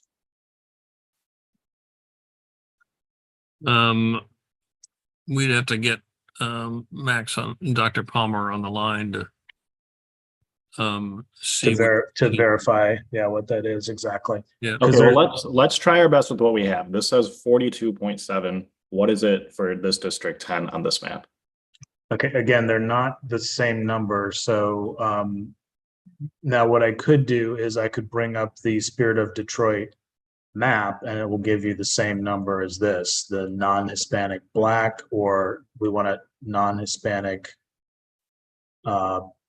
Black voting age. No, I don't want to do that. I think let's take just one more precinct in Yorkshire Woods, put it in 10, have him rerun it, see if it works or not. Do you want to take the smaller 833? Because we don't have as much room. So we moved around, I think, 3 precincts. We'll see if that fixes the issue.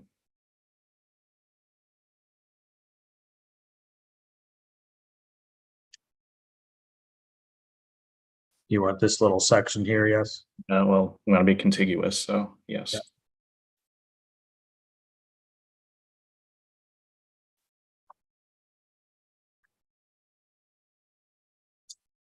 Well, that took things away.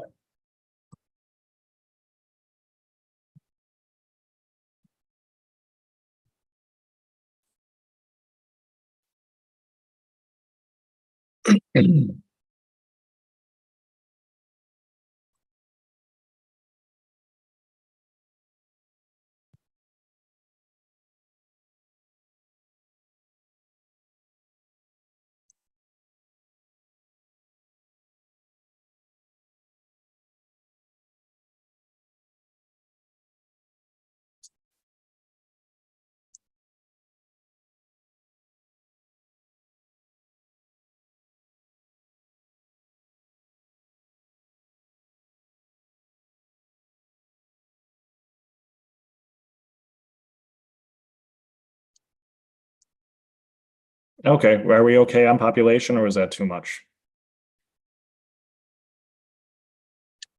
That was too much. Too much by 0.05? Yes. All right, well, put a little a little of it back into 12, just Okay. a couple blocks. Or do you want to consider taking the whole neighborhood and then taking something out up above? Oh, that could be an idea. You're saying put all of Yorkshire Woods in 10 and put something like along 8 Mile in 12? Yeah, We could give it a shot. it's more likely to help as far as VRA is concerned. Yeah, I see what you're saying. See what you're saying. Let's try it. We can always hit the undo button. Yeah.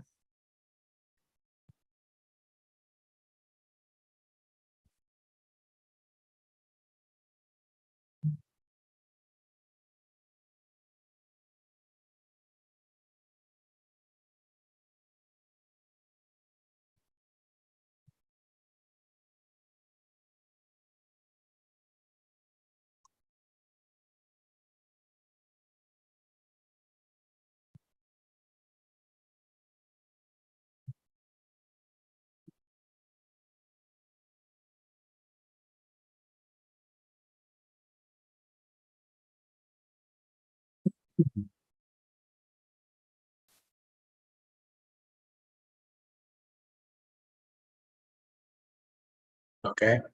And you want to Okay. take something into 12 from 10? Because My 10 is suggestion- overpopulated. Yeah, my suggestion, at least from an election administration side, is start on the left-hand side. And put those into 12, yeah, over there. I mean, I think it would make more sense though to put a precinct of Grosse Point into 12. Right, for the population.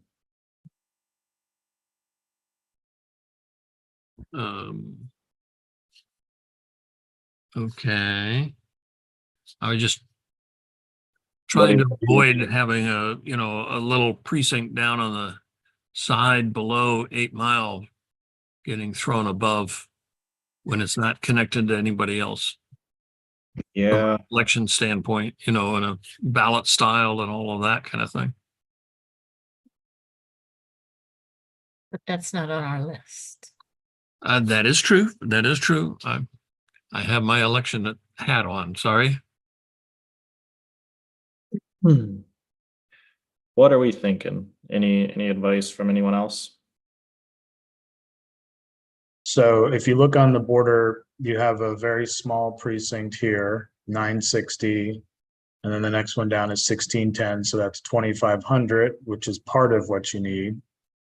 Here's a 3,100, 2,800, 3,000, and then there's 1,900 and 2,700. Those are all on the border. At this point, do we just need to balance population, or are we also trying to make sure we keep both? Are these both districts good from an opportunity standpoint, or what are the two problems we need to solve? Both of those problems. Both of those. Both of them still, okay. But John, if you could zoom out a little bit so we can kind of look at both districts, what they look like. I'm thinking it's not ideal.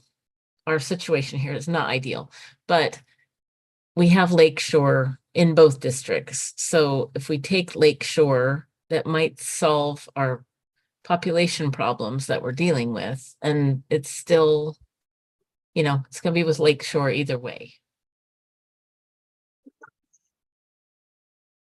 But again, not ideal. Well, all we've done so far is just move Yorkshire Woods into 10. And the balance of this neighborhood up here. That's so. And the right- little bit at the Lake Shore. Oh, yeah, that too. So.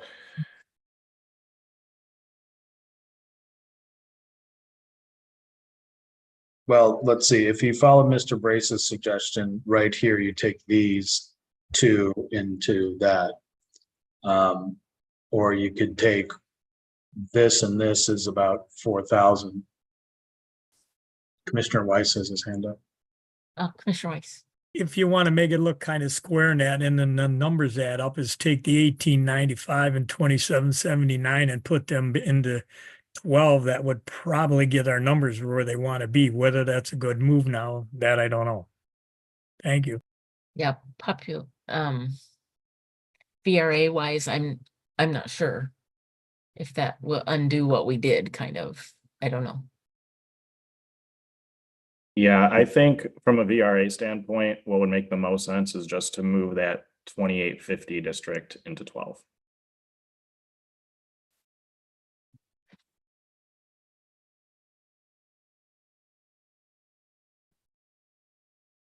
Like that? Yeah.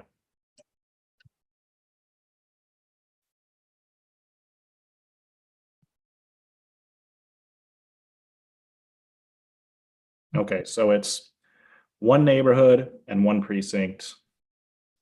It does make it so that one precinct in Grosse Pointe Woods is split off from the rest of it. But if that fixes, the rest of the problems, it still keeps Cornerstone Village, East English Village, Morningside, and the Grosse Points together, which is what Commissioner Kellum did earlier, minus one precinct. So I think this could work, but what do the rest of y'all think? I think it's a good try. I think we should I just send it off.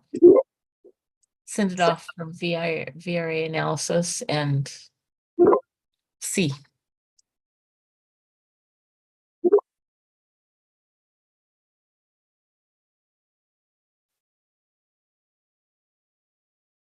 Okay.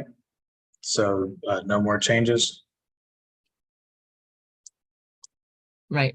I don't see any more. Right now, I've got this today's date version 4 because it's the 4th map we've worked on today, and it's Motown Sound 2. Does that work, or do you want a different name? I think that works. Okay. Brittany, Anthony, any? Yeah, I mean, let's see if it works, and then we'll talk about it. Yeah. Okay, so it'll take me just a couple minutes to do that and send it off to the EDS team. Then, Mr. Brace, do you have the VRA information analysis on others? Yes, indeed. While he's doing that with Motown, I can share with you the next ones.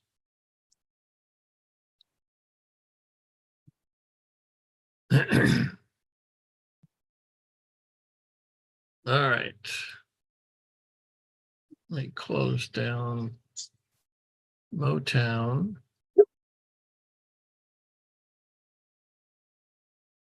That's Motown.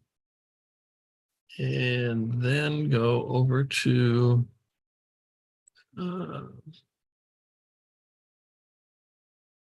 you want to do Hustle Hard? That was the next one that she did, I think.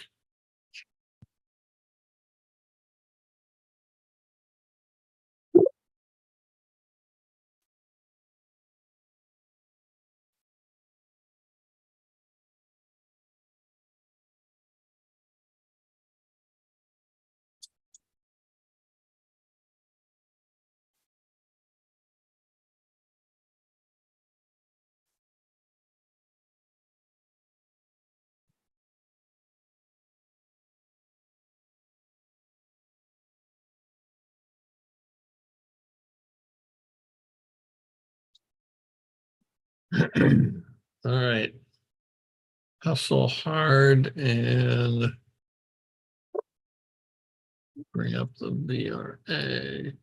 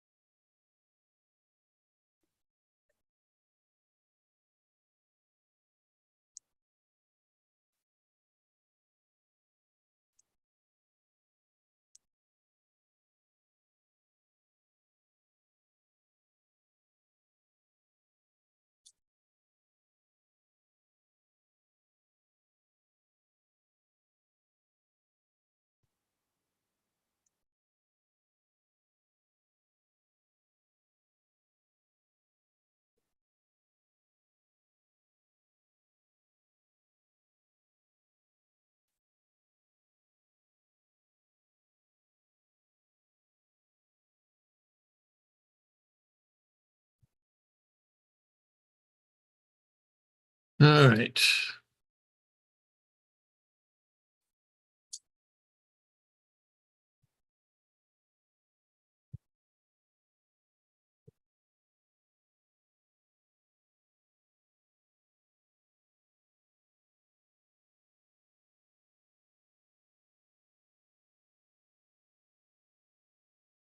All right, that's hustle hard. Where was the change? It was the change, sorry. Yeah, the change was down off the grid in districts 29 and 28. Yes. All right. Um,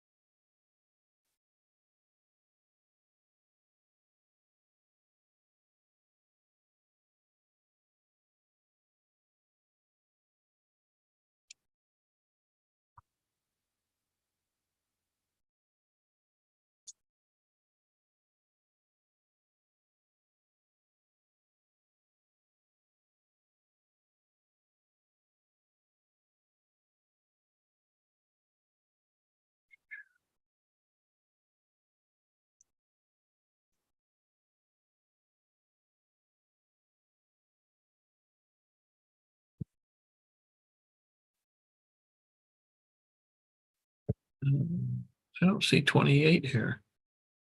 It's not in Wayne, Oakland, or Macomb County, probably why. I think it's in Monroe County, not Wayne County. Yep, that's okay. And Dr. Palmer doesn't have that county in his database. I don't think that the changes that were made would have any impact on the voting rights analysis. Yeah. So the question then is the political side of things or what?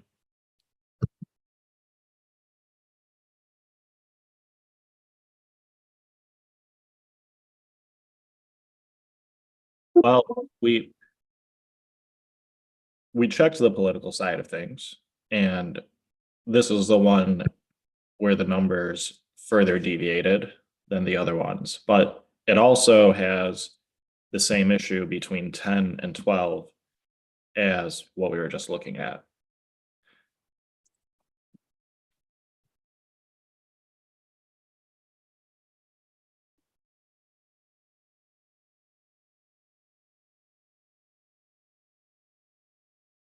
Okay, so So how many opportunity districts do we have here? 10 or 11? 10 and a half, I think. I believe that's correct. I think Yeah, if we could get that and then see that's what the partisan fairness looks like, that would tell us if the changes that were made down around the Taylor area did anything towards that end, which was, I think, part of that goal. I think that's what we looked at. That's what Anthony was just talking about. Okay, yeah. Yes, it was because we just looked at the political fairness for Motown Sound. Those were fine. The difference between Motown Sound and this map are the Taylor changes. Changes, right. It was like the Taylor changes moved the partisan fairness further away from where we want to be. So does anybody want to do anything on this map? Or not for now? I didn't like the changes that it made. It had a different result than I expected, Okay, but that's just me. okay. So unless somebody else wants this map and wants to do something, and I don't see any, then let's put this away. And John, Alright. if you could pull your autobound back up. Okay, And- 1 second. I just need to send this. Kim, you want me to send this to Dr. Palmer directly? Just CC me though, and Ryan. Got it.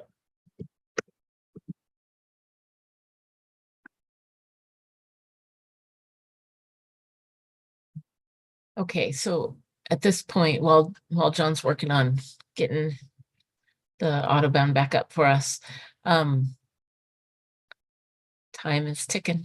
We're on the home stretch, but if there's anyone who wants to work on a particular map, I think we should pull that up first.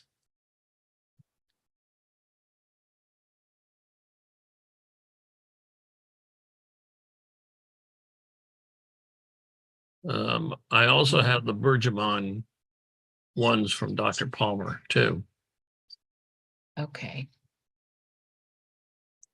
Okay, well, since no one seems to be really excited to work on one, maybe we should look at the Bergamot analysis really quick. All right. Let me go back and share my screen.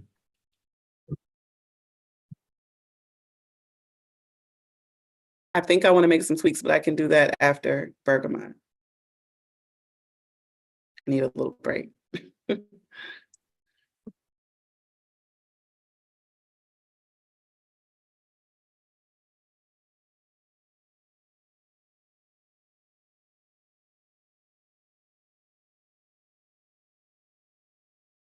Okay, here's the Bergamon Dearborn change. And let me bring up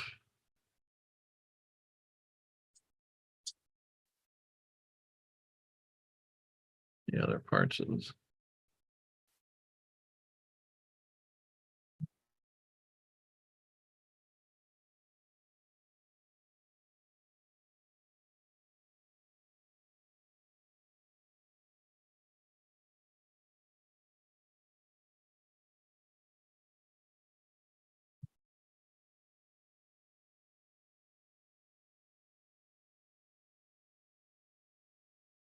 And you would be potentially comparing this to the DAISY 2 plan.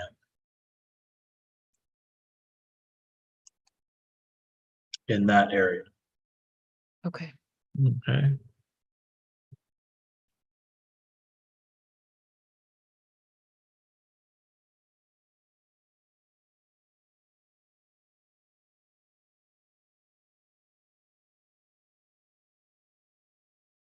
That's weird.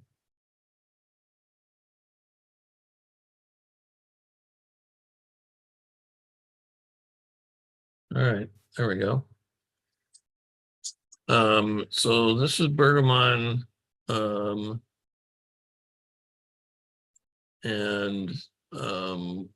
where were we doing changes on this one? Supposedly the changes were between 3 and 4, if that looks correct. Yeah, that is where we're working, I believe. And I only count 9, but we didn't change Yeah. anything. And if you go back to the DAISY 2, which was, I think, what you were looking at, it actually looks like it went in the wrong direction. Okay. But we're no longer 80 or some percent in four as far as the percent. Right. The That's percent correct. went down from 80, 83 or 82 down to 73. Okay. If that was the goal, then that did happen. But that's in the primary. Yeah. Right. That's correct. So that was one of the goals, Correct. but it's still at 9. Right. If the other goal was to increase 3 to be a effective district, that did not happen. Okay, so what are thoughts about this map? Do we want to work on it to try to get it to more opportunity districts, or do we not want to? Commissioner Callahan. It's pretty obvious this map is going to take some pretty significant changes to come close to having 11 districts to it. We're going to have to stretch 5 up into above 8 Mile. We're going to have to do, tear the Lake Shore apart. It's going to be pretty significant changes, and they're going to be very similar to the changes we've made in other maps. That's what I think. I think every time we change a map, it becomes like the other maps. Exactly. That's what I said yesterday. Yes. Yes, I think you're moving in that direction. I don't really see a point to spending the next hour and a half trying to go through that exercise. But that's my opinion. We can do. I agree, unless anyone feels strongly to work on this map. Brittany did say, oh, do you have something?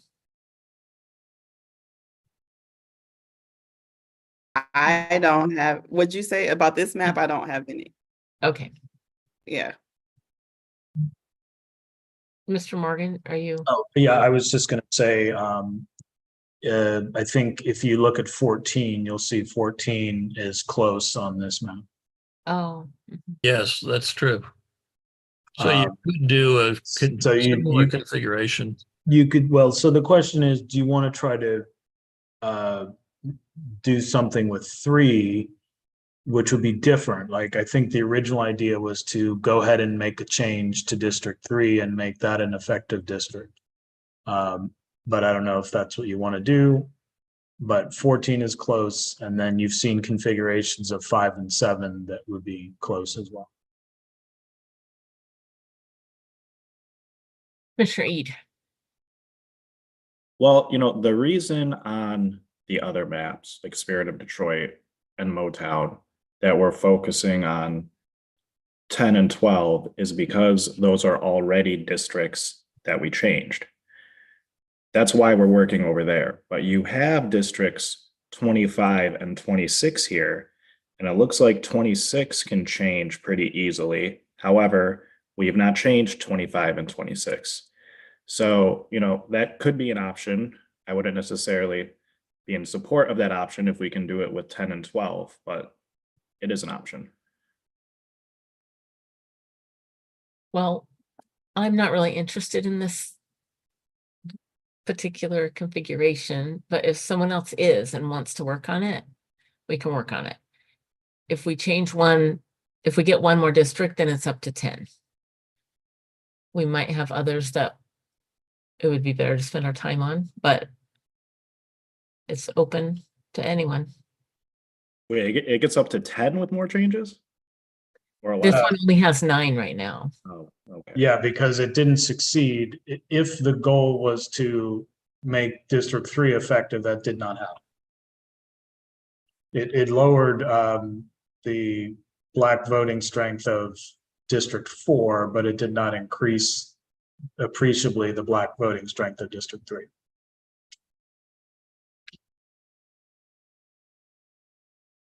Okay, so I don't see anyone, so let's just put this one away.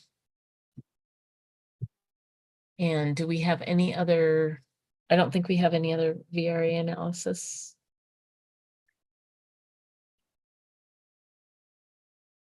Was there a Bergamot 1? Did we already have the analysis for that? Not the Dearborn part, but just Bergamot 1? We had that from the other day. I thought we went over that before. I can bring it up, but I thought we did. We can just take a quick look and make sure we aren't missing something. Sure.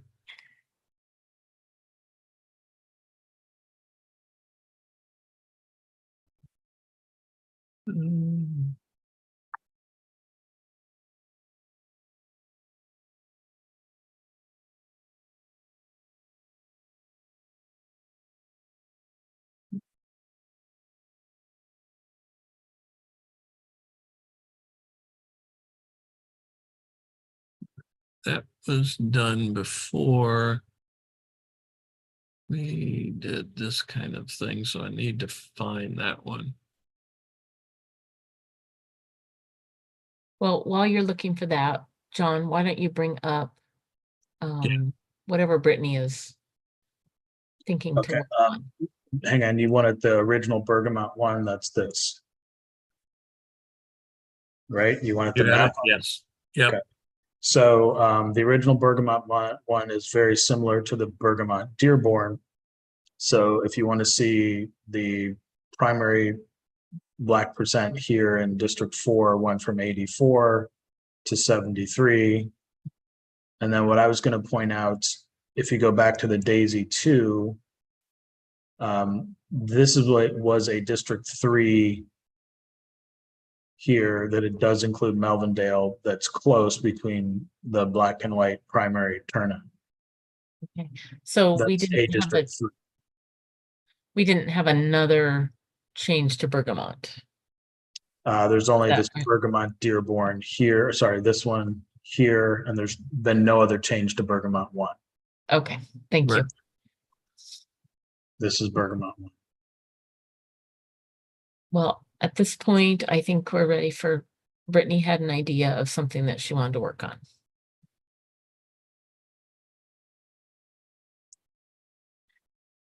Okay. Well, I was thinking, this also came from public comment. Sorry, I'm a little low energy. I was thinking of using the original Spirit of Detroit map.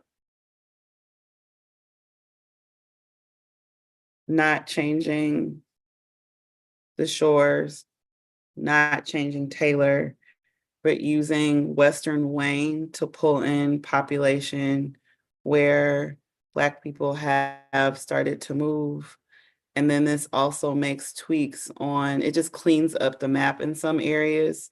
When Commissioner Eade and myself and Commissioner Orton and whoever was chiming in the original Spirit of Detroit, because I don't remember, I feel like it was a little bit of everybody. There are some areas where I feel like we just moved on for a time, but, and maybe we could still do this later. I don't know, but for the sake of the space that we have now, cleaning up neighborhoods, which inherently are communities of interest for population, some other stuff. So that's what I was wanting to do with Spirit of Detroit. I would really appreciate, so that we're not going in slow motion, if people can help me as much as they're comfortable helping me. I know that everyone doesn't know every little nook and cranny about Detroit, but yeah. So are you thinking this would be a Spirit of Detroit, but changed, or just a cleaned up Spirit of Detroit and we keep it as Spirit of Detroit? Cleaned up Spirit of Detroit, and it changes District 4 to make it more of a to possibly present a choice district. That's what I'm thinking. It makes changes to, I think, sorry, I'm trying to pull Spirit of Detroit map up on my computer too.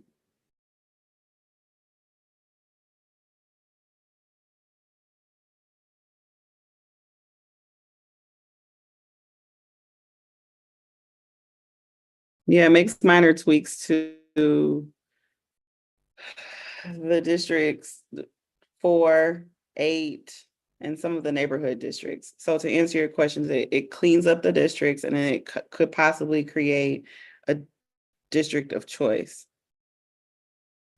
What, a new district? Like an additional district, so possibly an 11th district, but we would have to run the numbers. Am I not making sense? So you're talking about possibly drawing another district somewhere out west, like out of 3, 15, or 22? Not necessarily 22, doesn't change 22. Okay. But 3, 4, because 4 changes, 16 and 17 change. Okay. Just the borders. So where 16, 4, 17, and 5 touch. And then it expands 4 into sections of 8. If I'm just speaking generally. Okay, so you want as a starting point, the Spirit of Detroit before changes B and C? Yeah.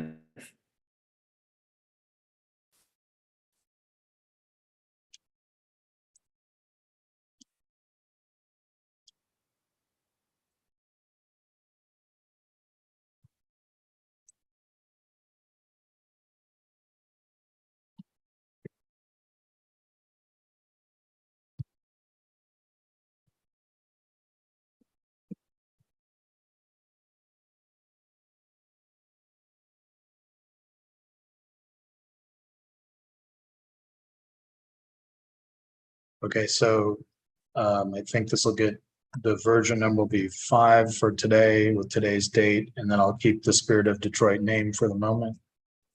Yeah, I'm gonna rename it, but I mean, you can.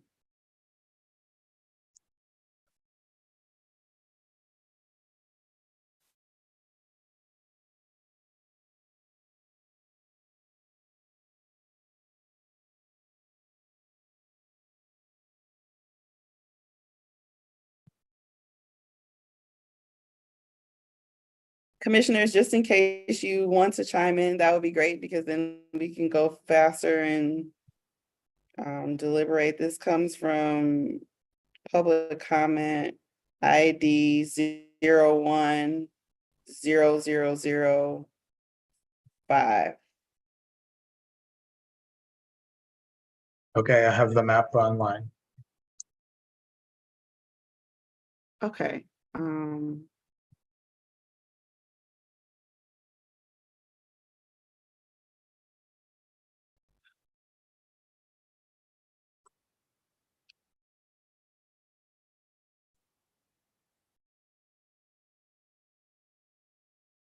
I guess we can start in 4. Okay.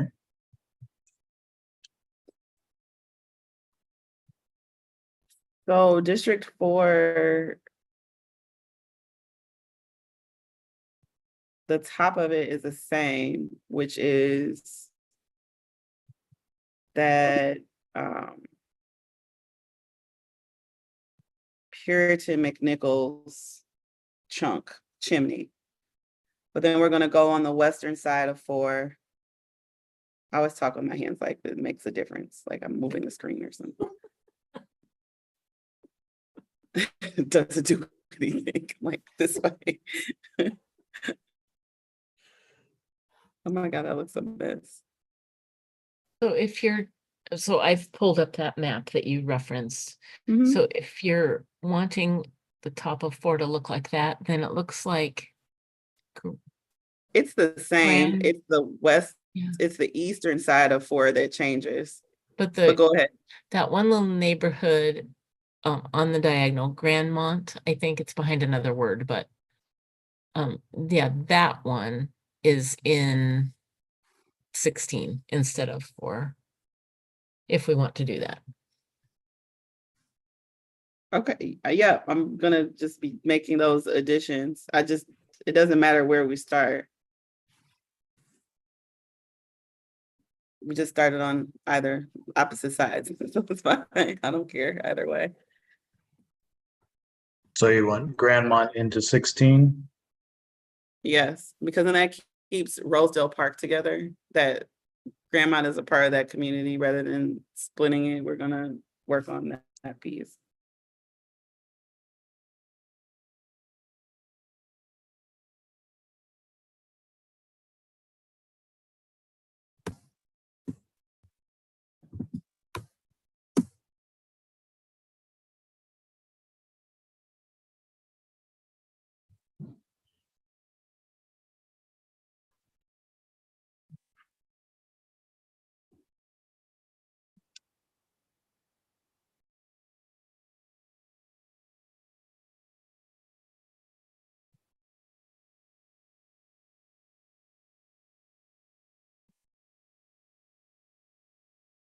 Okay, that was a relatively small amount of population. Okay, so Grandmont is in with 16. It goes north up to McNichols from there, or up. That's what I call north.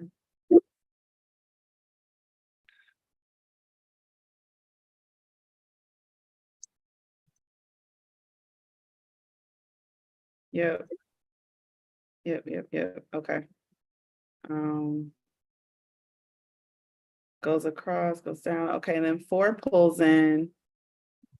It keeps the same eastern border, but it, instead of Linden stopping at Myers, it stops at, there's not a, I don't think there's a neighborhood right over there. It pulls in Northwest Community into 4 on the eastern side of District 4. So we're next to Happy Homes, put north, right under, pull northwest into 4. Okay. Okay, and then that border is the same. And then Harmony Village and oh, sorry.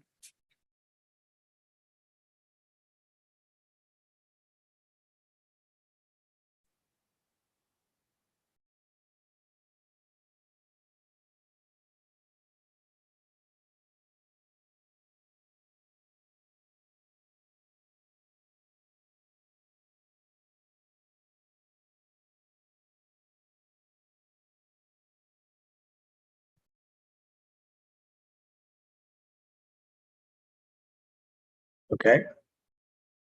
Okay.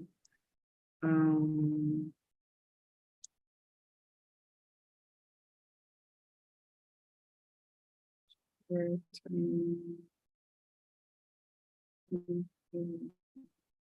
see.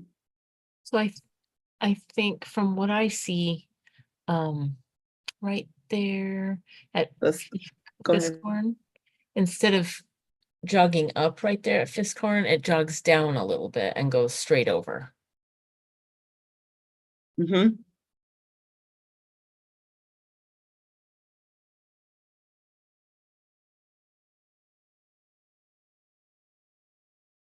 I don't think it takes in that whole neighborhood. To me, it looks like it just goes to Warren Road or whatever road that is. So it takes in Aviation Sub, all the things that are there, but then it cuts and stops at Greenfield Road. So it takes in the top portion of the Warren Avenue community in Warrendale. Yeah. So Garden View would go into 4? Yeah. Yes. And this, okay. And then down like one layer, kind of.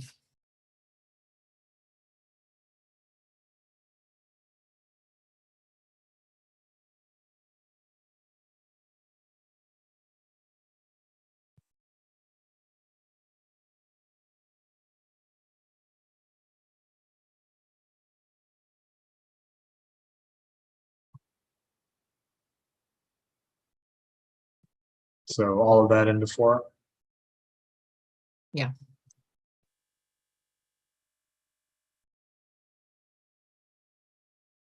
Okay. And then the layer kind of under it, just above the word Warren, that whole section is what it looks like to me. This as well? Yes. Yes, Okay, to West Warren Avenue. Yep, you're okay, right. that will put you over, so you'll have to take something out after you do that.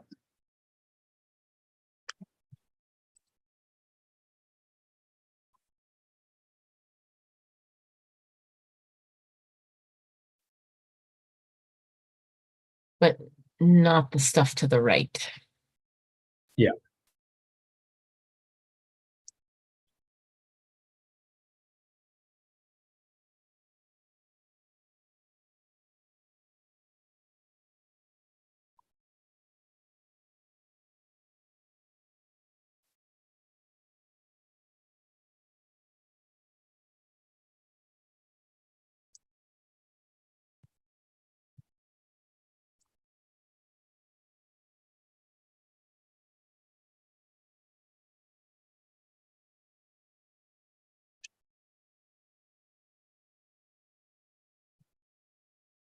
And then that line that we just created at Warren Road, Yeah.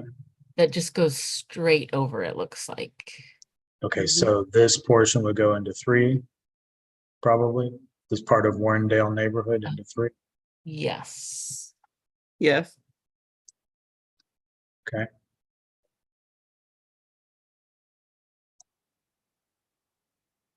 That bottom part of the District 4, excuse me, John. Ooh, excuse me, everybody else. And the bottom portion of District 4 just slightly goes south of a street called Tireman.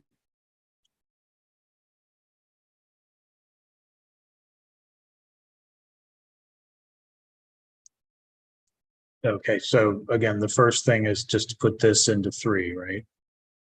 Yes. Okay, let me do that first.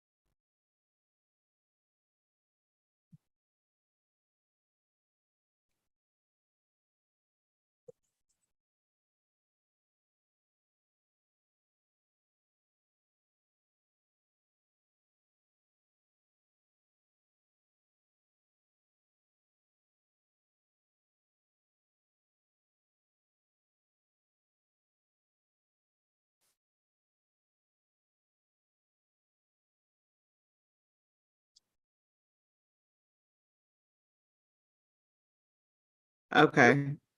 Yep. That's right on that side. Commissioner Orton, where are you going to keep going? I got the sense that you were. No, that's as She's far like, no. as I saw this, but It extends too far to the I can't even think. to the Extends west. to the west, yes. Far west Detroit is going to be in 16. Okay, I'm gonna close this and reopen it. Okay.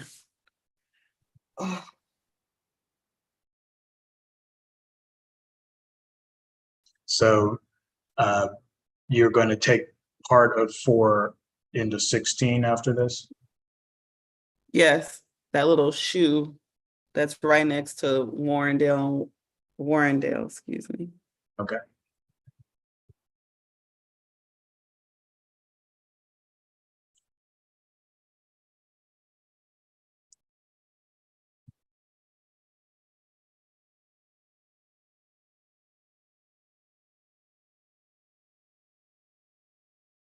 Just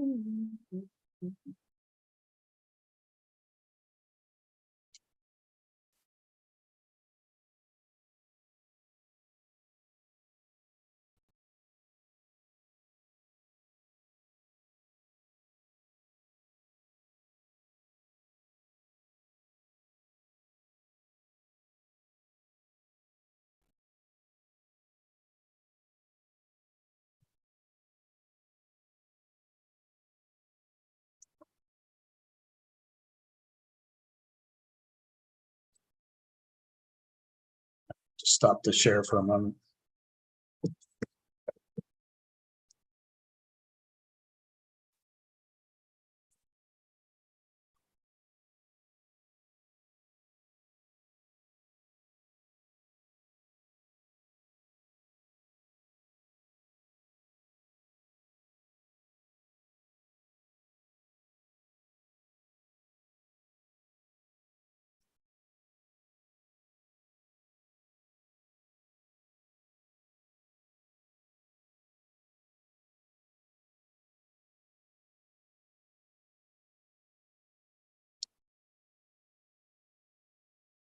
All right, it just took a while to close.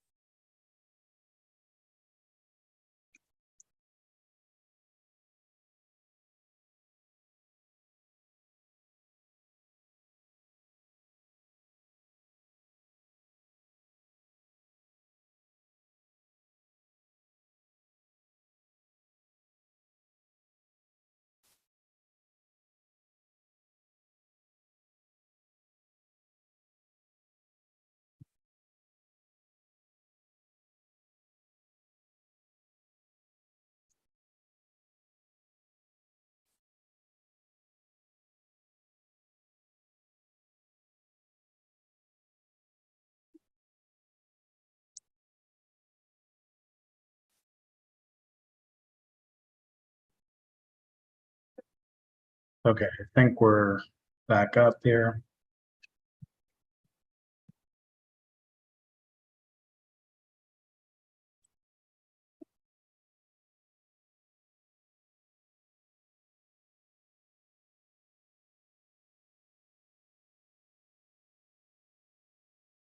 Okay, so you want to take something out of 4? Far West Detroit goes into 16.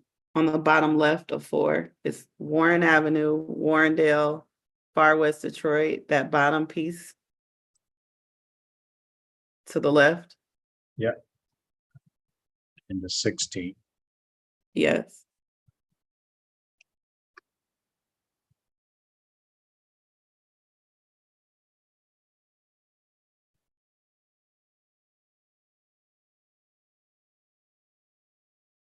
Not Warrendale, though, just Far West, I think. Yep, you're correct.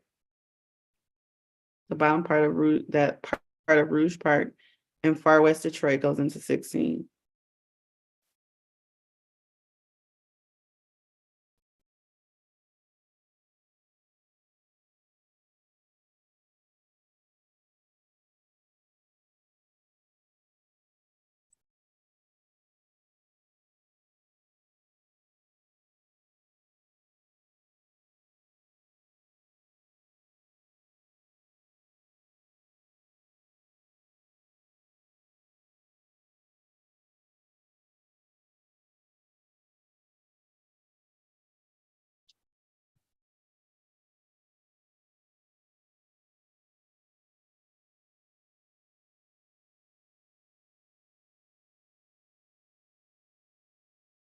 Does that make it work faster, John, when you spin it around really fast?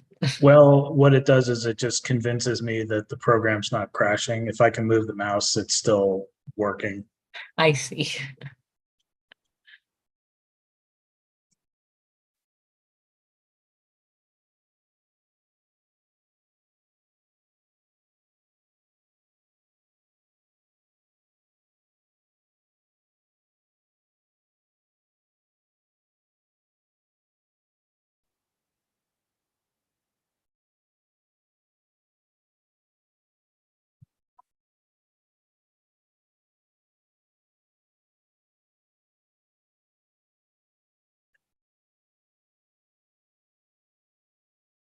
Okay, so 4 is underpopulated and 16 is overpopulated. Okay, can you go north? I want to see the Weatherby neighborhood. There's a little part and whoa. Yep, that piece where we're south Weatherby is gonna go into 4. Okay.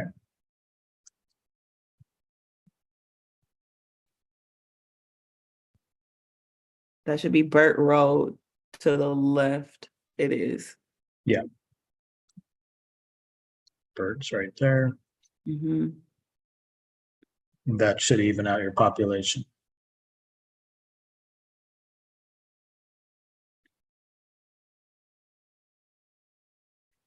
Think.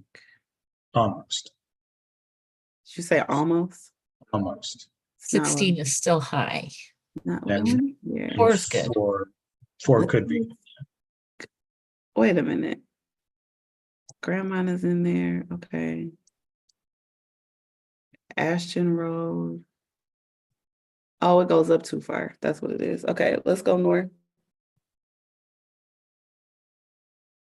Oof. So 16 should cap at its northern point in this little area. West McNichols, also known as 6 Mile. And that can go into 17.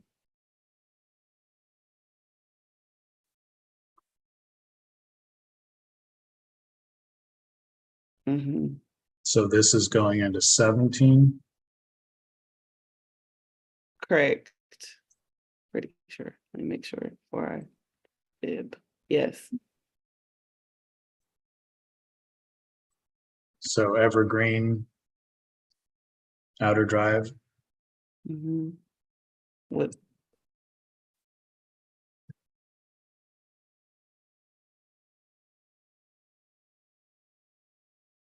It's a lot of population, but it's not as much as that.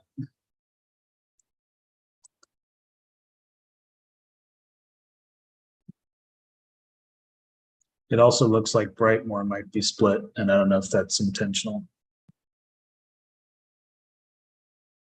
I think we're gonna end up fixing that. So I'm gonna just go along. So 16 and 17 are out of balance. Okay, the next drop down point, everything above 5 miles should go into 17. Let's think for that point. There's McNichols here. Mm-hmm. So 5 miles gonna be below. So are we saying you want to take Riverdale out of 17?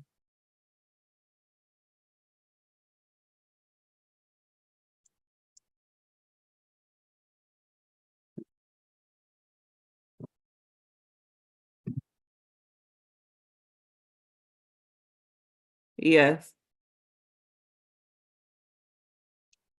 Okay, so we're bringing 16 up to McNichol Yes. all the way. So Riverdale goes. Sorry, I didn't catch that. Yes.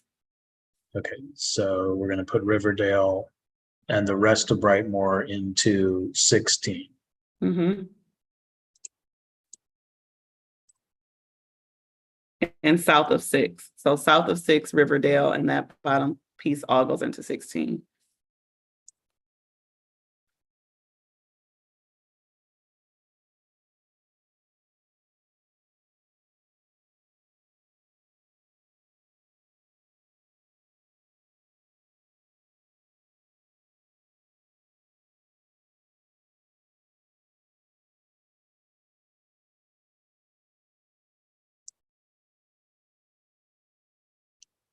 I think that little green square to the left also goes into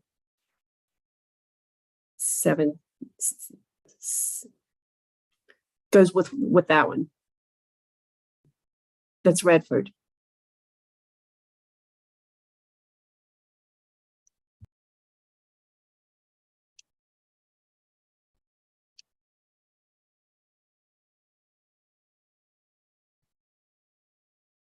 Okay, so 17 is a little high on population. So where are you saying, Commissioner Callahan?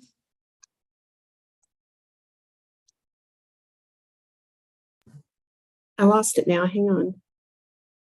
John moves real fast. I'm just messing with you, Mr. Morgan. No problem. We're very glad you're here. No, sincerely. Okay. I think that matches this. Yeah, I was gonna say, I think really 17, 16, 4, and 5 meet up very nicely on the western side. So I know everything over there is fine. It's stuff over here that needs to be fixed to the west. You can take the neighborhoods off for 1 minute just for my visual acuity's sake. It does. Okay.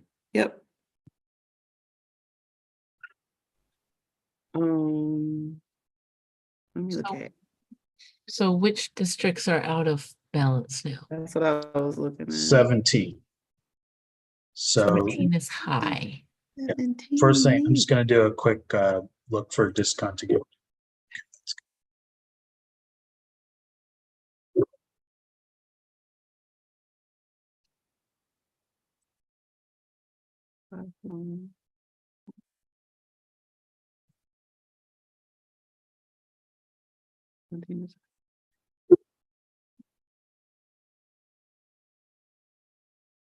Brittany, I think it matches the map in that submission, but it doesn't match our population. So I think we're just gonna have to take out something from 17.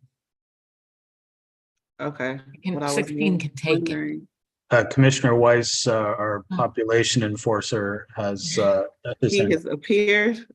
Okay. Yeah, I see on 17 there over to the left, it says Hoover, I guess. Is that a small precinct? That could go into 22, depending on how big it is. That's my only thought. Thanks. Thank you, Commissioner Wise. You always have a sign off. Yeah, well, I don't want to take over. No. Please take collaborate, over. please. You could never take over.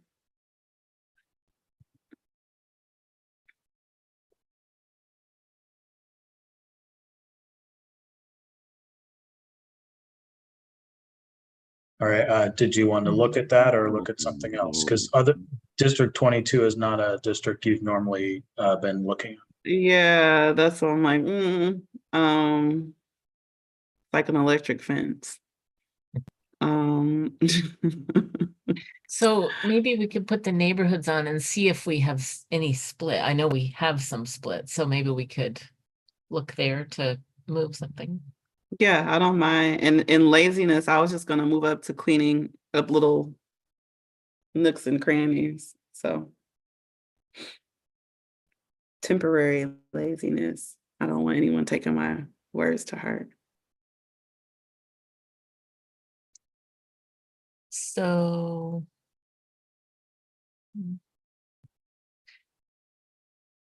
How it is, just because Commissioner Orton, I know you're really good at like seeing areas and cleaning them up.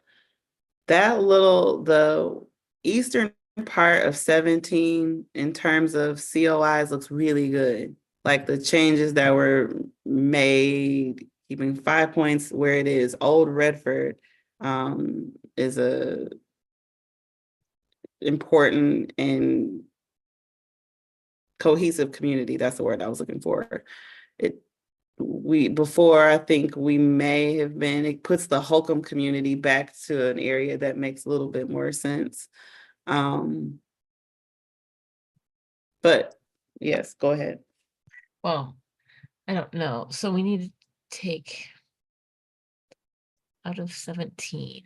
So what about south of 6? I'm not familiar with that area. Could it go? Oh, it already So- is 16. Okay. So You could look at this portion into 16 potentially. yeah, any of those kind of along the bottom maybe, but I don't. Yeah, I wouldn't split Okay. Brightmore, but I don't think there could be, and I could be wrong. I might not have enough information, but I don't think it would be harmful.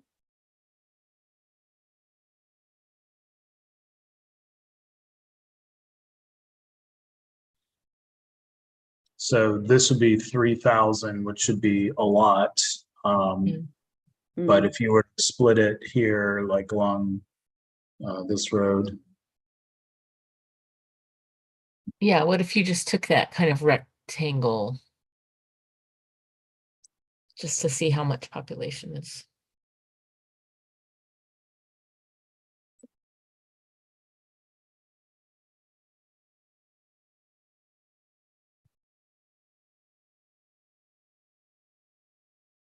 let's try that again.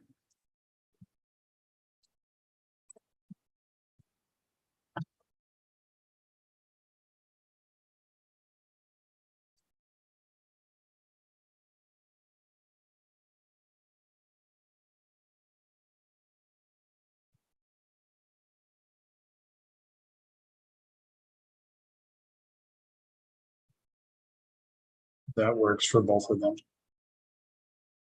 Okay, so Okay. do you see anything wrong with that? I don't know. No, listen. It was right in this I area. think it's okay. Yeah. No, that was me saying I think it's okay. Okay, so All the right. deviation, the lowest is 59, the highest is 21. So that means all of your changes are within the tolerance. I saw the one little area that you were pointing out, John. No, not there, but up, let's see, by Outer Drive. Mhm. Yeah, that just isn't in the right place. Mm. And that's just a road, so I think it could go in 17 or whatever that other district is.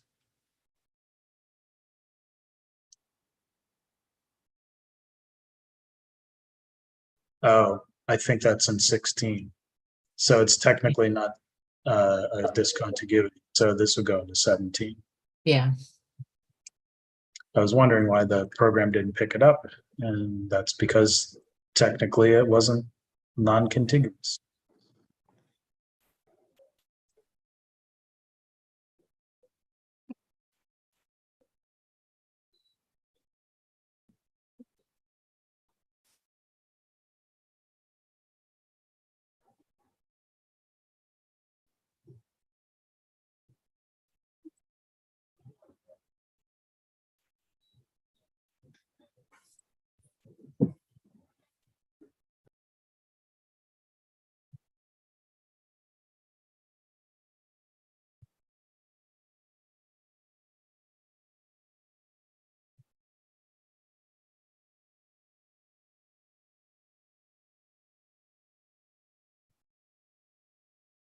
Okay. Can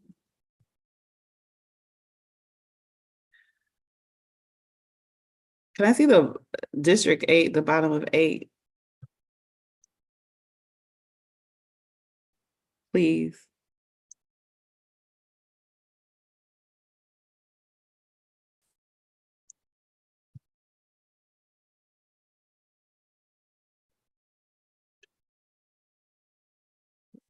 There you go.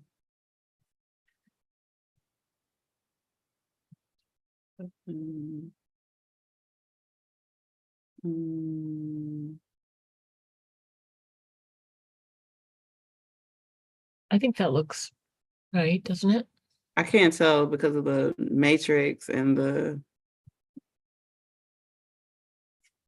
I think that's correct.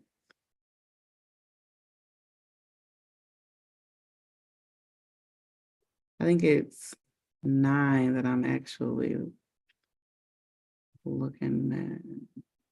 Let's see. Thank you. Yeah. Oh, I see what it is. I don't know if that's going to matter. Well, that's not true. I shouldn't say that. There's an area between 1 and 7 in the Wildermere, Petoskey, Otsego, where it's split. It should be split along Dexter Avenue. So that little purple, yep, all of that should go into 7. Just this section here so far? Correct, yes.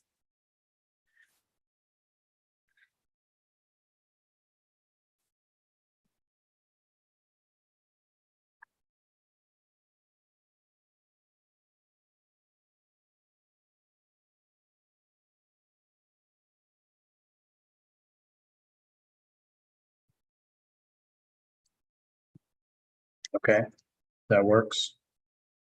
And then am I incorrect when I saw that 4 was low? 4 is very low. 4 is what? I'm sorry, John, I didn't hear you. 4 is very low. It's not out of the population bounds, but it could take more if you wanted to.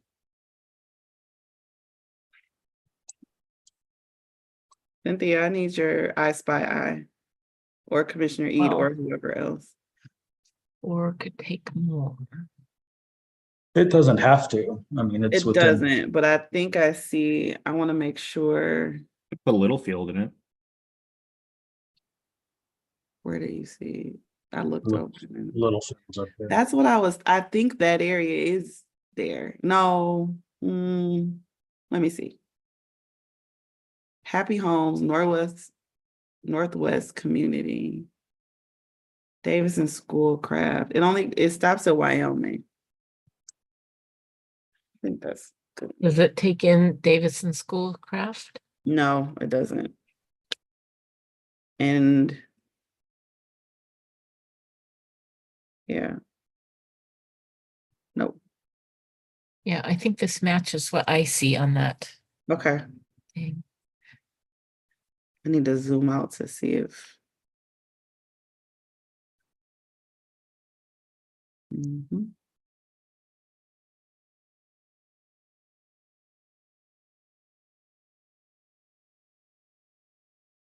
Mhm. 16, 15, 3, 2. I see the bottom of 1 and 9.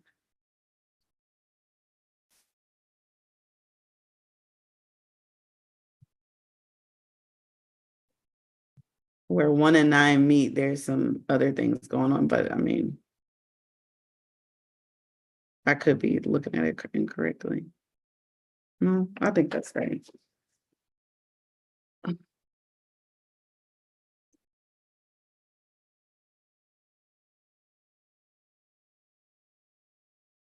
Fort Street all the way around Capitol Park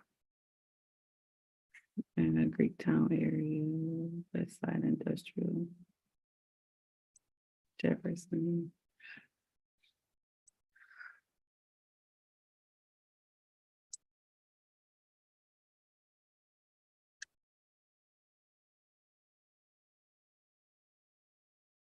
So 1 curves around Greektown a little bit more and comes up the side of 9. It grabs a little population. I from think it's 9. I think it goes one more right along. It the river. does. It takes the curve of the Greektown area.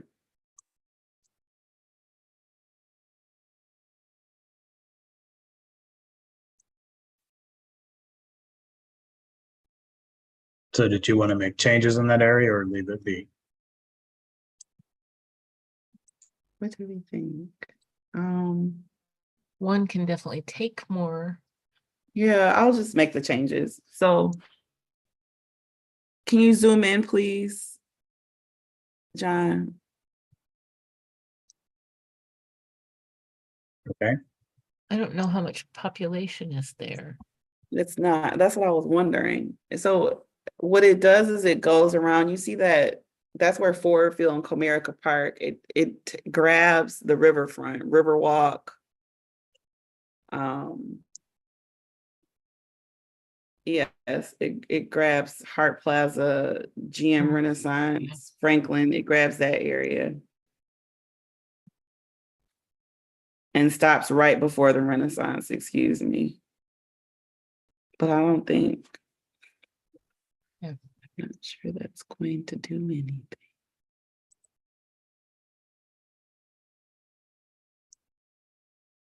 Yeah.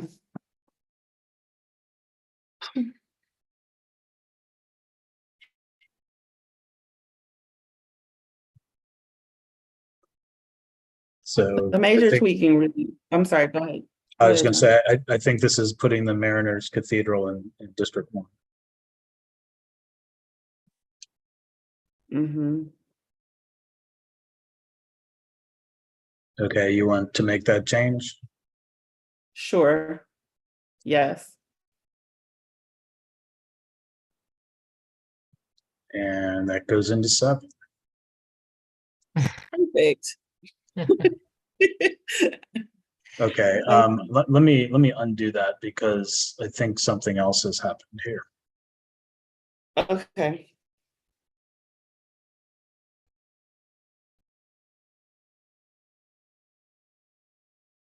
Okay.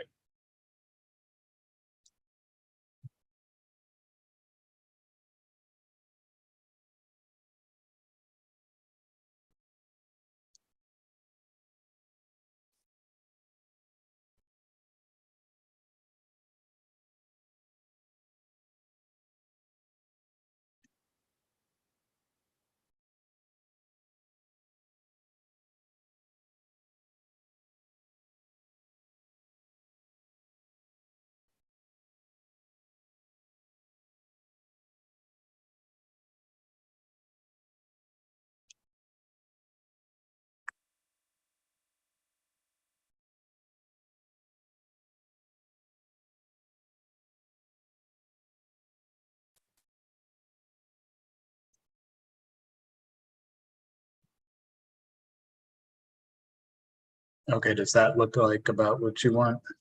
It looks about right. Can you zoom out slightly? I just want to take a look at everything. And then Not this is Detroit River, which right now is a 9. I don't think it doesn't affect anything because there's no population. Okay. If you wanted to clean it up for aesthetics, you're more than welcome, but I mean, it's fine to me.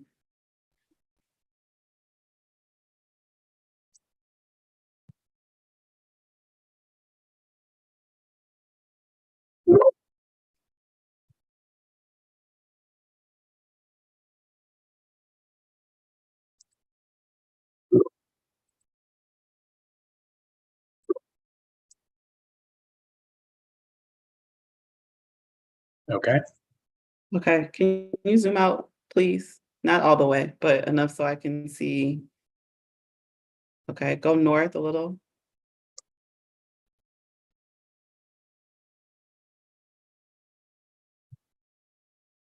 So I want to see the top of 11 and 8.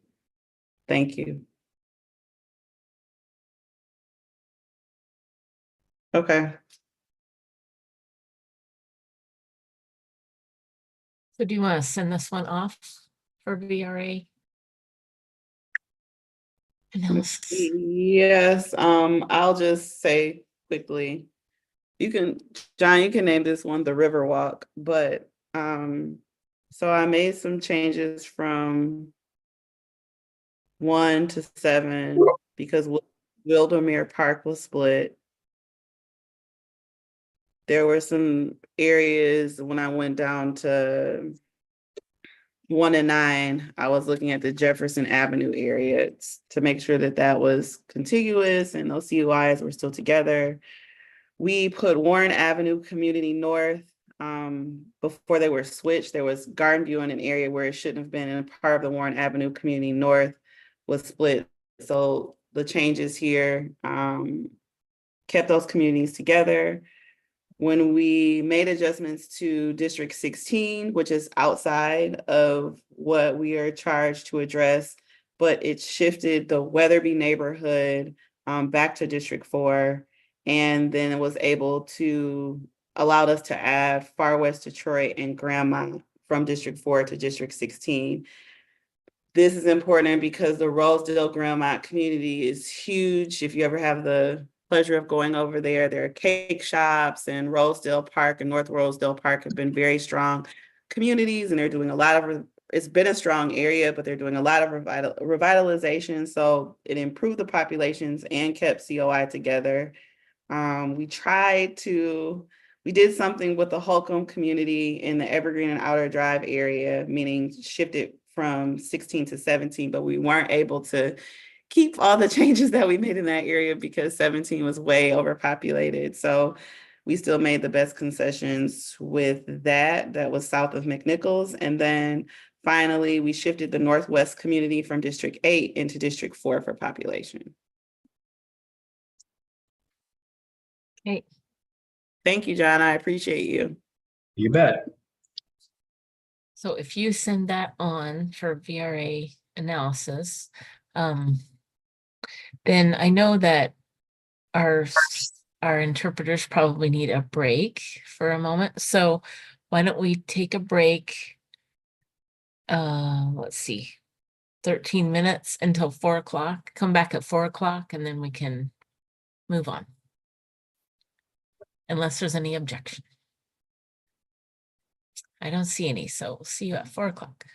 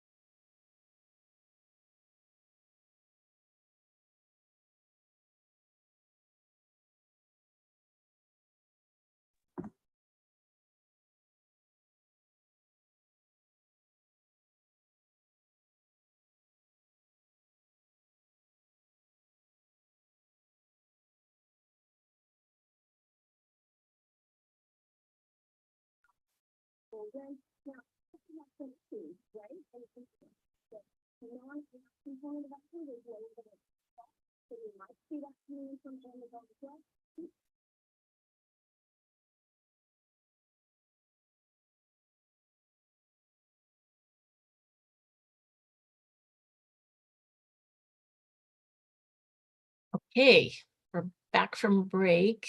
Hopefully we have everybody. So we've finished up several maps. They are off to the VRA check, and I believe we have something back from VRA. I can't remember the name of the map, but is it Mr. Brace? Are you going to be able to present that? Or maybe it's John Morgan, not sure. I have that. Sorry about that. This is Motown 2, which was the last one that was done on Motown. So let me share my screen.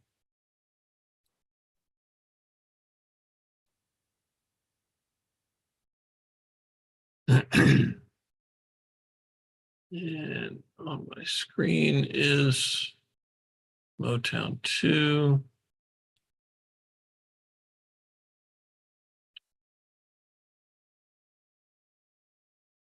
And Kim, could you go to the other tab that just says Wayne? It's a little easier for us to oh, okay, sure. that way. Sure. All right. Which let me modify this so we can have that over there all the time.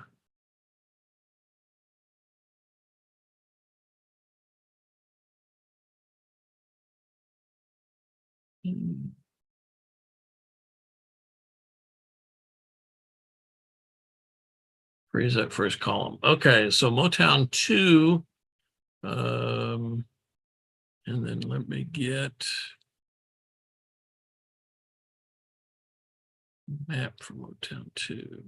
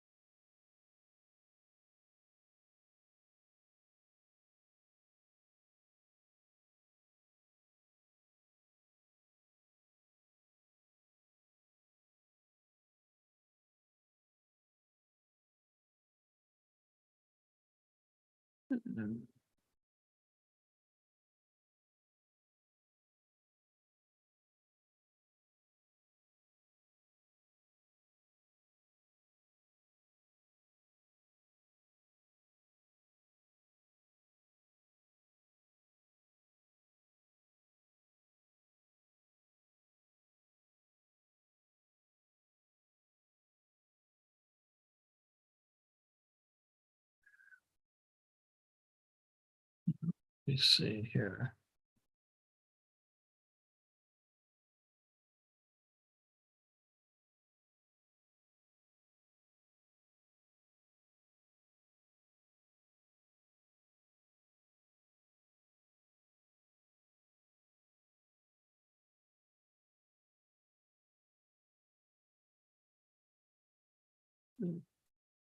So let's see where the map is.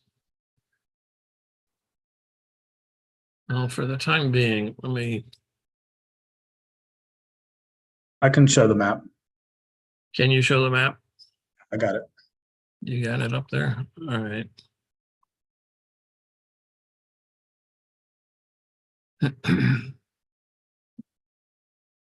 Okay, so this is the Motown 2 map. And I believe the changes were primarily in 12 and 10. And this is what the map shows. So the black primary turnout pool is 37% black and 26% white. And then I'll bring this down and Kim can show the spreadsheet, or I can pull up the spreadsheet. Yep, I've got the spreadsheet here.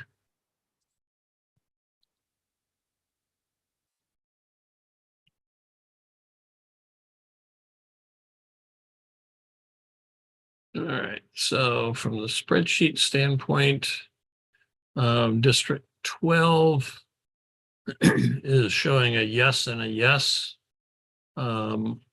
District 10 is a no and a yes. The no is because in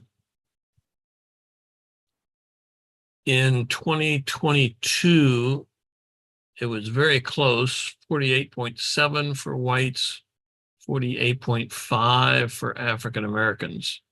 African Americans were the larger plurality in 2018, but not in 2022. Both of them are showing the African Americans being a larger share of the Democratic primary of the pool. So it is there in terms of the pool, but it's not always there in terms of turnout. So it's still probably a little bit iffy in District 10. But it's so close. I mean, 48.5 compared to 48.7. That's probably within the margin of error, as Commissioner Callahan loves to say, given the estimates that are being played around with. So I think, as I recall, you did make an improvement on it, and it's your call on, which is why if you look at John's screen, I think you didn't have all of the map colored, right, John? In terms of 10 was not green. Yeah, that's what I thought. Okay. Commissioner Callahan. I think it's almost misleading to leave that one as blue because, to the point again, we're talking estimates. The numbers are so close. The Black population has a majority. They don't necessarily, maybe, we kind of think might not have the turnout, but it's really darn close and hard to say. Mr. Braden, do you have something to say? Yeah, it looks like a performing district to me. That one I would, my view is, given those numbers when I see in the chart, I certainly believe the Black electorate there has an equal opportunity to win, and probably in most elections their candidate would. There's some squish room in all these numbers.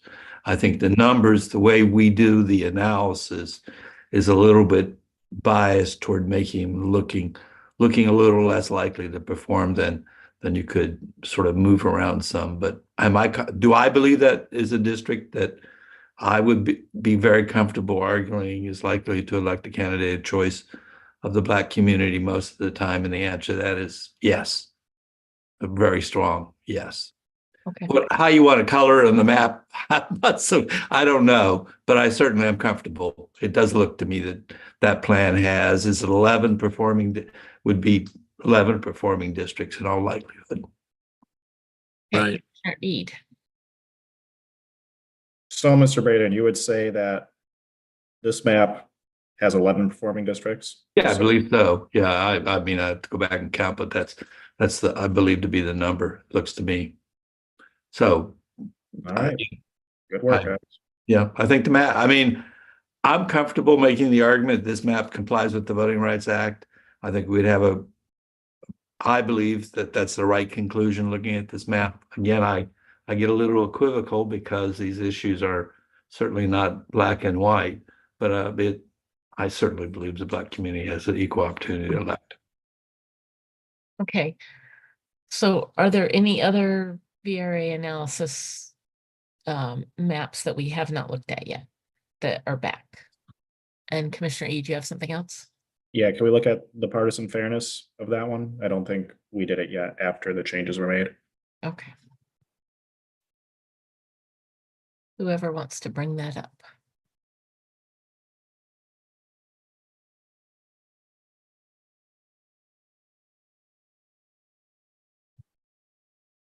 Wait a minute. This is on Motown 2, correct? Yes. All right.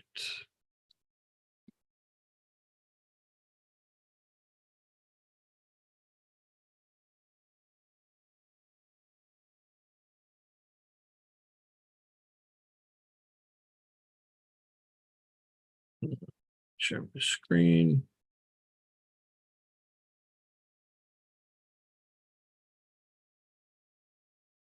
Okay, on Motown 2 for political fairness, partisan fairness. Lopside margin is 5.5 for Republicans. Mean differential is 2.4 for Republicans. Efficiency gap is 3.1 for Republicans. And seats votes, again, there's 60-50 in favor of Democrats. So principally the same. Yeah. Yep. Yeah, I think mean median difference went up by 0.1. So Yeah. good enough for me, at least. Okay, so were there any other, I don't know if I got an answer, any other VRA analysis that we haven't looked at yet? We did get some stuff back on Commissioner Satella's plan, but we haven't have that introduced. That's that individual. Yeah, we'll do that after we do the collaborative plans. Yep. Okay, so does anyone wish to bring up any other maps and work on them? Or are we satisfied?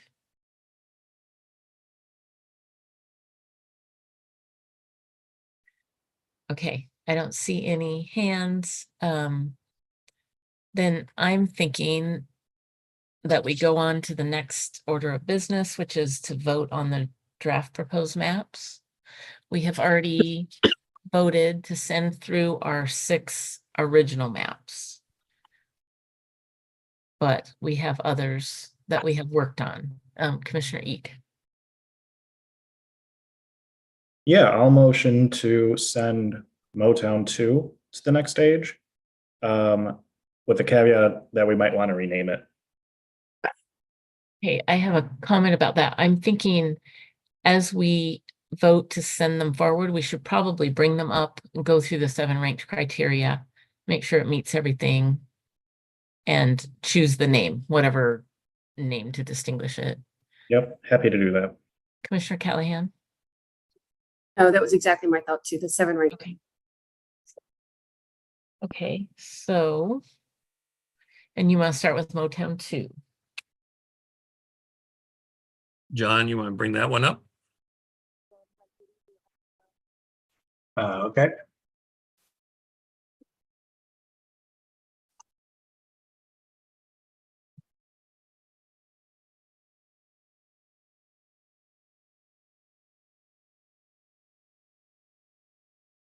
And this doesn't have the FC behind it, but you have done the checks, correct?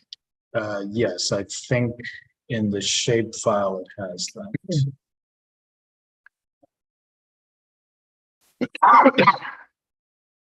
Yes, I think that's correct. Yeah, there it Okay. is. Yeah. Thank you. Okay, so this is Motown 2.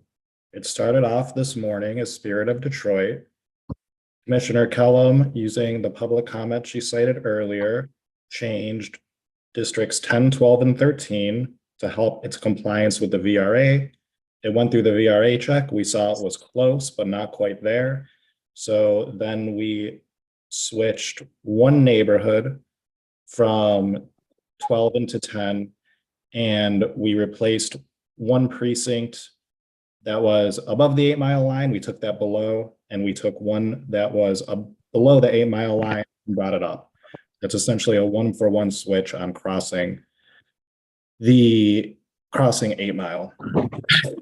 Since it's based on Spirit of Detroit, it still supports all of the same communities of interest that Spirit of Detroit supported, except for this new one that we have in District 10, which is the Grosse Pointes, along with some of Detroit, like East English Village, Harper Woods, Morningside, and that area. And then we combine some of East Point with the Lake Shore and down into Detroit. We just looked at the partisan fairness numbers. They match Hickory, well, maybe with a very slight deviation, but they seem to match up. It seems to match up quite well. Do we want to do the compactness analysis?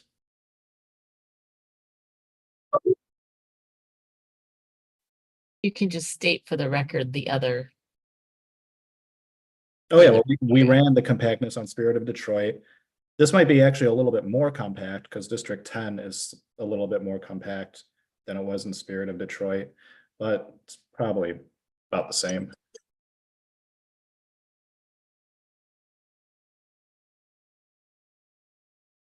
Okay, do you want me to run that now? Well, yeah, let's just run it.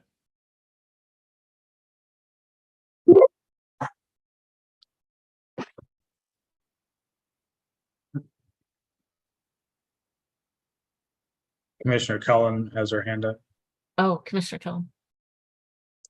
Do you mind listing off the partisan fairness? What I'm attempting to do is to take notes on each map now that we're going through them.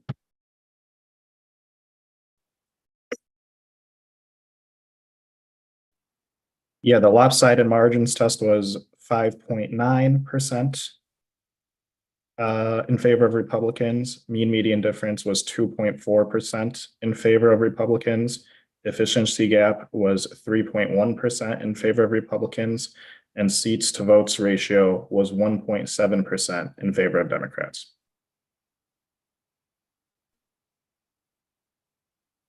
Okay, on the compactness for the Polsby Popper.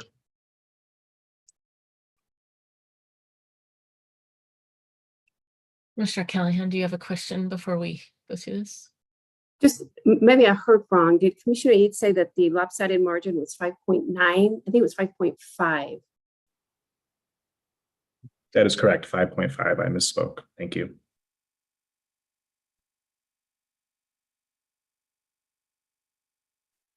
So the least compact district in the plan is District 58, which is the same as it was in Hickory. And then on the, I think this is the Schwartzburg.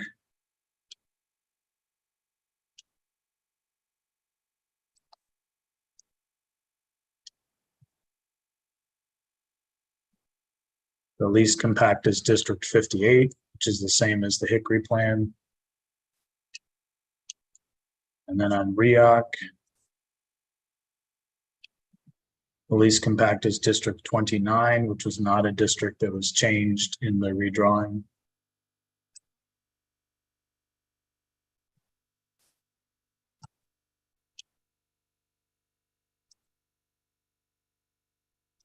The length width, District 29 is the least.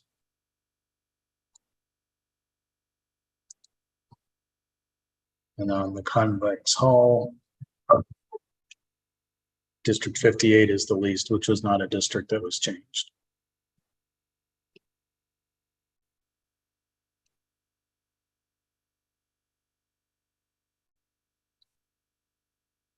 Did you want to look at some of the other plans you worked on today? I think we'll go through one at a time, if that's okay. Okay. So, Commissioner Eid, do you want to, you're satisfied with this?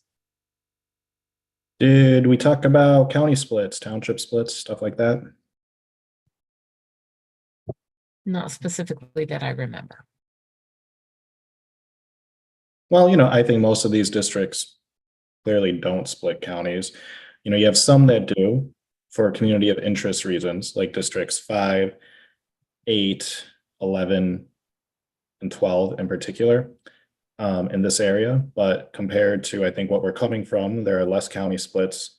And while it does cross 8 Mile, which is the county line for Wayne County and Oakland County, or Wayne County and Macomb County, this map goes over that line in ways that make sense for the communities that live there. Okay, and we did not favor or disfavor any incumbent elected official or candidate. I don't know if you said that already, but I didn't hear it. I did not say that, but that is correct. So did you want to move this one forward? Oh yeah, I thought I did that. I'd like to motion to move this forward for public review. Second? It's a second with an amendment that you can just call this one Motown Sound without the 2. Okay. I will accept that friendly amendment. Thank you, Commissioner. Can you rename that, John? Okay, so we have a motion and a second. Is there any discussion on this map? I'm moving this map forward. Seeing none, all in favor of moving this map forward to the public, raise your hand and say aye. Aye. Aye. Any opposed, raise your hand and say nay. Nay. Nay.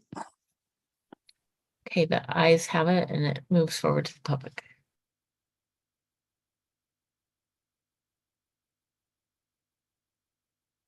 And John, did you hear that about the name? Yeah, I'll make that adjustment. Okay. Then is there anyone else that has a map that they want to look at and decide?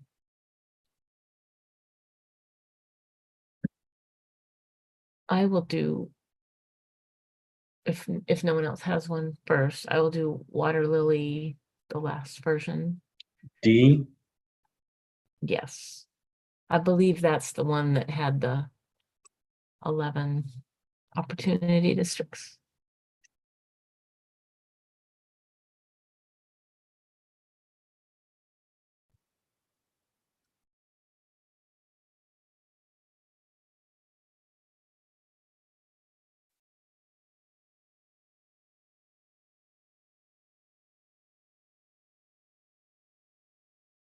So, so my notes say that you then have 2 different water lilies, the original water lily and water lily D as in dog. Right. Right.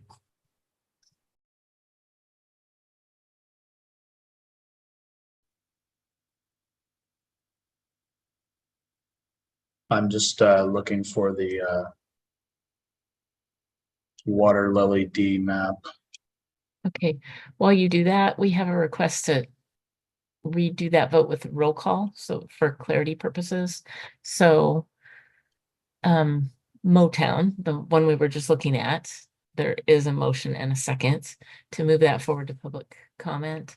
And can we have a roll call vote on that? Absolutely. Let me just grab it here. Commissioners, the motion before you has just been explained by Chair. A yes vote means that we're ready to move Motown Sound forward, and a no vote means that you are not in agreement with the motion. I will start with Commissioner Andrade. Yes. Commissioner Callahan.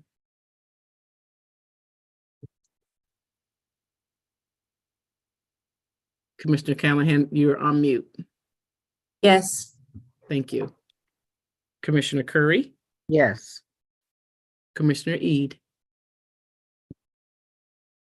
Yes. Commissioner Kellum. Yes. Commissioner Lang. No. Commissioner Letts. Yes. Commissioner Muldoon. Yeah. Commissioner Orton, Yes. Commissioner Zatella.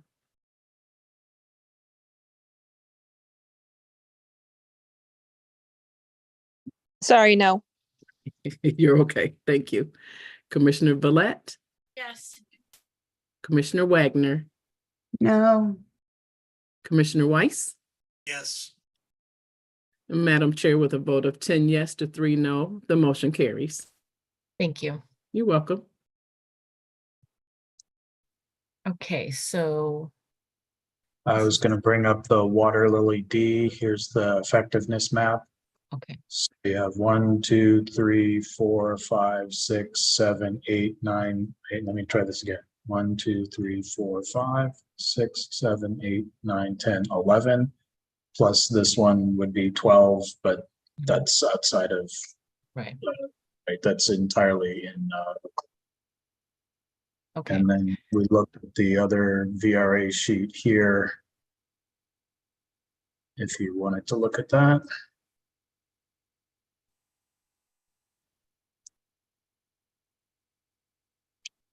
Could I look at that? The picture of it just one more time, real quick, that you just had up. Okay. I was just looking at District 4. So we didn't reduce Black voting age population in that one. No. Mr. Braden, do you have any comment on that, or is it just the same as you've already commented? I don't have anything to add. It's, the commission has reasons to leave it at that level, then I'm happy to defend it. Questions will be raised by that high level of Black concentration, but I've heard the commissioners express the reasons for it, and they're totally rational, reasonable basis for keeping it at that level. Okay, thank you. So,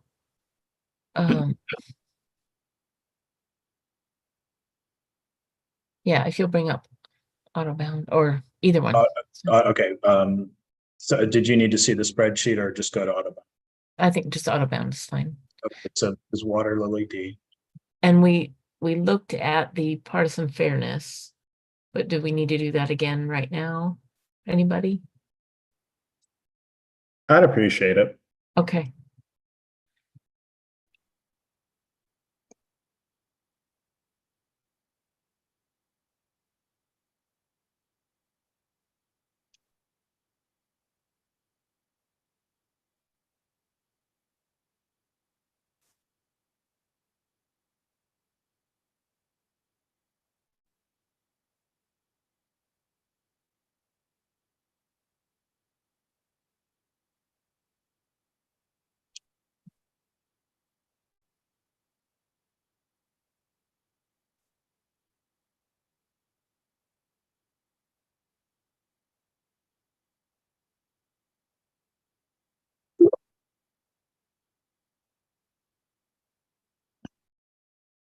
Okay, so the top line numbers are on the lopsided margin, it's 5.6 Republican.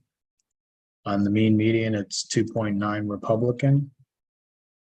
On the efficiency gap, it's 3.1 towards the Republicans. On the seats vote ratio, it's the proportionality is 1.7 towards the Democrats, and the count of seats is 60 Democrat, 50 Republican. Okay. Thank you. All right, and then the population deviation looks good. Let me check at 14.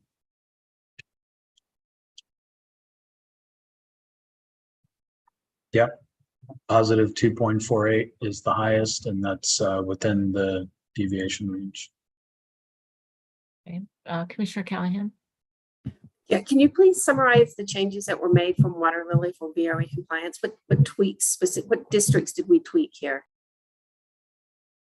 Yeah, 7, 14, 8, and 11. I think we may have touched 11. We were just kind of rotating it around there. So we brought up and down, you know, kind of. Do you want to put an overlay on, or is it enough to describe it?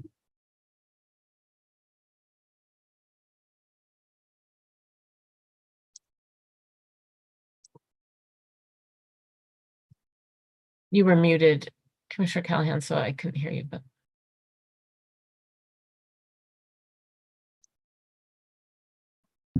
I'm good with that description. Thank you. Okay. And it was just for VRA purposes. And we tried to keep parts together, neighborhoods and parts that we thought went together to the best of our ability. Okay, so I'll just run down the list.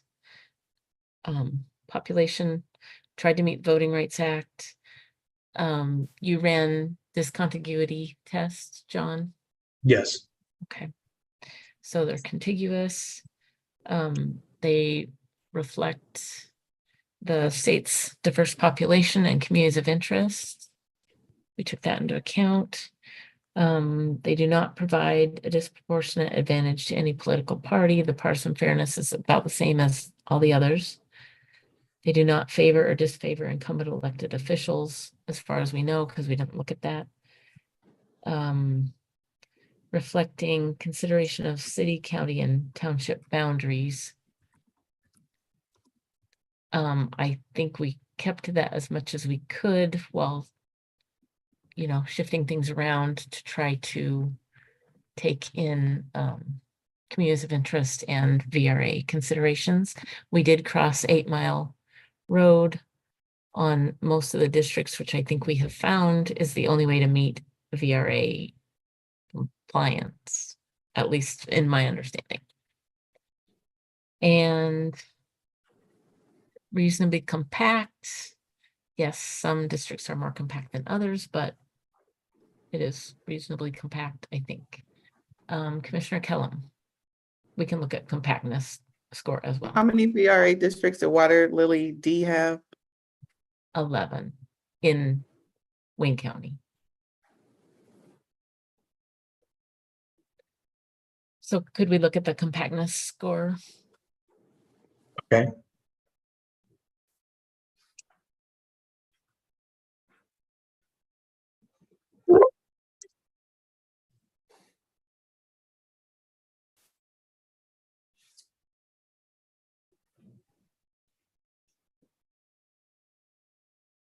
Okay, so on the Polsby Popper,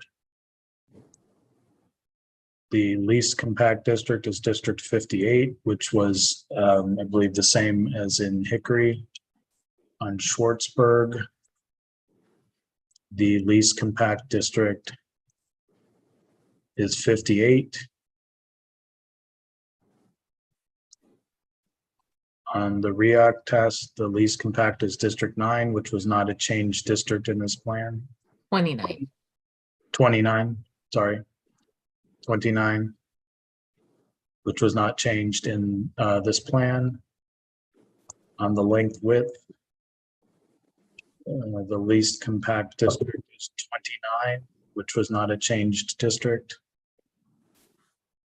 And then on the convex hull, the least compact was District 58, which was not changed in this plan. Okay. All right. Any other questions or comments on this plan? Okay, then I would like to move it on to public comment. Commissioner Eid? I'll second it. My only slight concern is I think this is quite different from the Water Lily that's already submitted. The original Water Lily didn't cross 8 Mile at all. So we might want to give this a different name, maybe water in a different flower, or maybe some other type of lily to show like progression, something like that. I had an idea, and thank you for reminding me. I forgot when I made the motion. I would like to change this to Willow, since we don't have Anthony Scannell here to come up with another W name. That's the name I thought of. So if we could rename it Willow, I would like to move that we move it on to public comments, seconded by Anthony. Any discussion? Okay, so can we have a roll call vote on that motion? Absolutely, Madam Chair. The motion before the commissioners is to send Willow for public comment and review. A yes vote means that you are in favor of this motion, and a no vote means that you are not. I will begin alphabetically with Commissioner Callahan, Yes. Commissioner Curry, Yes. Commissioner Ede, Yes. Commissioner Kellum, No, sorry. Commissioner Lang, No. Commissioner Letts, Yes. Commissioner Muldoon, Yes. Commissioner Orton, Yes. Commissioner Zatella, No. Commissioner Valette, Yes. Commissioner Wagner, No. Commissioner Weiss. Yes.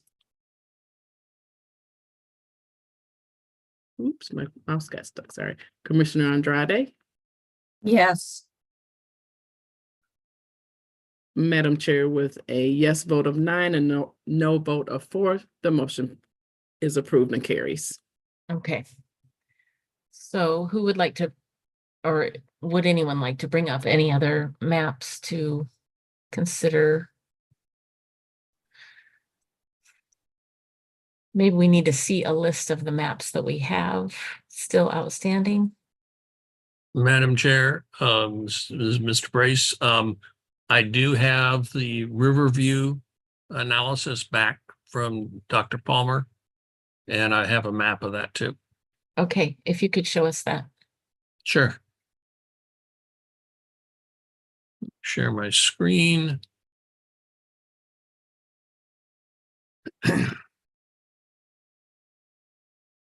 Okay. This is the map for the Riverview in terms of, and I don't remember where you were making changes. The District 4, but it's called River Walk. Okay, River Walk, okay.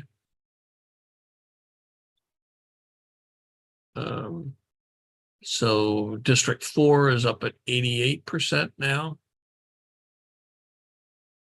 Right? And looking at District 4 is still, in terms of Black population and voting age population, is 90%. But on turnout, Blacks are still a heavy majority there, and majority in the primary pool. Was there some other districts then that got changed? Primarily District 4. I just tweaked certain areas for populations and to keep neighborhoods and communities of interest together. Okay.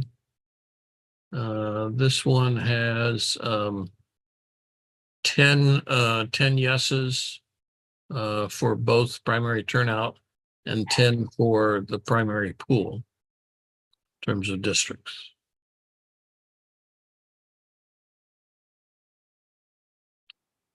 Any other questions?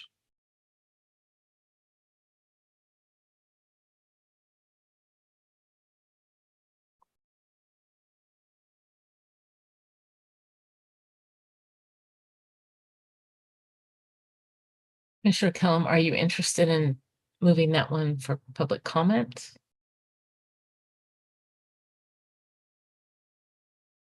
I mean, I'm interested to know what everyone else thinks, not just me. Right. I move it. I would move to move it forward for public comment. I'll second it. Okay. So, and name wise, it's River Walk, right? Right. So it'll be renamed River Walk or fixed. Commissioner Callahan? And my only concern with this map, this is the one where we made changes for the west, right? The last one we just did, yeah, that's a little concerning to me on this map. As if the judges will think we went outside the scope of where we should be working. Yeah. So in order to make the changes to 4, you had to change 16 and 17. Right, I understand that. I do. And we don't know what the judges will think is more important, to unpack a district or to make changes further out. And that's the only way I can see to do changes to 4 without wrecking the Middle Eastern North African community. So I don't know. Right. I think so. That's kind of the point of putting as many as we can or as many as we want out to public comment, and then we have more information or more opinions anyway.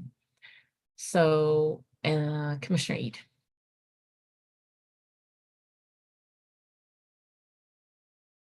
But so this one still only has 10. I agree with Ms. Callahan that, I mean, you guys know my opinion. I think we shouldn't change districts that we don't have to change. But if we do pass this forward, I might recommend, why not combine these changes that were made in 16 and 17 with the changes made in the other map for 10 and 12? You know what I'm saying? That way it brings the number up. We don't have to, but just an idea. What other map? Can you give the map name at this point? Yes, Yeah. Motown Sound, Motown Sound.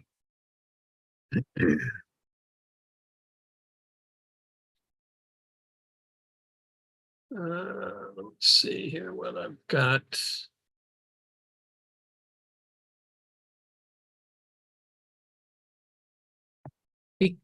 Because this is the same base map, you're saying, as Motown Sound, but Motown Sound, we changed the east, and Riverwalk, we changed the west. Yes, the base was Spirit of Detroit. With Motown Sound, we reconfigured 10, 12, and 13 to get up to 11 VRA compliant districts. With Riverwalk, it changes 16 and 17 to bring down the Black population on 4 slightly, but that didn't increase the VRA number.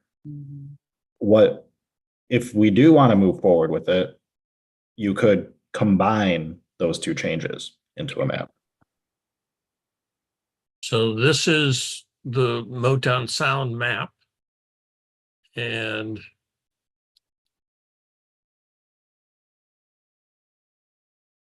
that's the Riverview map. I think the Motown Sound might have been adjusted a little bit. Oh, okay. Well, it doesn't, maybe I can't see the numbers clearly because they're really tiny. I'm having to squint, but did the Riverwalk reduce the packing in District 8 or mainly change 4? I think it made 4 a little higher. Yeah, But it is hard to read the numbers. Not that one. It's the one next to the river walk. Motown 2 is the one we should be looking at. All right. Yeah, that's what I was picking up on. Because the configuration you'll see in 10 and 12 is different. It's right next to the cursor. So it's in between Water Lily, yep. Nope, you had it correctly, that one. There you go. No, nope, that's not it either. Maybe just exit out of Motown. Okay. There's Motown There it 2. is.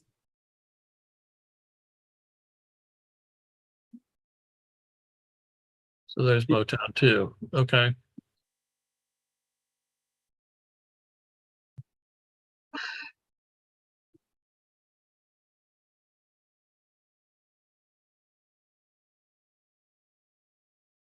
Commissioner Callahan, you're on mute if you're talking to us. So it's 85 in Motown 2, and what is it in Riverwalk? In Riverwalk, it's 88.1. Oh, it went up? I thought it went down. That's what was confusing me. I was not sure I was seeing those numbers right.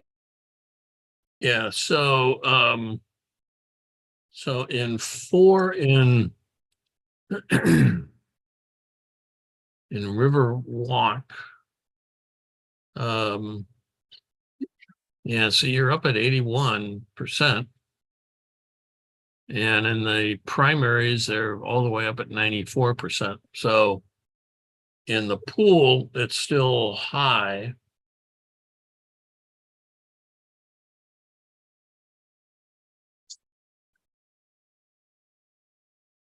And even on the pop and the voting age, it's at 90%.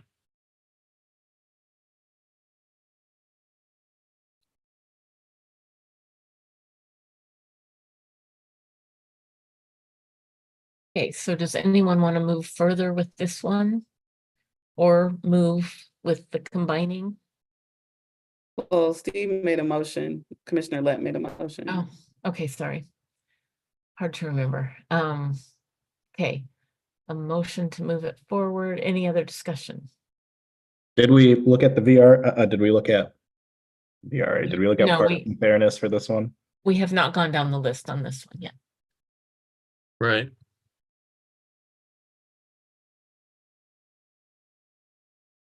So, whose computer are we looking at right now? Mr. Brace, you're muted. I guess it's your computer.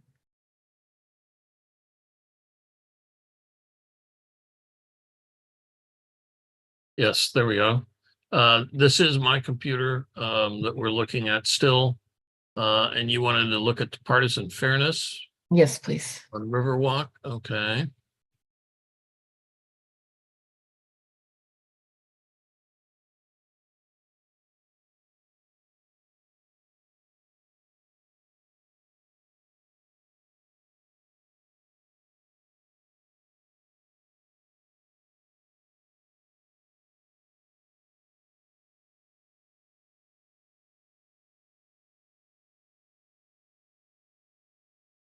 There we go. Oops, let me bring that back.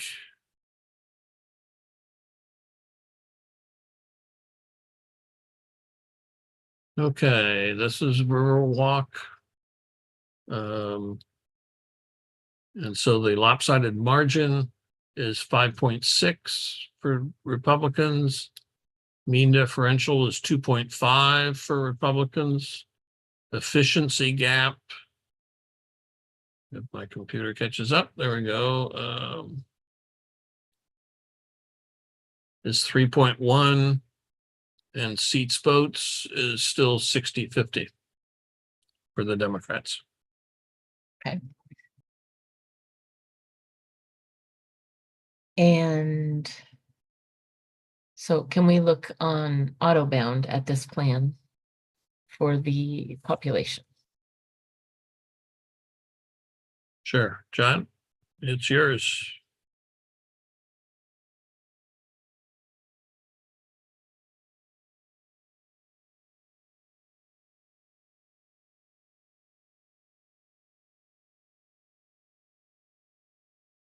Okay, so this is Motown Sound 2 is what we want, or no, River? Riverwalk.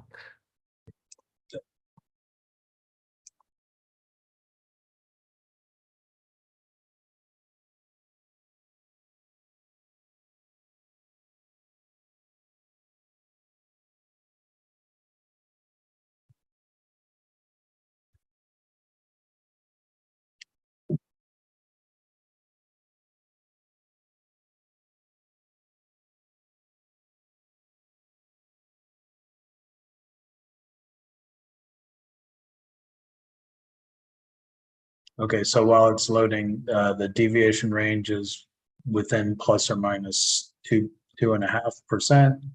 the lowest district is 59 and the highest is 21, which is the same as the Hickory plan. So all of your changes are within those bounds. Okay, thank you. So, and you've run a discontinuity test on this one because it has a FC. Yes. Okay. Changes that we made were trying to comply with Voting Rights Act. Okay, so Brittany, do you want to speak to, or whoever, speak to state's diverse population and communities of interest? Just in general, because I think we've talked about it a lot as we were doing it.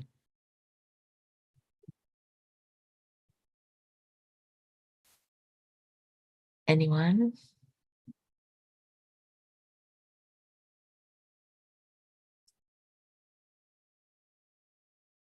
No one? We don't have a Commissioner Bueller, so. Okay, so districts do not provide a disproportionate advantage to any political party because we looked at the partisan fairness. Commissioner Eid? Were you asking for, which reasons were you asking for? Just now? Whenever- Diverse population and communities of interest, just kind of general. Well, it's based off of Spirit of Detroit, right? So all of those base ones. And then there are changes to 16 and 17, I believe, for community reasons and to try to bring 4 down.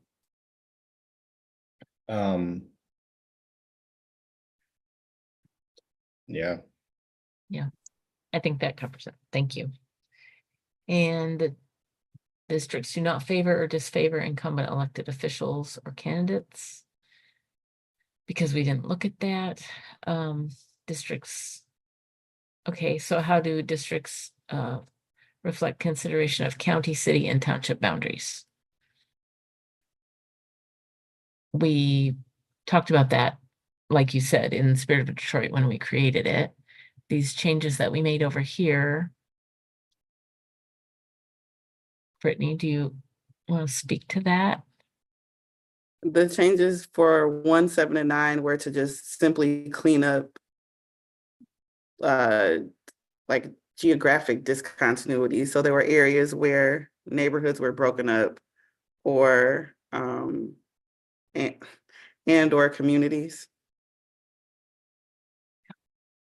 Okay. And we can see that the compactness is the same as the others. It's not the districts that we touched. So that should be good. Correct. The only other thing I'll say is the shift in District 4 and 3. I don't think that it could be considered packing. Again, it's one of those conversations where it is a natural population of that Detroit area. So if you get into 4, as we know, Middle Eastern, folks of Middle Eastern descent are going to be labeled as white. So when we came north into 4, that eliminated some of the population that was having an impact on District 4. Thank you. Okay, unless there's something else, I think we're ready for a roll call vote.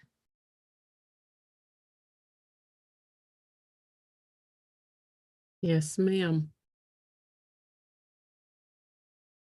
I thought Commissioner Eid had his hand raised. Did I miss your hand? Miss your hand? No, I'm good. Never mind. Commissioners, the motion before you is to move Riverwalk forward to public review and comment. The yes vote means that you're in favor of this motion. The no vote means that you're not. We'll begin alphabetically with Juanita Curry. Yes, I think we can move it forward. Anthony Eid. I'm gonna say no to this one. Brittany Kellum. And then more time to think.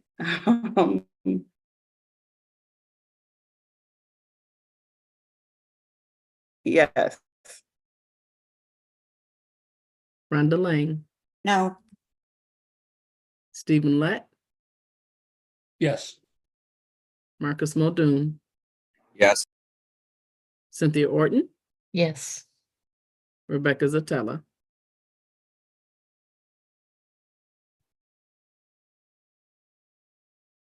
Sorry, guys, no. No problem.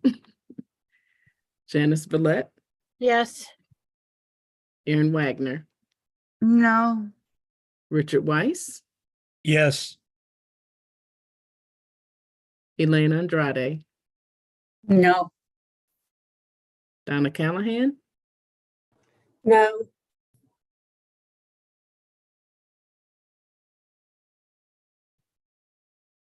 Madam Chair, with a vote of 7 yes to 6 no, motion carries. Okay, thank you. You're welcome. All right. Is there anyone that has any other maps that they want to look at? Can someone bring up a list of the maps that we have worked on? Oh, Commissioner Kellum. I don't have another map. I just have a question in the spirit of solidarity. For those that we haven't heard from, Commissioner Zatella, Commissioner Wagner, Commissioner Lang, even regardless, we're not sure why, or I'm not sure why you're voting no, but I would love to hear your input in terms of what you're not liking or what you would like to see in the map, since at the end of the day, it's still 13 commissioners. So this is not a pressure. This is a legitimate curiosity. Commissioner Lang. Sure, no problem. I think the first 6 maps where we were looking at communities of interest were the best, honestly. I'm concerned. I know we have specialists or experts that are saying we need to do this. I'm concerned about looking at making modifications based on certain things to get to a certain number. As we're going through the process, I heard things like target and things like that. So that makes me nervous. And I'm basing it on some of these maps, when the changes were made, split up communities of interest. Some of them went against public comment that I heard from people from Detroit. So it's nothing personal. I just believe that in the spirit of when you guys were doing them at first, you know, the first 6 maps that we sent through based on community of interest, those seem the best in my opinion. It gives the public 6 maps to look at. I don't want to overwhelm the public either. So that's my reasoning behind it. Commissioner Zatella. Yeah, I would just kind of echo what Rhonda was saying. I was really happy with the maps earlier in the week before we had the VRA analysis. I was comfortable with all 6 of them just being moved up. I'm not so comfortable with some of the changes that were made. You know, there's been some comments that have been made that I'm uncomfortable with in terms of race, and then also just splitting communities of interest. I think what we had originally was good. And I think we just should have, especially with the spirit of Detroit, just said, okay, we're comfortable with 10 and advanced it as is, rather than trying to meet a goal that we're being told by experts we need to meet. It just feels like we're back in the same place all over again. Commissioner Kellum. Commissioner Curry had her hand up before me. Oh, I didn't see. Commissioner Curry. Oh, it's really no rush. I would love to see those that voted no, a map or 2 of what they would like, so we can just take a look at it again. Yeah, and then just in general, Commissioner Curry, it was like you were reading my mind. Rather than hear it now, you know, I welcome, I don't care what our differences look like, but teamwork is always better than silence, because at the end of the day, no matter who falls where, there's still going to be an answer to this. So the silence doesn't mean that it's a clear disagreement or you're not participating. We're still on the commission. So I would just encourage us to chime in. And if you have different ideas about what's being done, to me, it would make sense. It's only the right thing to do to vocalize that, because we all share some of the same thoughts and discomfort. So, yeah. Commissioner Lang.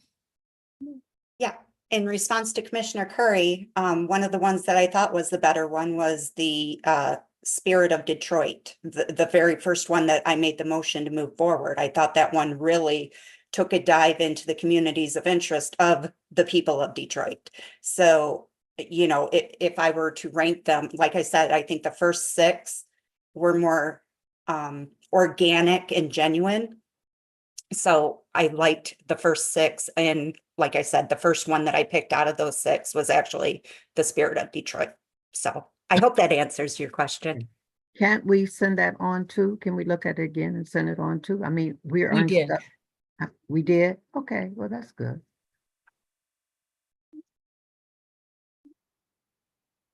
Okay, so, We can send as many Ella? as possible, Madam Chair. Is that correct? right, yes.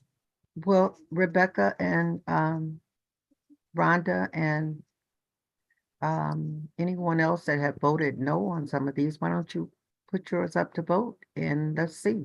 You know, it's really what's going to pass through the VRA and everyone. So those that we did, we know have. So let's just put them up there because I won't say the more the merrier, but the better the selection, the more, you know. Commissioner Zatella?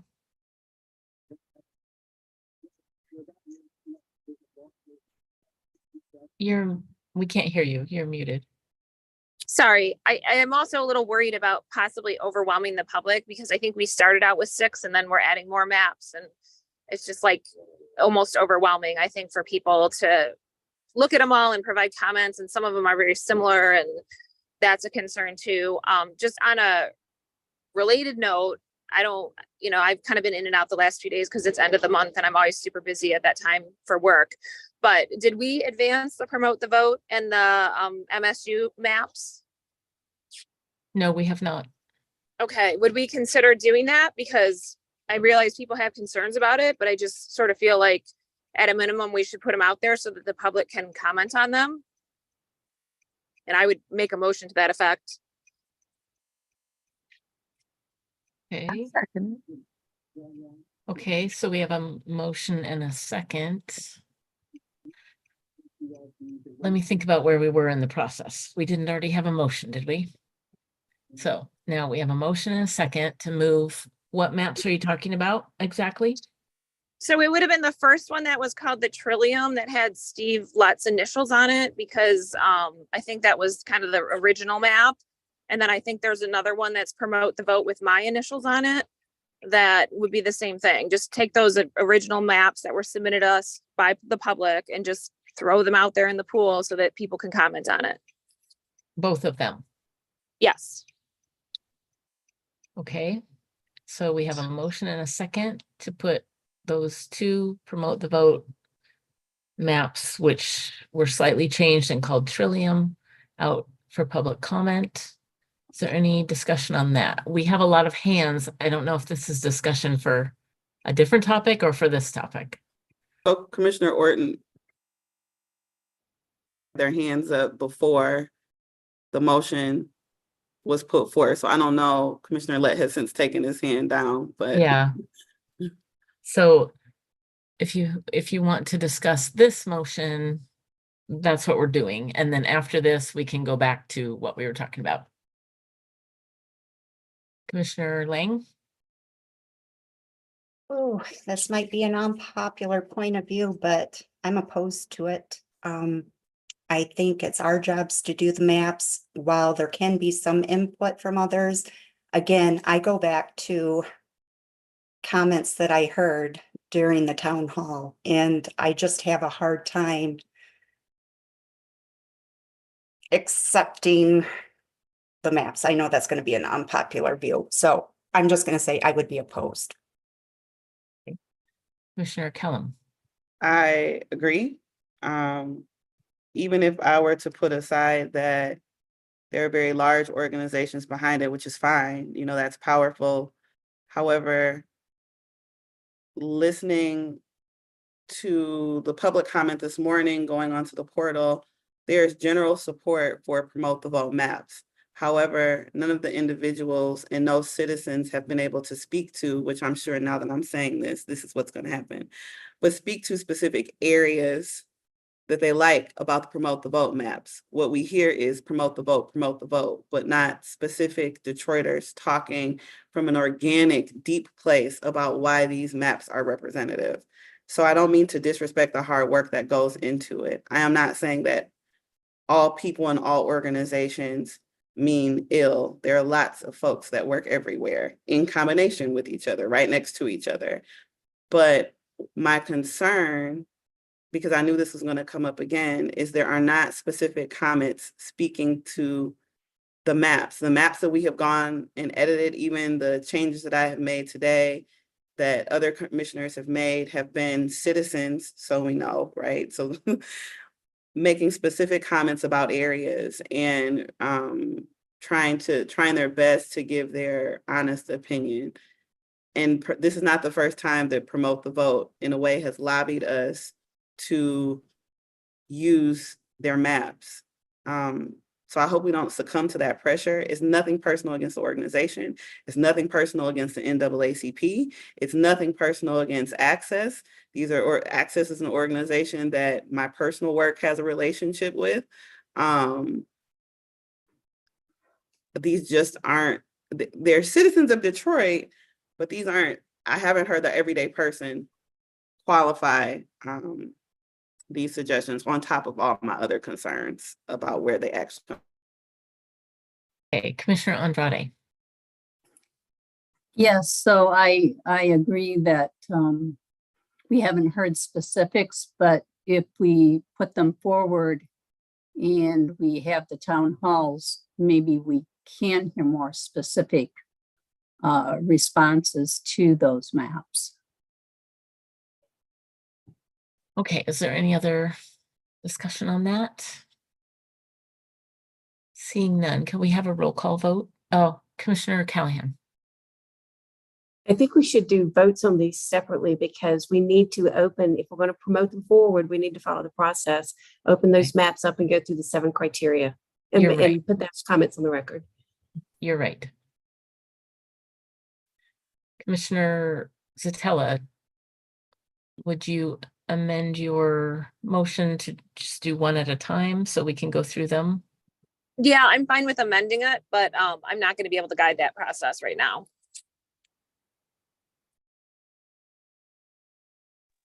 So I would amend my motion well, let's make it easier.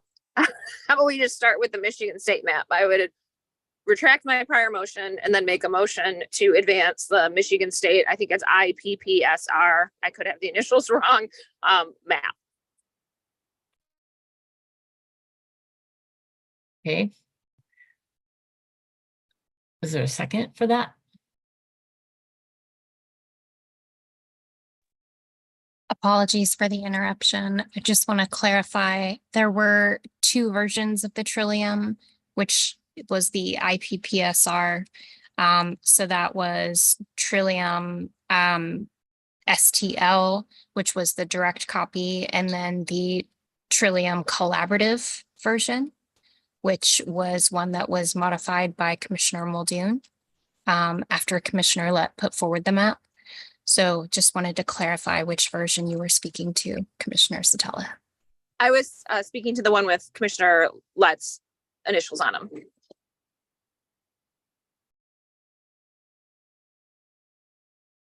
Okay, is there a second for that motion? I do not see one. Okay, well then I will make a motion to advance the Promote the Vote map, which is the original copy has my initials on it. Is there a second for that motion?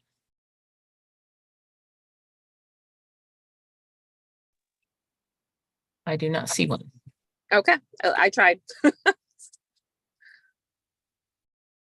Okay, does any commissioner have any other map? John, could you maybe bring up a list of the maps so that we can, you know, be reminded? Okay, so I think Mr. Brace may have a more comprehensive map view. What I can do is I can bring up my Autobound Edge, and this is going to be mostly in order of things we worked on today. So we talked about Riverwalk. We renamed Water Lily to Willow. We have Motown Sound 2, which will become Motown Sound. There was the Bergamot Dearborn that was worked on today. And let me just think about this.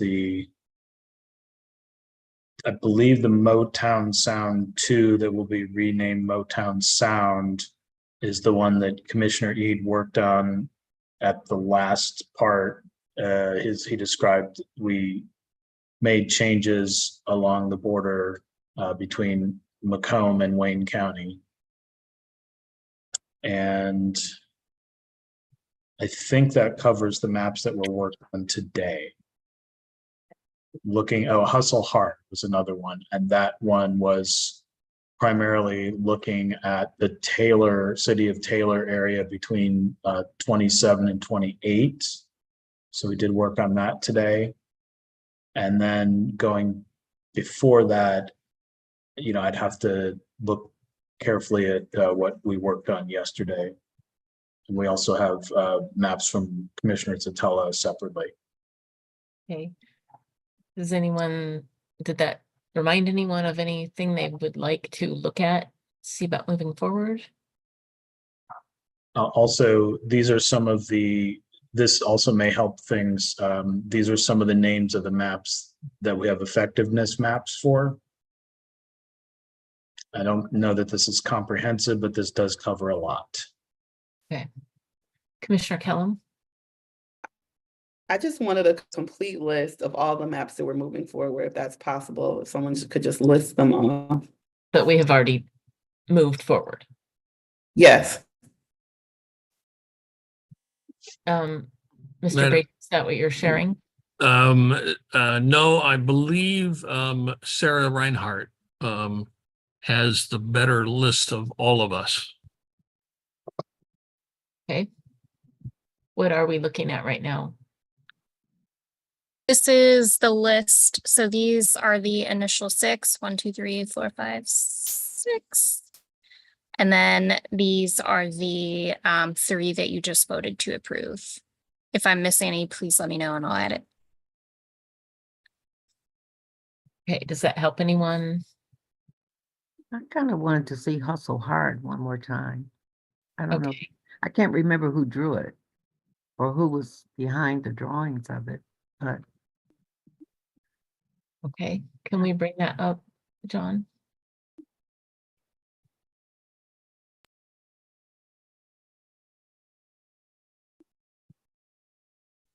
I believe that is the Taylor change. Yes, it is. And who was behind that drawing on that, John? That was mostly Commissioner Kellum. Yes, that was me. I tried something I wasn't not ecstatic about it.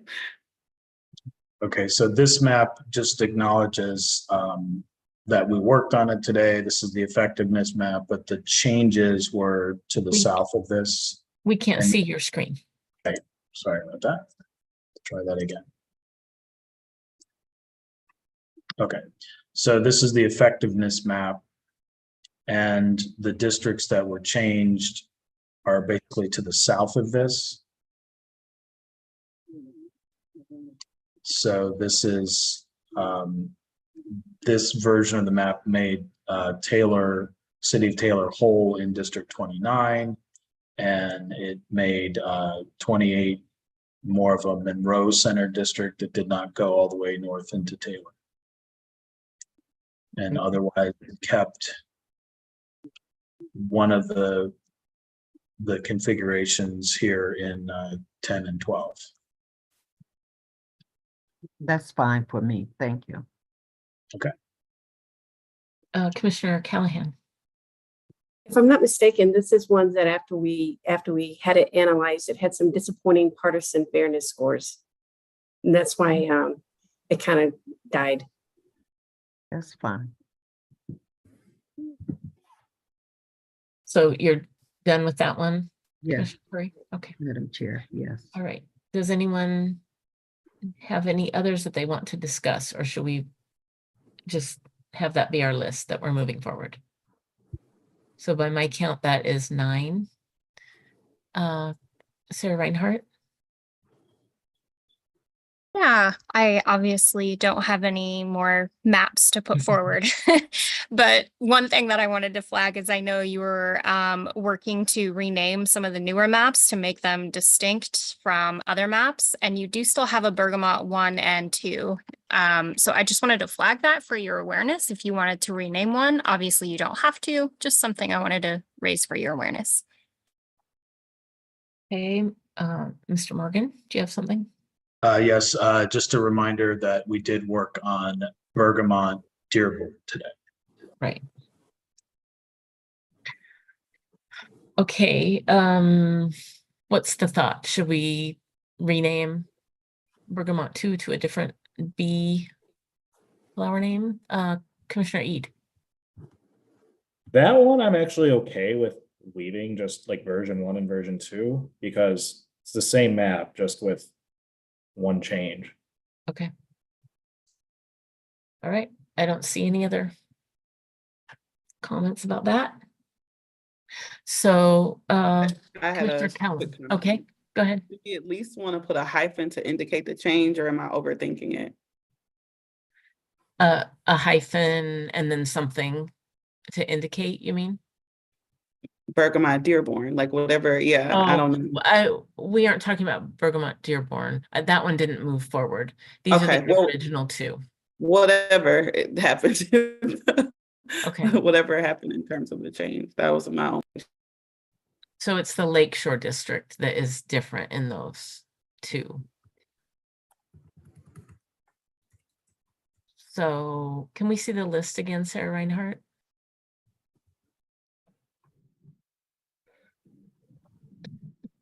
So Commissioner Kellum, are you suggesting maybe on whichever one it is, I think it's Bergamot 2 that has the Lakeshore? Are you suggesting maybe put Bergamot - Lakeshore? Yes, that's what I'm suggesting. Okay, yeah, we can do that.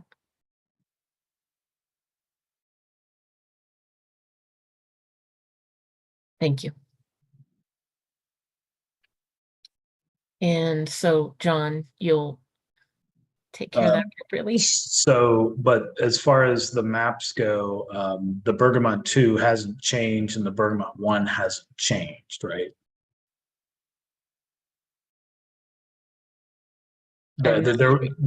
Because there was no effort to make VRA changes to Bergamot 1 or 2. The Bergamot Dearborn was a change, but the original Bergamot 1 and 2 were not changed. Right. Bergamot Dearborn did not go anywhere. So these are just the original 2. Okay, Commissioner Kellum, your hand is up, but I don't think you mean to. Okay, so if we are happy with that, moving those 9 forward, then the next on the agenda is unfinished business 5C, individual map presentation. So that would be Commissioner Zatella.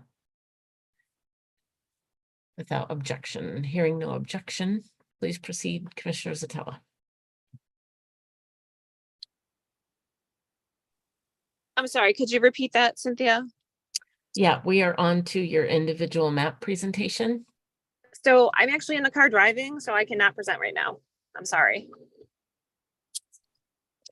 Okay, then we will move on to unfinished business 5D, notice to vacate proceedings update. Madam Chair, Yes, may I say something to Commissioner Rebecca? Yeah. Does she want it to go forth? The one, her individual one? Yeah, it should automatically advance, but I do want to present on it, but I'm gonna have to do it next week.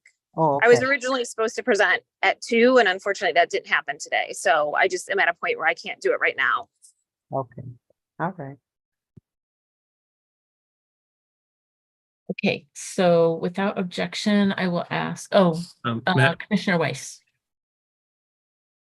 Could we at least see the map or look at it? Would that be allowable? I'm just kind of curious to what the map looks like.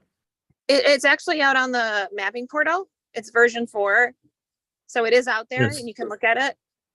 Could yes, we bring it up? Chair. We did put that up. Commissioner Satella asked us to, so that is up on our My Districting website. And John, I think you have the shapefile for it, don't you?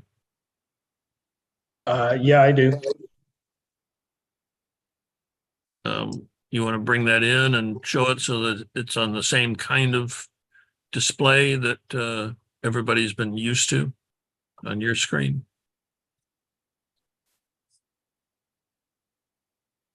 Commissioner Ede, you have your hand up?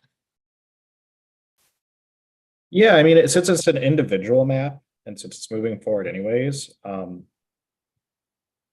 do think we might want to wait until she can present it herself. I don't know what good it'll do if like we all just look at it.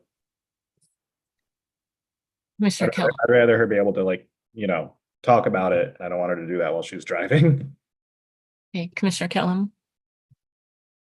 I was just agreeing with Commissioner Weiss. I don't anticipate that we're going to get into any sort of spirited debate, but I would like to see it as a group. Okay, Commissioner Lang. Sorry about that. I was just kind of curious about the partisan fairness on it. I'm sure that was ran, so maybe we could even see that. If Commissioner Zatella doesn't mind, I mean, I would like to hear the reasoning behind the map, but I understand she can't do that right now, but if there's some aspects we could look at, I would like it. Yeah, the partisan fairness has been done. So you can certainly look at that. Yes, we have partisan fairness scores on both versions. Representative or Commissioner Satella has the older version of partisan fairness calculations. What we've been showing you and having for this last couple of weeks is the newer version that also has the 2022 election results. So we have run that on this newer one, as well as we have what Commissioner Satella had submitted to us on partisan fairness using the old measure. Could we see the partisan fairness on her most recent version 4, I believe she said it was? Could you bring that up to look at real quick? Yes, indeed. The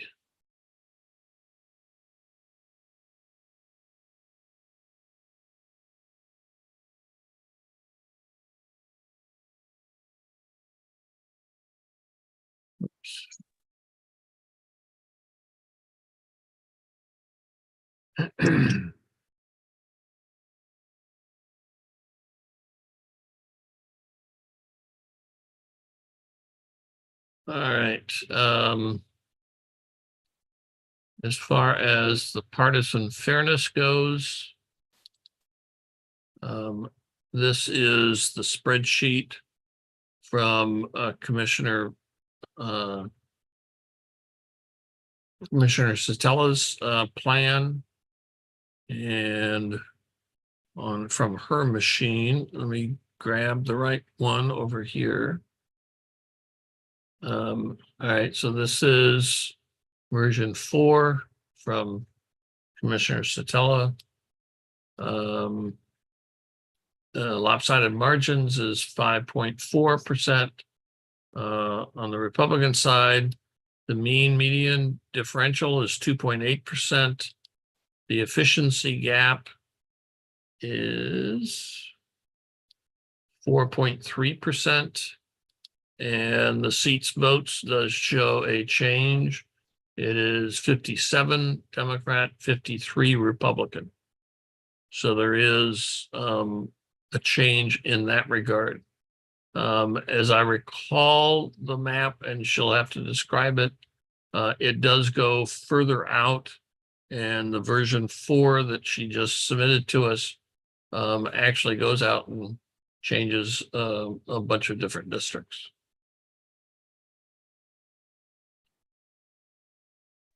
Kim, was that the partisan fairness with the 2022 or was that the 2020? This is yours, so that's the 2020. Okay. Yep. And do you have the 2022? I do have that. It's in another subdirectory.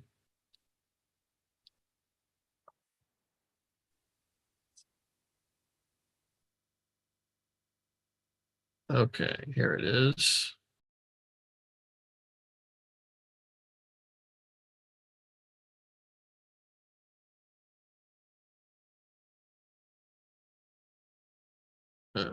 Make sure that I have the right one.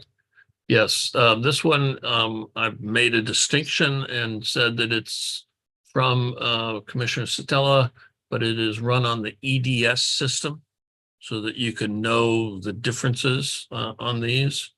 So run on the EDS system, which includes 2022, you have lopsided margin is 5.5%, mean median of 2.4%, efficiency gap of 3.1%, and seat vote ratio is 60 to 50. Okay, Commissioner Lang, your hand is up. Is it Yes. just? Yes, I was curious if VRA analysis was done on it also. Yes, we do have that. Let me see.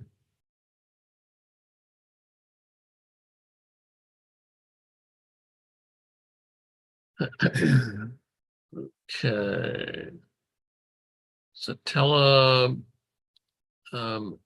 in her system, it was noted with a file date of 1/26, but the new one still says 1/26, but she has renamed it to be version 4. So that's what you see here, 126 V4. As you can see, it makes, let me expand the screen a little bit. It does make changes, and this map doesn't go all the way. Well, it does the river, so it is 12. The big change is down here in 26, between 26 and 25. So outside of the area that we have been working with before, but she has brought that up. If you remember, in the various versions we've had, 26 is pretty much kind of a tie. So she has boosted the African American in that District 26 by at least changing some of with 25. I don't want to get further. I know that this 18 configuration is different than what we have seen before. So that's a change. And then she's going to have to tell us where else there is from that side. But this is Commissioner the map of Satella version 4. Commissioner Wagner. It looks like there is 12 opportunity to elect districts there on that one, that map there. Am I counting wrong? 1, 2, 3, 4, 5, 6, 7, 8, 9, 10, 11. 12, including the 18 that had, you were not counting 18 before. She has brought that down a little bit below 8 Mile. And so it looks like that would be now counted, I guess. But that's your call. And you've got that additional in 26. 1, 2, 3. Thank you. 5, 6, 7. Okay, so Yeah, 12. It's if I can Go ahead, Mr. Braden. Yeah, it's a little confusing because the 12 here is starting sort of one up.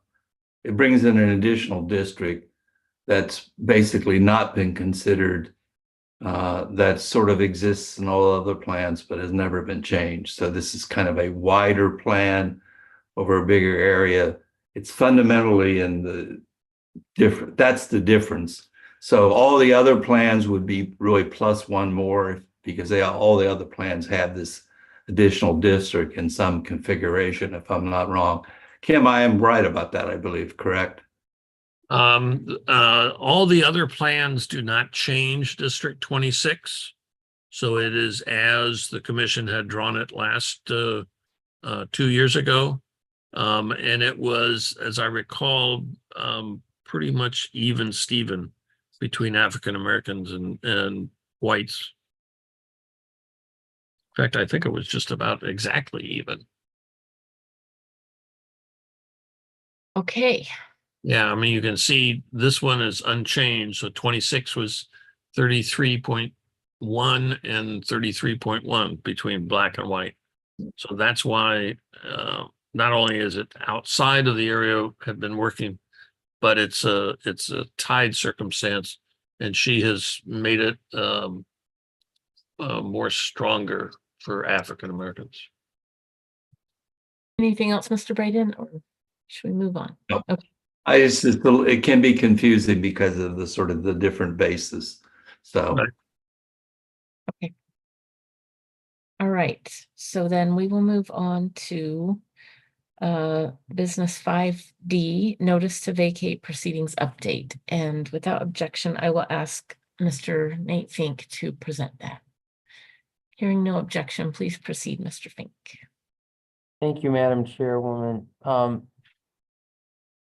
As the commission will recall, there's a pending notice to vacate that has been submitted seeking to vacate Commissioner Eads' seat on the commission. The commission had set February 8th as the hearing date, for lack of a better word, for the commission's consideration of that notice. The commission has, since the commission set that date, the commission adopted a couple of revisions to the rules of procedure relating to how the commission will intends to handle notices to vacate. And the commission adopted a provision that it did not previously have, but does now have, which I believe is, and I don't actually have the newest updated version of the rules of procedure with this provision in it, but I believe it's subsection 3.4 E5 will be the new E5 because it's going to go between E4 and E5.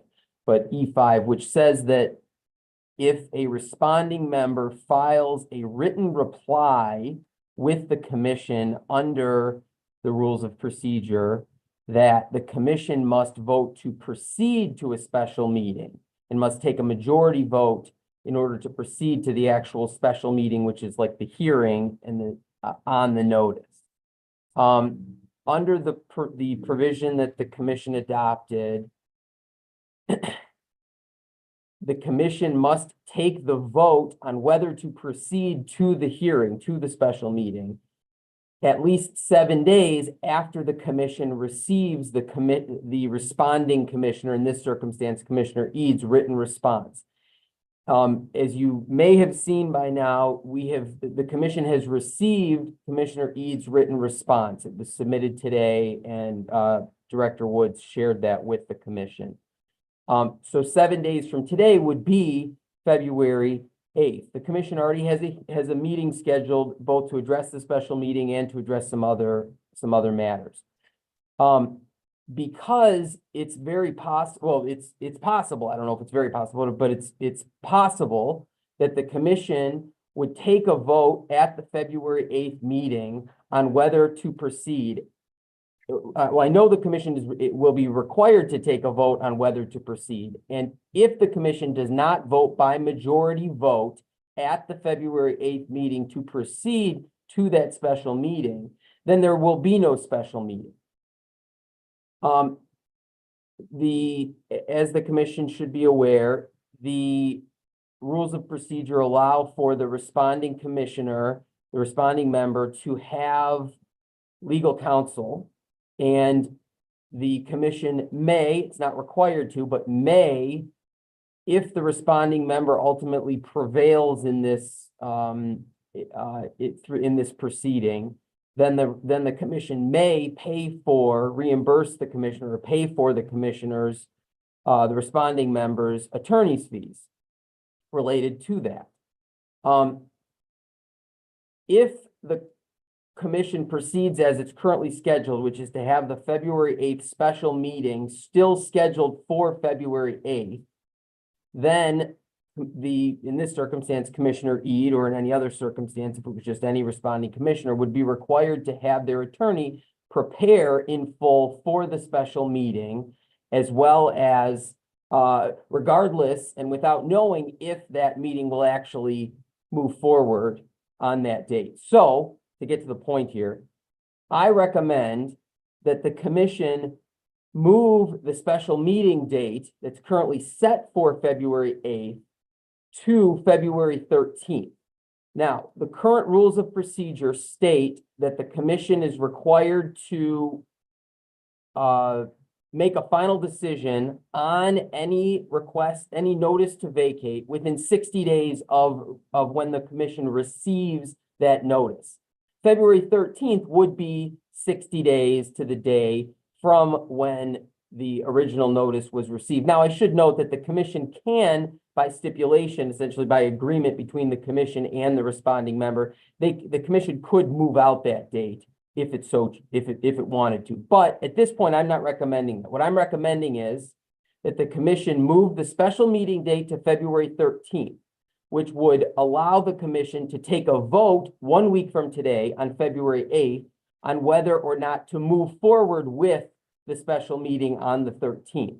And by doing this, the commission could avoid incurring potential additional legal expenses that would be incurred by the responding member, Commissioner Eid in this circumstance, by his lawyer having to prepare for the special meeting. If we don't move this out from the 8th to the 13th, then his attorney is going to have to be fully prepared to handle the actual hearing on the 8th, even if the commission doesn't ultimately move forward with that. So, as I said before, lawyers can talk for a while. I obviously said a lot there, but to sum up, my recommendation is that the commission move the special meeting that's designated to take up the notice, move that to February 13th, and proceed with just taking the vote on whether to proceed to that on February 8th. Happy to answer any questions. Commissioner Ling.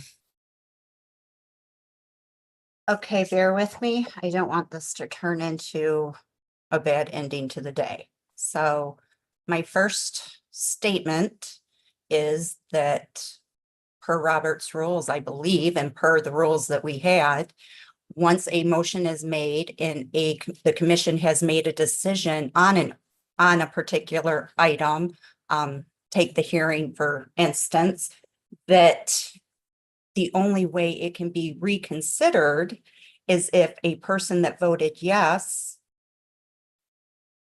either during that meeting or the next meeting, does a motion to reconsider it. We had a vote, the majority of the commission voted and agreed to have the hearing on the 8th. That's my first thing. My second point would be, yes, there was a change to the rules of procedure. However, again, the vote was taken and the decision was made prior to those rules being changed. So that's kind of where I'm having an issue. Even when you brought forward the rules of procedure for consideration, I had an issue with that because the decision was made prior to.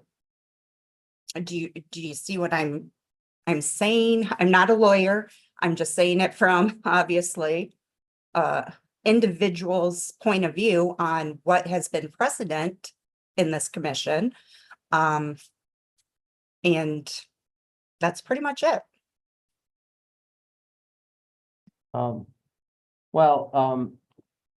I can, as to the sort of parliamentary question, I mean, I'm not, at least in this current proceeding, I'm not the commission's parliamentarian, so in terms of, you know, the sort of, I think, technical point about the reconsideration in that question, I mean, I think the commission can decide to move dates and of various meetings around. I don't see any issue at all with that. I think it's perfectly fine for the commission to decide to reschedule a meeting. If a majority of the commission wants to do that, I don't see any issue with that at all. And in terms of the amendments that were made, the commission, you know, we presented them. We had actually had a fairly lengthy discussion about it. And ultimately the commission decided to adopt those provisions. Those are the binding rules of procedure that this commission decided to adopt through its procedure that it provides in the rules. And that is the rule. The rule, like I don't want to go back through it all, but it allows for, or requires the commission to take a vote and decide by majority vote whether to proceed. And we had, I don't want to rehash all of that, but we, you know, when we had that discussion, explained the rationale behind that, and the commission had its lengthy discussion and ultimately adopted it. So my personal opinion is that it makes sense for the commission to go forward with its current rules. Commissioner Lett. Thank you, Madam Chair. I think we are fully able to set a new date for the hearing. And the reason for that is we adopted new procedure as Attorney Fink has just set forth. And it would be my opinion under Robert's rules as well as procedurally that the new rules took over from the old rules, and thus that's what we're operating under. So as it sits right now, we really have not voted when to have the hearing on the petition. The only thing we have set is the 8th, I believe, and if we haven't set that technically, then I would move that we have the hearing on whether or not to move forward on February the 8th. And then we would set the date for the actual hearing on the 13th, I believe you said. So that would be the motion. Hearing motion is to have the hearing on whether or not to move forward on the 7th. And if that passes, then have the hearing on the petition on the 13th.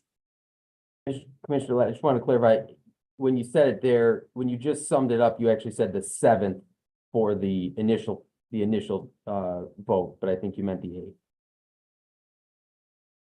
8th. Probably I said the 7th in my part-timer's brain. I meant the 8th. And if I have a second, we could move forward. Prior to a second to that, just to clarify, and maybe make the motion just a bit sleeker and in compliance with your new rules of procedure. So I believe what Mr. Fink is stating is that on the 8th, you will hold a vote whether or not to have the actual hearing itself on the 13th to address the notice under subsection 3E. And should that motion fail, that hearing will not take place at all. So I would recommend, Commissioner Lett, that in your motion that you placed just now, to retract the part about having a vote about scheduling the motion or the hearing on the 13th, since that vote will take place on the 8th. I hope I didn't confuse you more than I should have there, but that would be my recommendation, to just have the motion be to have the vote on whether or not to schedule the hearing on the 13th on the 8th. That makes some sense, but I don't want any confusion that if, in fact, the vote is to proceed, that it's going to proceed on that date.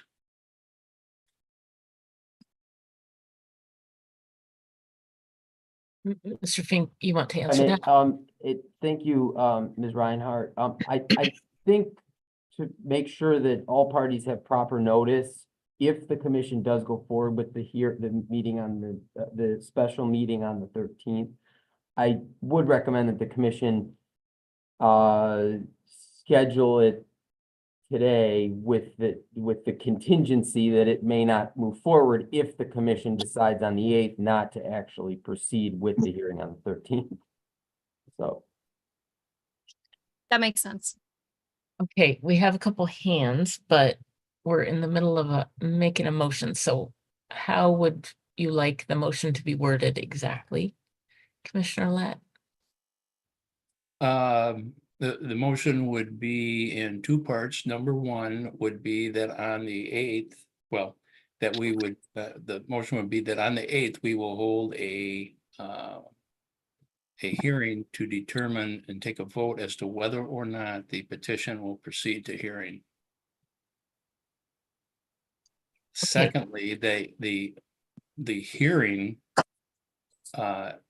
will be held on the 13th if the vote to move it forward passes.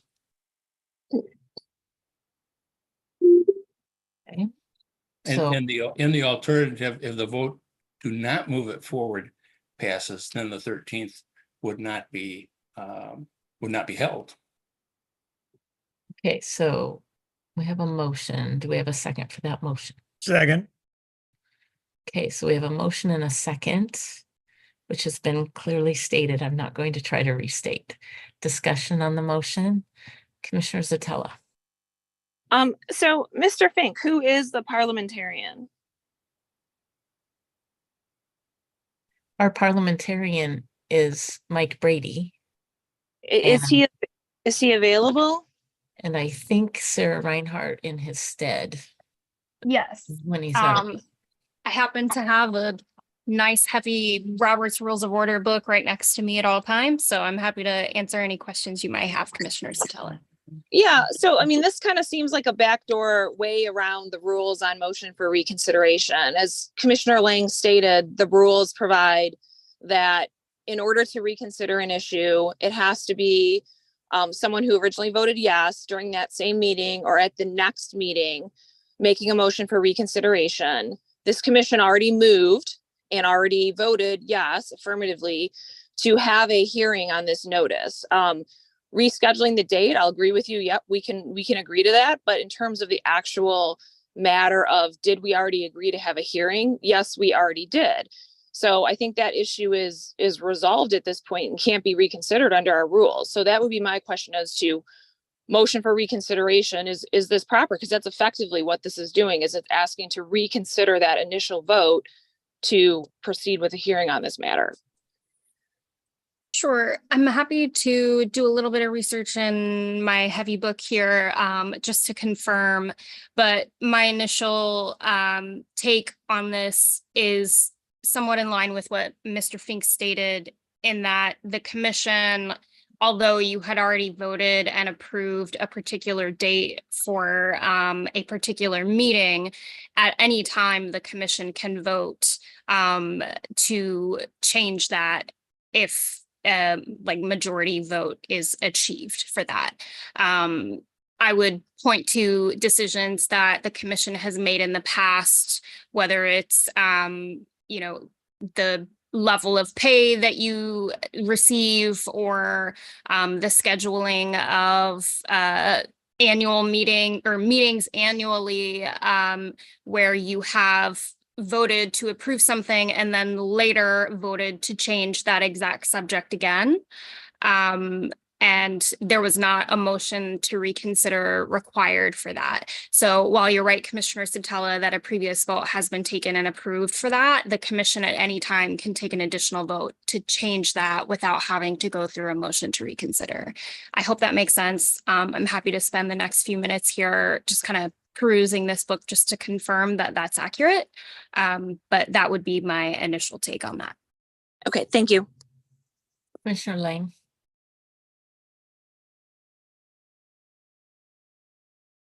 This is a no-win situation, so I'm gonna be blunt, I'm gonna be honest, I'm gonna let you know my feelings. I hope nobody takes offense. It's not my intent, but I get tired of keeping it bottled up. I feel like this has been very biased. I feel like this has been very backdoor.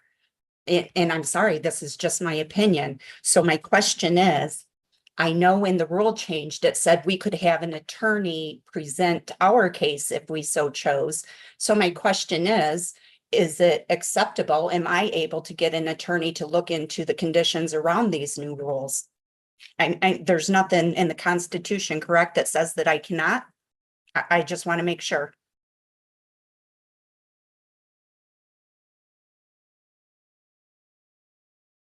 Mr. Fink, do Is you? that want- question Anybody, directed to attorneys, me? anybody? I'm not aware of a constitutional prohibition preventing anybody in this country from retaining an attorney for any purpose. I don't, I'm not trying to be short on that. I mean, if you want to retain an attorney to provide you with legal counsel on this subject or any other subject, you're welcome to do so. If you're certainly welcome to do so.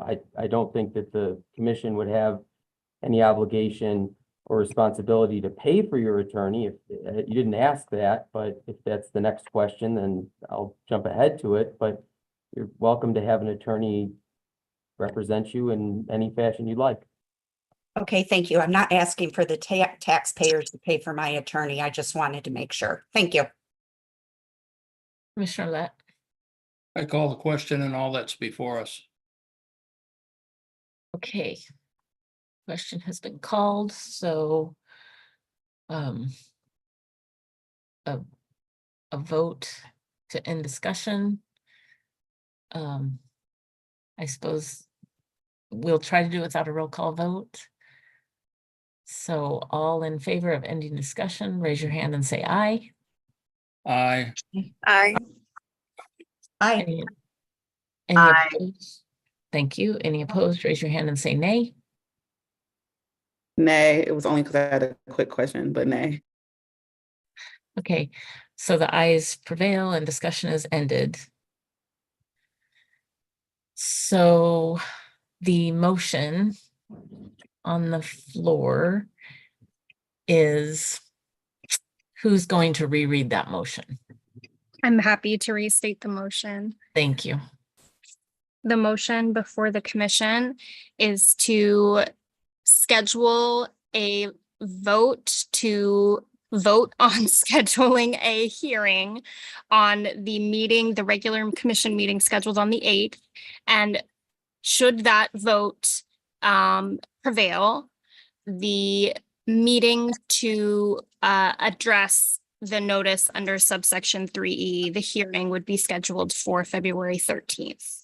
Commissioner Lett, can I get a thumbs up if I summarize that accurately? Thumbs down? Oh, no. Okay. I'll let you restate it. You Thank you. left out some stuff that the motion provides for the 8th for a vote to be taken as to whether or not to advance the petition to a hearing. If that vote is no, then there is no hearing on the 13th. If the vote on that is yes, then there is a hearing scheduled on the 13th.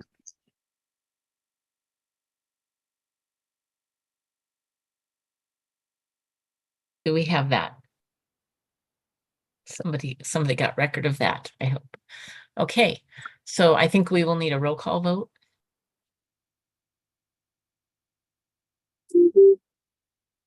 Yes, Certainly. ma'am.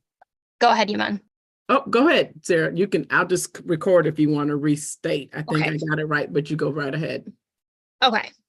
The motion is to vote on whether to advance the petition to a hearing. The vote will take place at the regular meeting scheduled on February 8th. If the vote is no, there will be no hearing. If the vote is yes, the hearing will be scheduled on the 13th. I'm hoping I got that right this time. Commissioner-elect, can I get a thumbs up? Great. Commissioners, please vote yes or no. A yes vote would be in favor of the motion. I will call on commissioners in alphabetical order, starting with Rebecca Satella. No. Janice Villette. Yes. Aaron Wagner. No. Richard Weiss. Yes. Elaine Andrade. Yes. Donna Callahan. Yes. Juanita Curry. Yes. Anthony Eade. Gonna abstain due to conflict of interest. Brittany Kellum. Yes. Rhonda Lang. No. Steve Lett. Yes. Marcus Muldoon.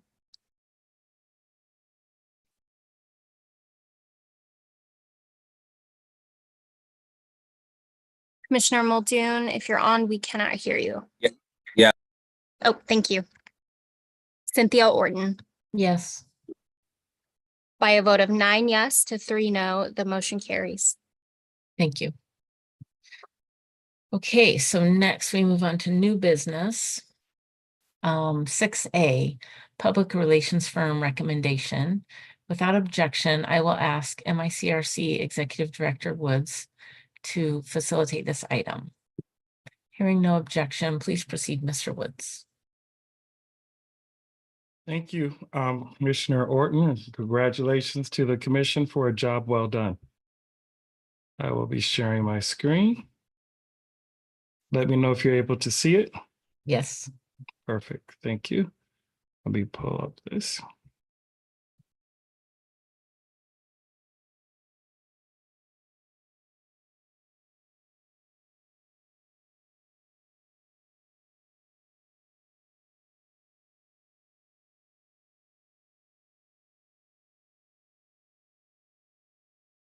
As you know, we have our February meeting scheduled for February. The dates are February 8th, regular meeting 10 to 2, and our public hearing. Our virtual MICRC virtual town hall, which will run like a regular commission meeting on the 15th, the 21st, the 22nd, the 27th, and the 28th. You do know the court is due, a decision on the map is due to the court on March 1st, so we do have some wiggle room if we need to meet on the 29th and the 21st. The dates we wanted to highlight as relates to the request for quotes is really focusing on the 15th, when we'll have a Michigan virtual town hall meeting. We will continue with the idea that Commissioner Lang shared and do that on the 15th. That will be a completely and total virtual meeting that we want to engage residents. We'll also have the public hearing from 10 to 1, 2 to 5, and 6 to 8. The public hearing on Wednesday, the 21st, we can confirm that that will be at Bishop Charles Ellis's church, Greater Grace in Detroit. And then the public hearing on the February 22nd will be at Second Ebenezer Church, Bishop Edgar Vance Church, at those times. So those will be the two places that we will have the public hearings. On the 27th, that will be a virtual meeting, and the 28th, but this, as relates to this proposal, we're really trying to draw people to that public input.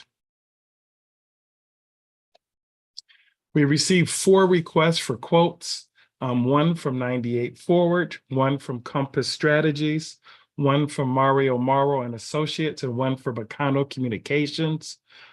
Per our purchasing policy, it says we needed to get 3. We were happy to get 4 on such short notice.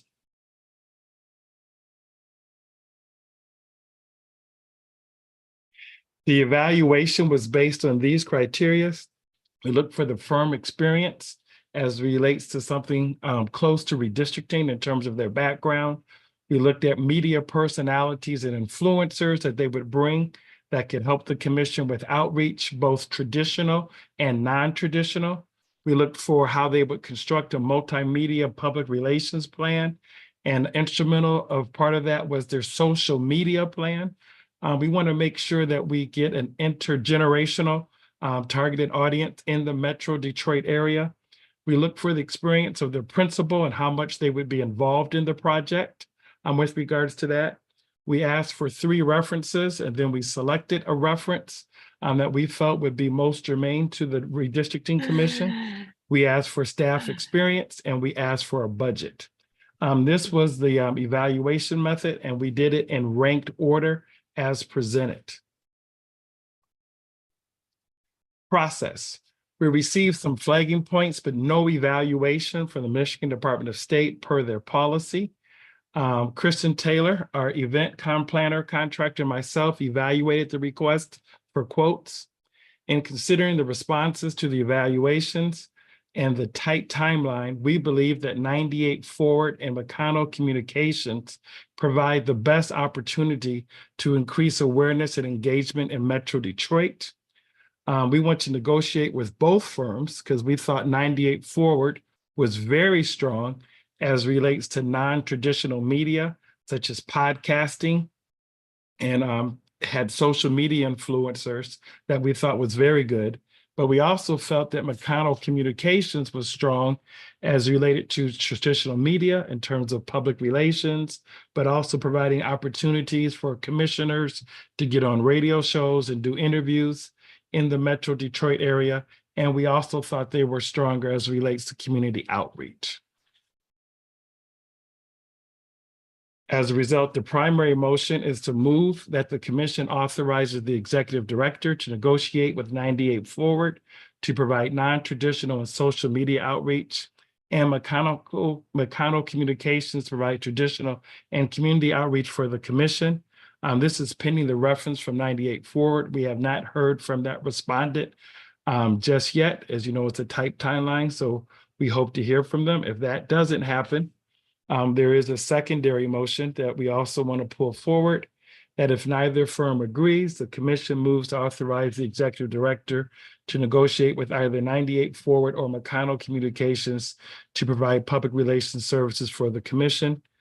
This is pending the reference for 98 Forward. If we do not receive the reference for 98 Forward at all, then we would go with McConnell Communications. If there's any questions, Madam Chairperson, I can take them at this time. Commissioner Lett? Do we have references back on McConnell Communications already? Yes. Any other questions for Mr. Woods?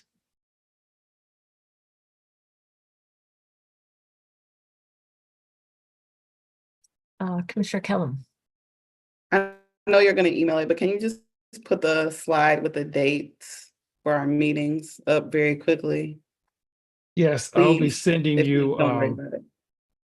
no, I have it. I'll be sending you calendar appointments. So if you give me a moment, they'll be on your calendar about an hour or so after the meeting.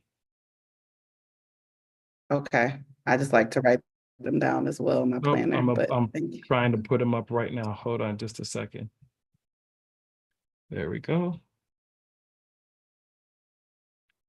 Let me share my screen. Are you able to see it, Commissioner Kellum? Yes. Perfect.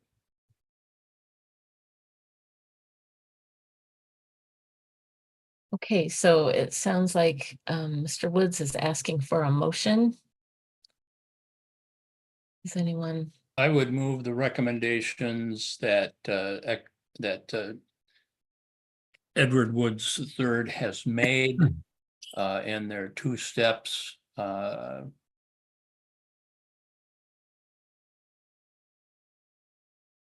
Is there a second for that motion? Second. Okay, so it's moved and seconded. I will read this.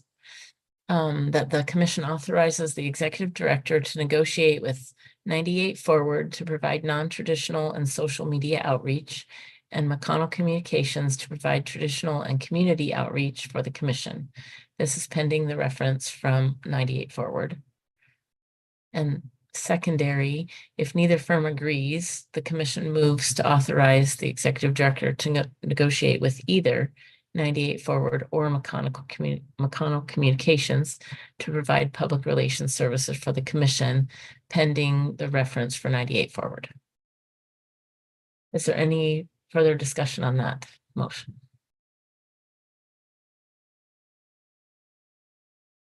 Seeing none. All in favor of this motion, raise your hand and say aye. Aye. Aye. Any opposed, raise your hand and say nay. Okay, the ayes prevail and the motion is adopted. Do you have anything further, Director Woods? No, just want to give kudos. You know, I mean, for real. I mean, there were people that doubted us, didn't think we could get it done. Reading the media clips and not knowing the heart of this commission like I do. And I just want to say kudos. Thank you for hanging in there. It's been tough. It's been long, but you made it happen and democracy still works. And the reality of Proposal 2018-02 is still in effect. So congratulations to each and every one of you. And to you, Madam Chairperson, for steering the way. Thank you so much. Thank you. Okay, so without objection, I will ask Sarah Reinhardt from Michigan Department of State if they have an update.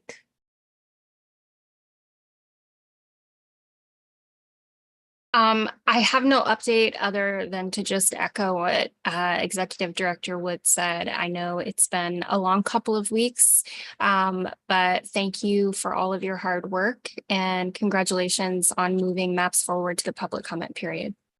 Okay, one question, Sarah Reinhardt, did you find anything in your thick book of Robert's Rules of Order to address Commissioner Lang's question? I did actually. So under Robert's Rules of Order, newly revised, this is the 12th edition.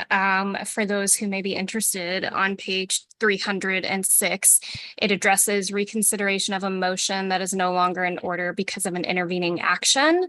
I should note first that to reconsider a motion, it is actually preferable, dare I say required, that it be the same meeting where the motion actually took place, or a meeting shortly thereafter.